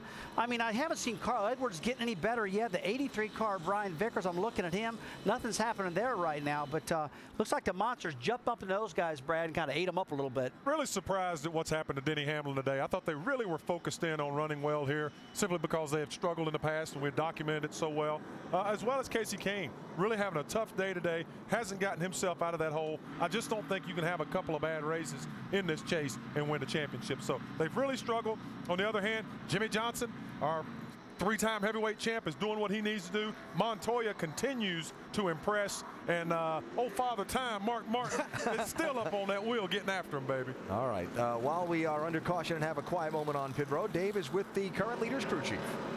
And that would be Chad Knaus. Chad, you've got Juan Pablo Montoya right behind you on equal rubber. Your teammate just came in and took on 4 fresh. He'll start maybe just outside the top 10. What's a bigger concern for you? Right now, I mean, we just got to pay attention to what's going on right behind us. Obviously, the 24 is going to have fresher tires, but we were running pretty decent lap times right there on old tires, so I think we'll be okay. And if he does get up there, his stuff's going to be beat up pretty good. But, you know, I just can't say enough about this whole Lowe's team. We unloaded really fast, obviously qualified great, and Jimmy's doing a fantastic job today. He's really getting around this place well. And, you know, we've got Racing for Relief on the deck lid. You know, Lowe's has put that on there, and they're supporting all the people down in Atlanta that are suffering from those floods. So it's kind of a cool thing we got going on, and it'd be great to win for him today. All right, for every lap Jimmy runs today, there's an extra $48 going in, and that's adding up so far today. Jamie? Alan Gustafson, crew chief for Mark Martin. You guys opted not to make any changes that last stop. Now that you've had a few laps, what do you think is going to happen on the restart? That's been our Achilles heel. You know, if we could get a good restart out of this Kells CarQuest Chevy, I think we could run with them. But we've struggled restarting, so it's going to be tough. 48's awful good. The 42's good, and we just got to get a good restart and get going. Real proud of these guys. Pit stops have been great. See what Mark can do. He's pretty good. Restarts at the end of last race. Won him the race last week, Shannon. Pat Tryson calling the shots for Kurt Busch. I know that this track has been a handle to keep up on as the rubber gets laid down. You made an air pressure and track bar on the last pit stop. Do you think it'll be enough to get up there and take this lead? We hope so. We're a little bit better than we were the run before, but you know, that 48's been pretty strong all day. So, you know, hopefully we can get up there and challenge for it, but see what happens if we get another caution, see if we can't get this Miller Lite Dodge back in victory lane. All right, thank you guys. Vince? With Darian Grubb, the crew chief for Tony Stewart. Darian, you considered coming in there. What kept you making the decision to stay out? Basically, we got a really good long run car. Tony's done a great job driving from 33rd all the way back up this run. So the car was just really starting to come in, so hopefully he can start passing cars around this restart. Got something for him here in this last stretch? We hope so. We're looking for a good solid top 5 finish, but I think we really got a shot to get up there. 48's really fast, but if we can catch up to him, it'll be a good show. 14 been moving up all day, guys. Alan? And after a tough start to this race involved in an early accident, some positive momentum at the monster for Tony Stewart. He's in the top 6, and he's got a restart coming up with 53 to go. Reminder that ESPN's Monday Night Football continues in the new Cowboy Stadium in Dallas, actually in Arlington, as the Carolina Panthers, led by Steve Smith, take on Tony Romo and the Dallas Cowboys. It's ESPN's Monday Night Football at 8:30 Eastern. Coverage begins with Monday Night Countdown, served by Applebee's at 7 Eastern Time. So this time, as Jimmy Johnson takes the outside lane for the restart, it'll be Juan Pablo Montoya down to his inside. And Mark Martin going to be still trapped in that inside lane as Matt Kenseth is to his outside. Doc, DJ, and Andy, how do you see it shaping up?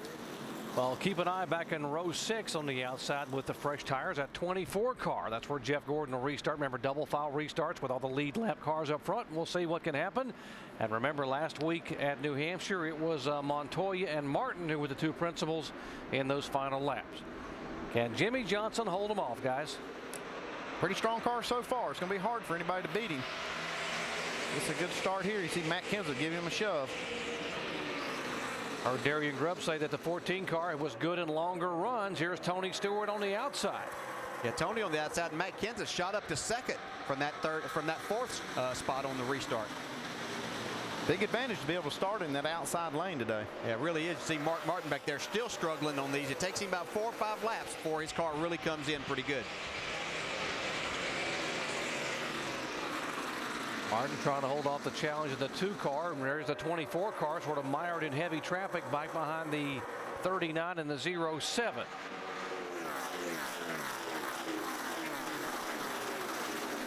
Marcus Ambrose, they just went 3 wide into that corner. Marcus Ambrose down on the bottom was able to make a pass. Carl Edwards and Brian Vickers. That would be for 14th position. Now Jeff Gordon going to the inside of Ryan Newman. We see these new tires, there'll be an advantage for a little while, but it's going to get a little bit tougher as he gets up here a little closer to the front. But it could be the right call for this team. They needed to do something because they weren't going anywhere where they were. Contact right there with Ryan Newman. Back out and lose a couple of spots. Allmendinger goes by. Now he'll jump back in the throttle and try to go back on the inside of the 44. Hope he doesn't have a tire rub right there. Yeah, Jeff had a good run. He just had to squeeze out of the throttle because the 07 was right there, and Ryan Newman and he got together then as they came down the front straightaway. Less than 50 laps to go here at Dover.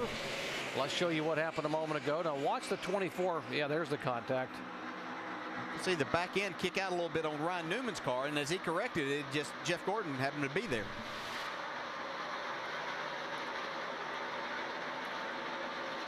Gordon battling A.J. Allmendinger, who's had a really solid day all day long. Good run for him. That's 10th and 11th position. Kevin Harvick now trying to move in on the back of Jeff Gordon for a spot. I'd have to say that contact was enough, Andy, to do some probably aero damage to Jeff Gordon's car. Oh, yeah, and I'd be afraid, too, that it may have even damaged that right front tire and fender enough that could cause him a problem. Look at A.J. Allmendinger now, putting some pressure on Newman.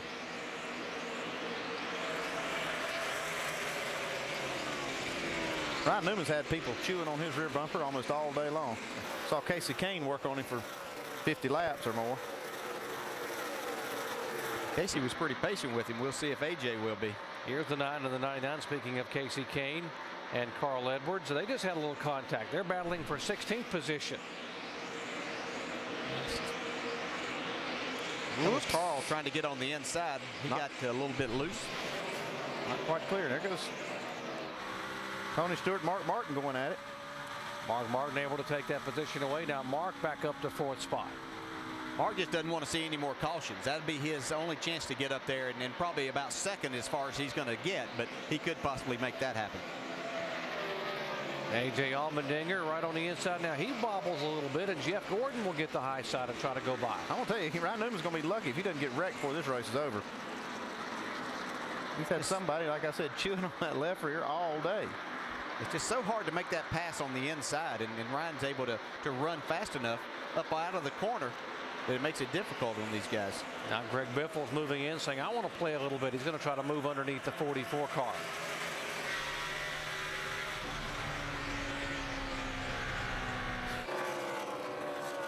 We are inside of the checkered flag here, and these guys trying to get every position they can. Remember, Biffle is one of the chase drivers.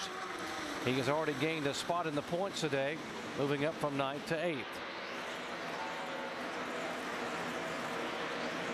Brian Vickers there, running well after getting the lucky dog. Getting back on the lead lap. Vickers now being shown up in 14th position. Saw that 9 car come into the corner smoking. He went way Smoking up on the outside of that 47 now. Still, they are deadlocked at the top right now. Johnson and Martin. Montoya 50 points back. You see Kurt Busch would have gained a spot. So would Stewart and Ryan Newman. The big loser right now today would be Denny Hamlin. He would go back 4 positions. Hamlin being shown 22nd on the racetrack, 2 laps down. I think this thing, as we see Jeff Gordon finally taking that spot away from Ryan Newman, but I believe if this thing goes green to the end, Mark Martin will get his car up to 2nd. Even if Jimmy Johnson wins this, he'll still hold the points lead at the end of the day.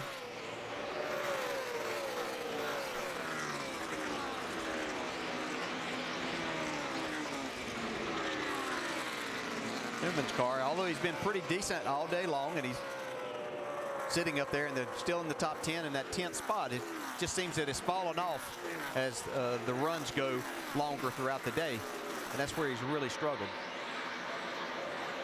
If these new tires are able to help Gordon make up some more ground. Jeff Gordon, who snapped that 47 race winless streak at Texas this year, has only the 1 win this year, but he has 6 second place finishes. So it's been a pretty good year for Jeff Gordon in terms of being consistently in the top 5. The 39 now starting to drop back a little bit as Gordon pulls away. Let's update Ryan Newman. Jamie.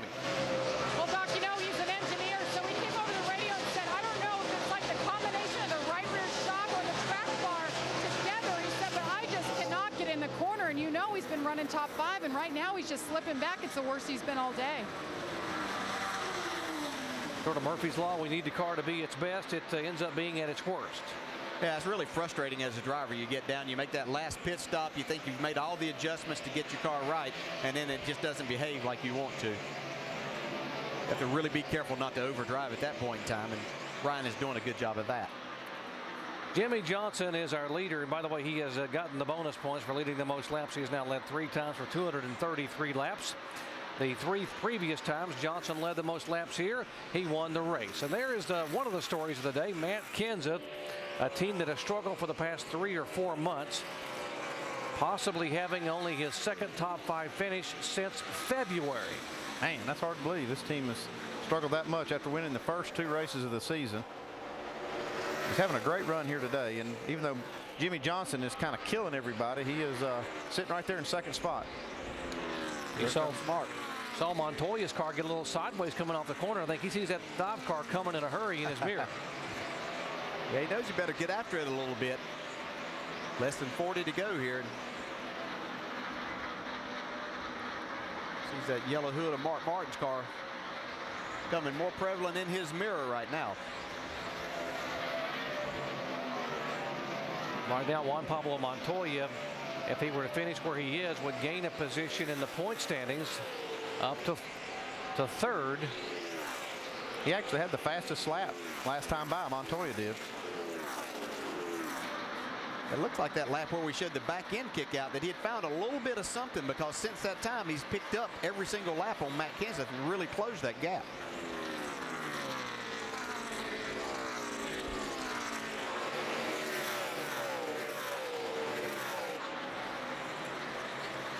Jeff Gordon now trying to take the 8th spot away from Casey Mears. So in hindsight right now, was it a good move for Gordon to come on pit road and get those fresh tires? Well, it's too early to tell. We'll see how it shakes out. I mean, that contact that he had with Newman, I think, set him back a little bit. He's going to get this spot away from Casey Mears. But there's 33 laps to go, and you know, if we have another caution and they bunch up and some of the leaders don't pit and he has a little fresher tires, it could really pay off. So I'll have to get back to you on that one, Doc. All right. I think he was running 7th when he came into the pits, and he's back to 8th. Uh-oh, they got a caution. Sam Hornish in the wall. Just what you were talking about, Andy. Get it going, Sam. Leader's exit 2. You can get it spun around there. Exit 2. What are these leaders going to do now? This is a very difficult decision right here for all these leaders, whether they get tires. They can obviously make it on fuel. What would you do? Well, if I'm Jimmy Johnson, I believe I will stay out. He's got a good car, and I think if he stays out, this is my thinking, if he stays out, it'll keep a lot of cars on the racetrack with him.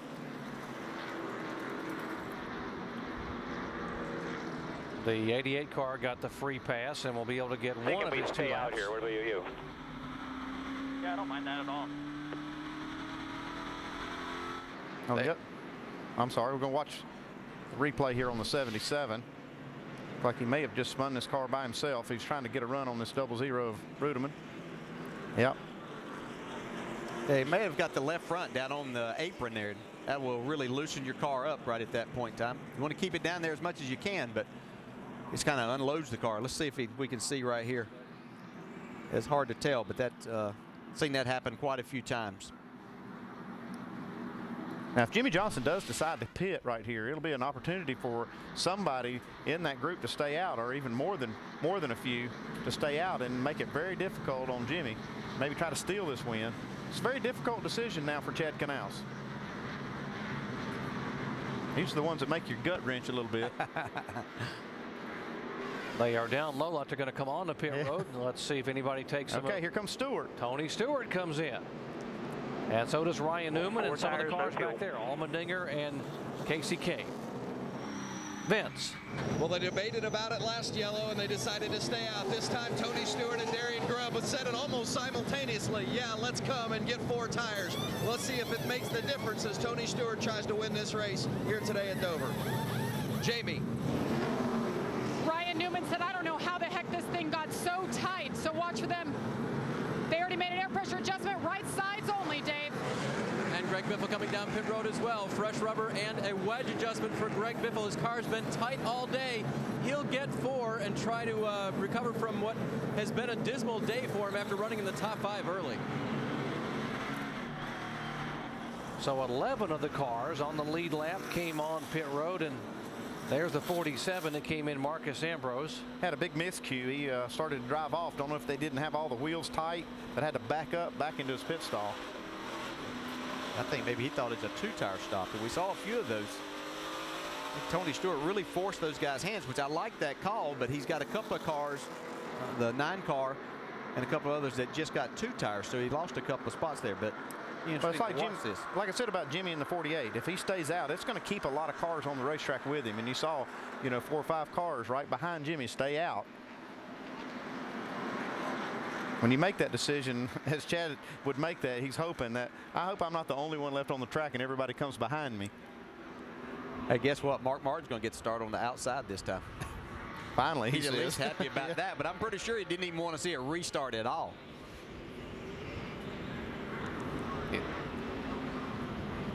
We talked about the miscue on the pits a moment ago with the 47 car, Marcus Ambrose. That cost him some time in the pits. Let's show you from the onboard camera. The track bar. Oh, yeah, they were doing 4, and he thought it was 2. Mark 4, 2.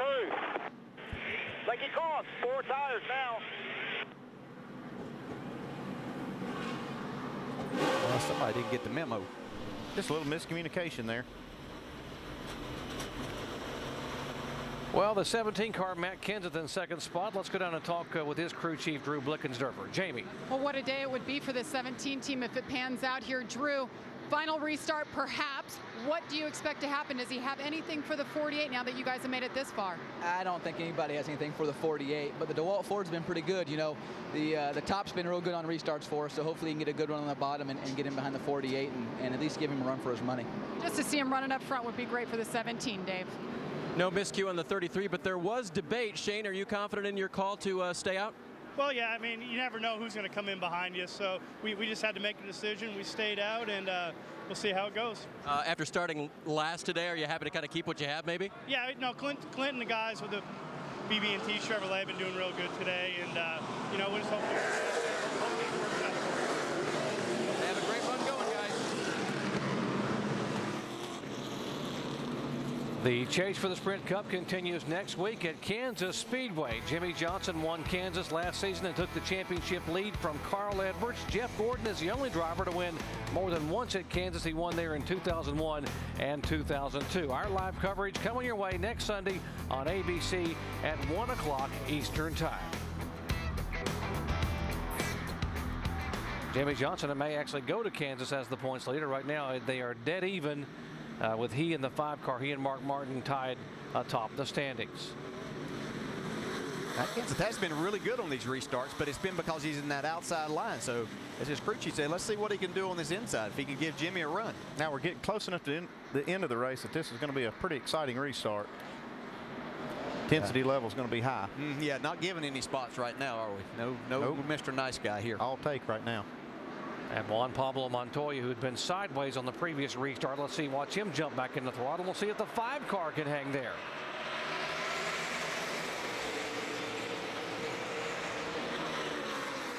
Mark Martin so far trying to hang on, and he will hang on to that spot.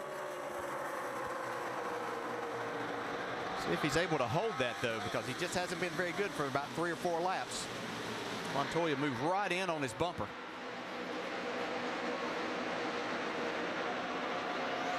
Behind them, they are stacking up single file there. 33 car Boyer, Kurt Busch, Jeff Gordon is there. Now a move on the inside. Allmendinger trying to go underneath, and Tony Stewart in the middle of this mess. Yeah, I was thinking maybe that getting these fresh tires would be a good move, but the tires here just don't fall off that much. They come back and run real fast speed. Carl Edwards going up on the outside. He went sailing into the corner, went by 2 other cars. Time to go. Like I said, that intensity level coming up.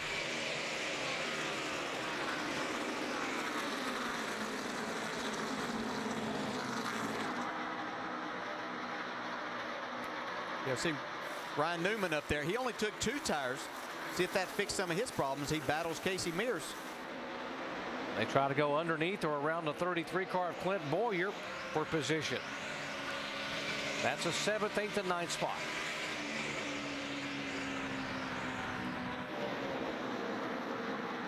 Montoya trying to hold off Kurt Busch for 4th position.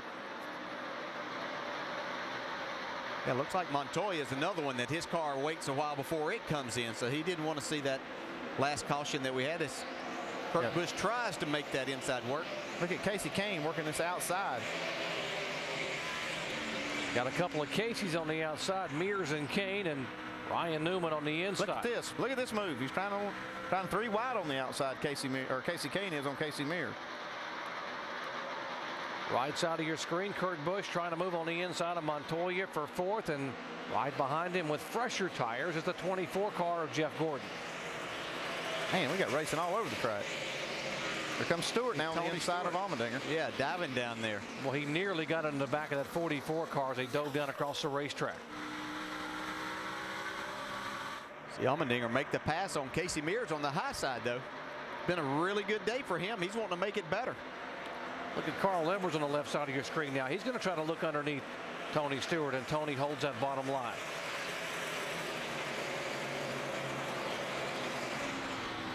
See, I think Kurt Busch has a faster car there on the right. He just cannot get by Montoya.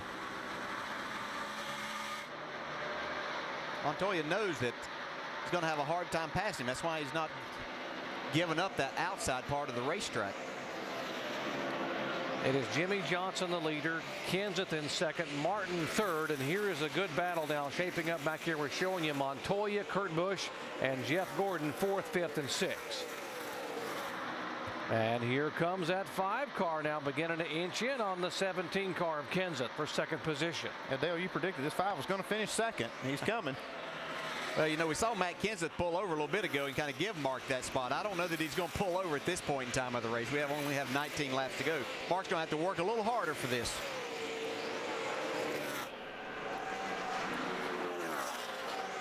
If they were to finish where they're running right now, Mark Martin would be the points leader leaving here. Well, here's the 9 car. Casey Kane looking to the high side trying to go by Newman. I'm telling you, Casey Kane's found something on the outside. See, his rotors are glowing red. He's driving this car as hard as he can go right now. There's no reason to leave anything out there at this point in time. He has to get as many points as he possibly can, and A.J. Allmendinger, his teammate, following him. A couple of Richard Petty Motorsports cars both going by the 39. Here comes Stewart. Oh, see Tony get a little bit loose. He tried to drive it way off in the corner. Just wouldn't stick.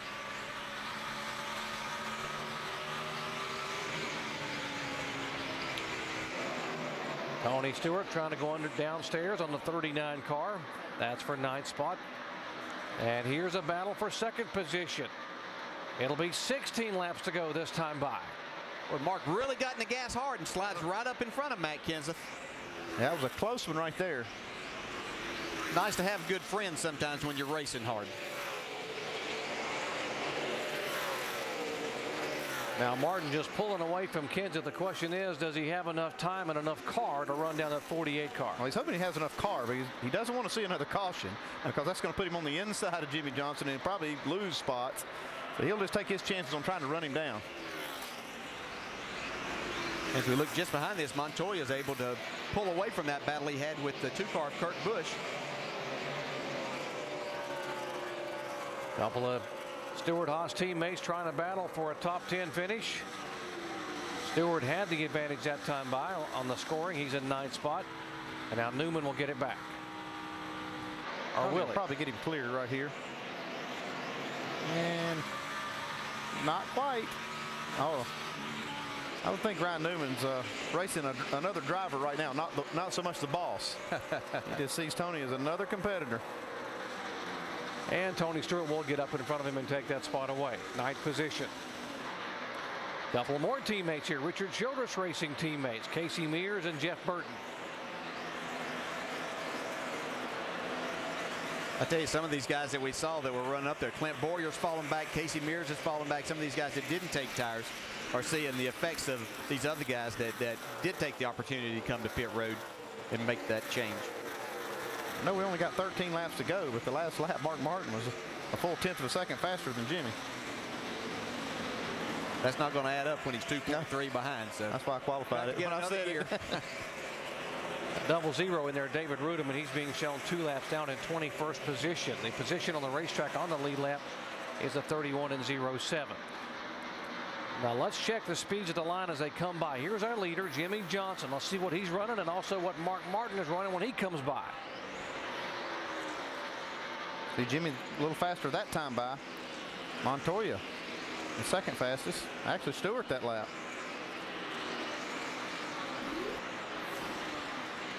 It'll be 10 laps to go next time by for Jimmy Johnson.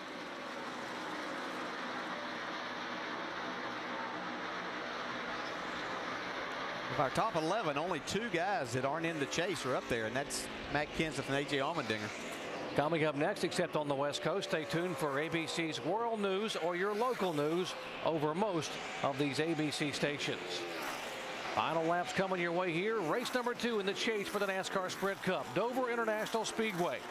The 3-time and defending champion Jimmy Johnson trying to hold on and win here over Mark Martin, Kenseth, and Montoya. Good battle on the racetrack. Casey Kane trying to get by the 44 car and hang on to that 7th spot.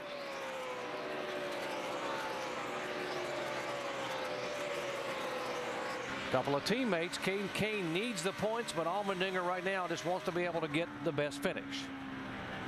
That's every man for himself at this point.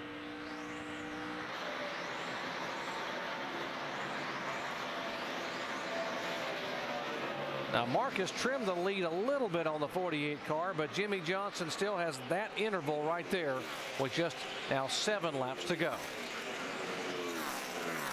Not really enough time for Mark to run him down. Mark Martin's going to be extremely happy. He's had to battle for this 2nd place finish today, just as he had to battle for that win last week. Nothing's going to come easy in this chase, especially when you have to battle that 48 car of Jimmy Johnson and Chad Knaus.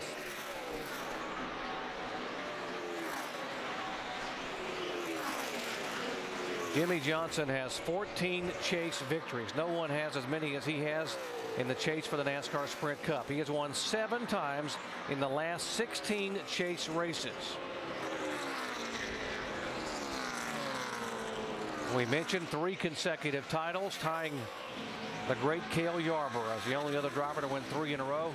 No one has ever won 4 NASCAR Sprint Cup championships in a row. Jimmy Johnson could become the first driver to do that and make NASCAR history. 5-4, bud. 5-4, 63 on him, 60 on you. That's Mark Martin's crew chief. Just trying to rally his driver there. He knocked another 10th off that time by, but he's got still got about 2 seconds to go and less than 5 laps. It's like Dale said, that math doesn't add up, unfortunately, but what a great run Mark's had today. Yeah, and he's just really, 60 on him, 60 on you. much as he'd love to win this race, he's really having, he's just praying that they don't have a caution right now, because he knows that's when he's the most vulnerable, that his car is just not the best on those restarts. He'll take second and the points lead and go on to Kansas. Right now, he would have a 10-point lead over Jimmy Johnson if Jimmy wins the race and he finishes second. You just have to shake your head sometimes. You see how well this 48 runs when it comes chase time. Just unbelievable how good they are. He's totally dominated this race today. Preparation, talent, chemistry, all coming together when you have to stand up and be counted here in the chase for the NASCAR Sprint Cup. White flag next time by for Jimmy Johnson.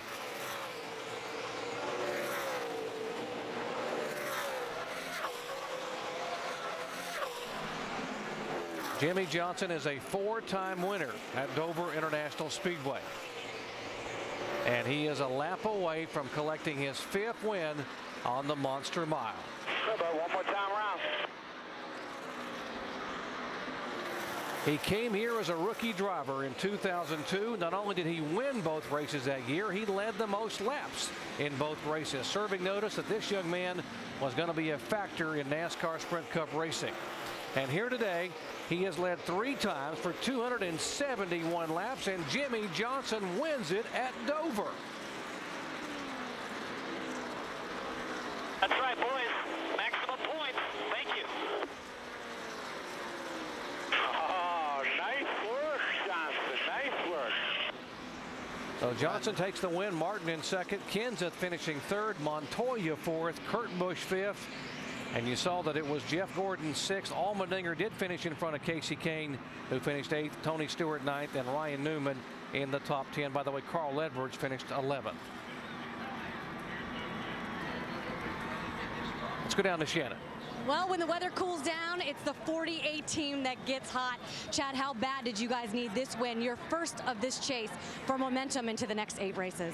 Well, you know, our team's pretty easily motivated, and we came in here obviously after winning in the spring, and we wanted to do really well. We brought a different race car, a car that we thought was going to be better than what we had in the spring, and man, I'm glad it worked out because I'd look pretty dumb if it hadn't. But you know, it's a really neat thing that we've got going on at Hendrick Motorsports. Mark finishing second. Congrats to those guys and Alan Gustin.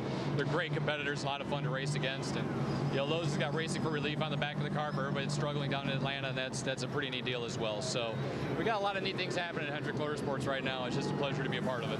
Jimmy Johnson, your 3-time champion, sweeps at Dover. Doc? Jimmy Johnson, what an effort today. What an effort by the entire crew there for Hendrick Motorsports. Chad Knaus and company. They win both races, becoming the 10th different driver to win both races here at Dover in the same year.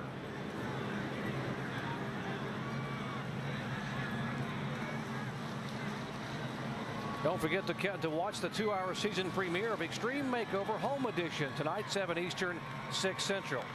And now, except on the West Coast, stay tuned for ABC's World News or your local news over most of these ABC stations. Well, let's go down to Vince Welch. With Matt Kenseth after a very good run today. Matt finished third. Just had a good conversation there with Mark Martin. What was that entailing? Well, I mean, he had a really good car. Mark car ended up being pretty good, but really these DeWalt guys did it in the pits today. It was this tire was really nice for when you ran by yourself, but it made it really hard to pass for some reason. And like Mark would be 2-3 tenths faster than me, and if you didn't give a little bit, it was really hard for people to pass today. Very difficult to pass. So we were just talking about the racing and them restarts. You know, you know, for someone like him who's really good on a long run, but loose on a short run, it's really aggravating when somebody's outside you all the time and passing you. So we're just talking about the racing. Good top 5 today. First top 5 in I think 15 races. What kind of shot in the arm is this for your team? Feels like 15 years. You know, I mean, it's good to get a little momentum, but we still got to keep working really hard. I mean, this is the last 4 or 5 years been our best track on the circuit, really. So if we didn't run good here, I'd be even more worried. But it was a step in the right direction. We were really consistent on pit road today. We were able to adjust our car and actually make it better during the race, which is something we haven't been able to do. So there's a good run for us. We really needed that. Third today for Matt Kenseth. Good strong run. Jamie? Mark Martin pretty happy with the second place finish. The restarts weren't your guys' strong suits, but how did you overcome it there in the longer runs? Well, we had you know, a good handling car on the long run, but it just it was a handful on the restarts, and Alan and Kellogg's Kart Quest team just did a great job. I think we did really well by finishing second.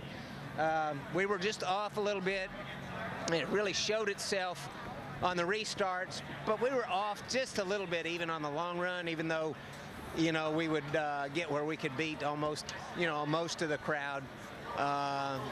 We just didn't hit it perfect, but as competitive as it is, I'm very proud and how well we hit it, and what a great race that Alan and the team gave me.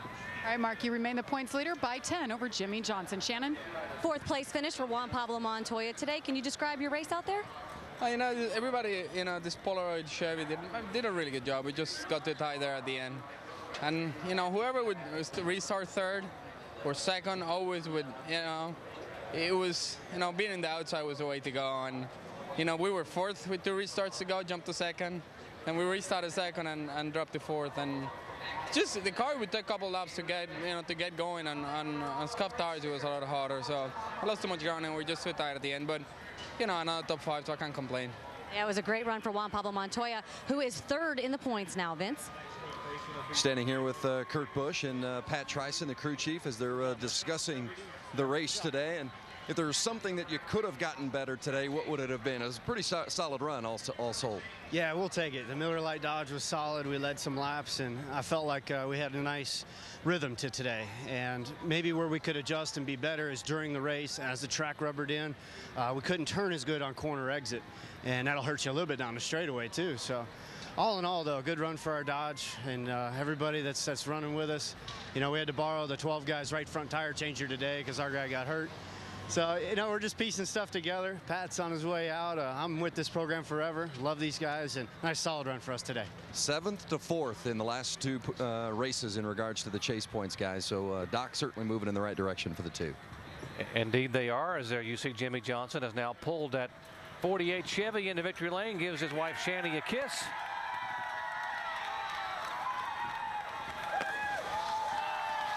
And he climbs out. Let's go down to Dave Burns. Bobby Allison and Richard Petty have won here 7 times. David Pearson and now Jimmy Johnson have won here 5 times. Jimmy, what's it like to take it to them here? I don't know. Those tall boys, they gave my crew guys are pretty cool. What a car, obviously. Yesterday we were struggling a little bit in practice, and we made some great changes last night. We get the slows and ball and work and ride, and just an awesome race car, awesome day. I want to thank all those employee owners for all of their support. Everybody in there's a store earlier I was supposed to remember the number up for it, and I forgot it by now, but there's also the Racing for Relief program that's on the deck lid of the car, and I want to point out that Lowe's is going to donate more money now that we won. So just a lot of great things. The fans were great, cheering me in when my engine was broken, trying to get back here to victory lane. And just so happy to go out and get maximum points today. It's what we needed to do. A dominating day. He's still 2nd in points, racing his teammate Mark Martin for that championship. But Alan, a great day for the 48 bunch. Jimmy Johnson's bid for a 4th consecutive championship gets a big shot of momentum by his mastering the Monster Mile today. And now Johnson and the other 11 contenders in the chase for the Sprint Cup take it on to Kansas next weekend. Top drivers are proving their place in the chase as they conquer the Monster Mile. Next week in the chase. Can they carry the momentum into America's heartland? The chase continues.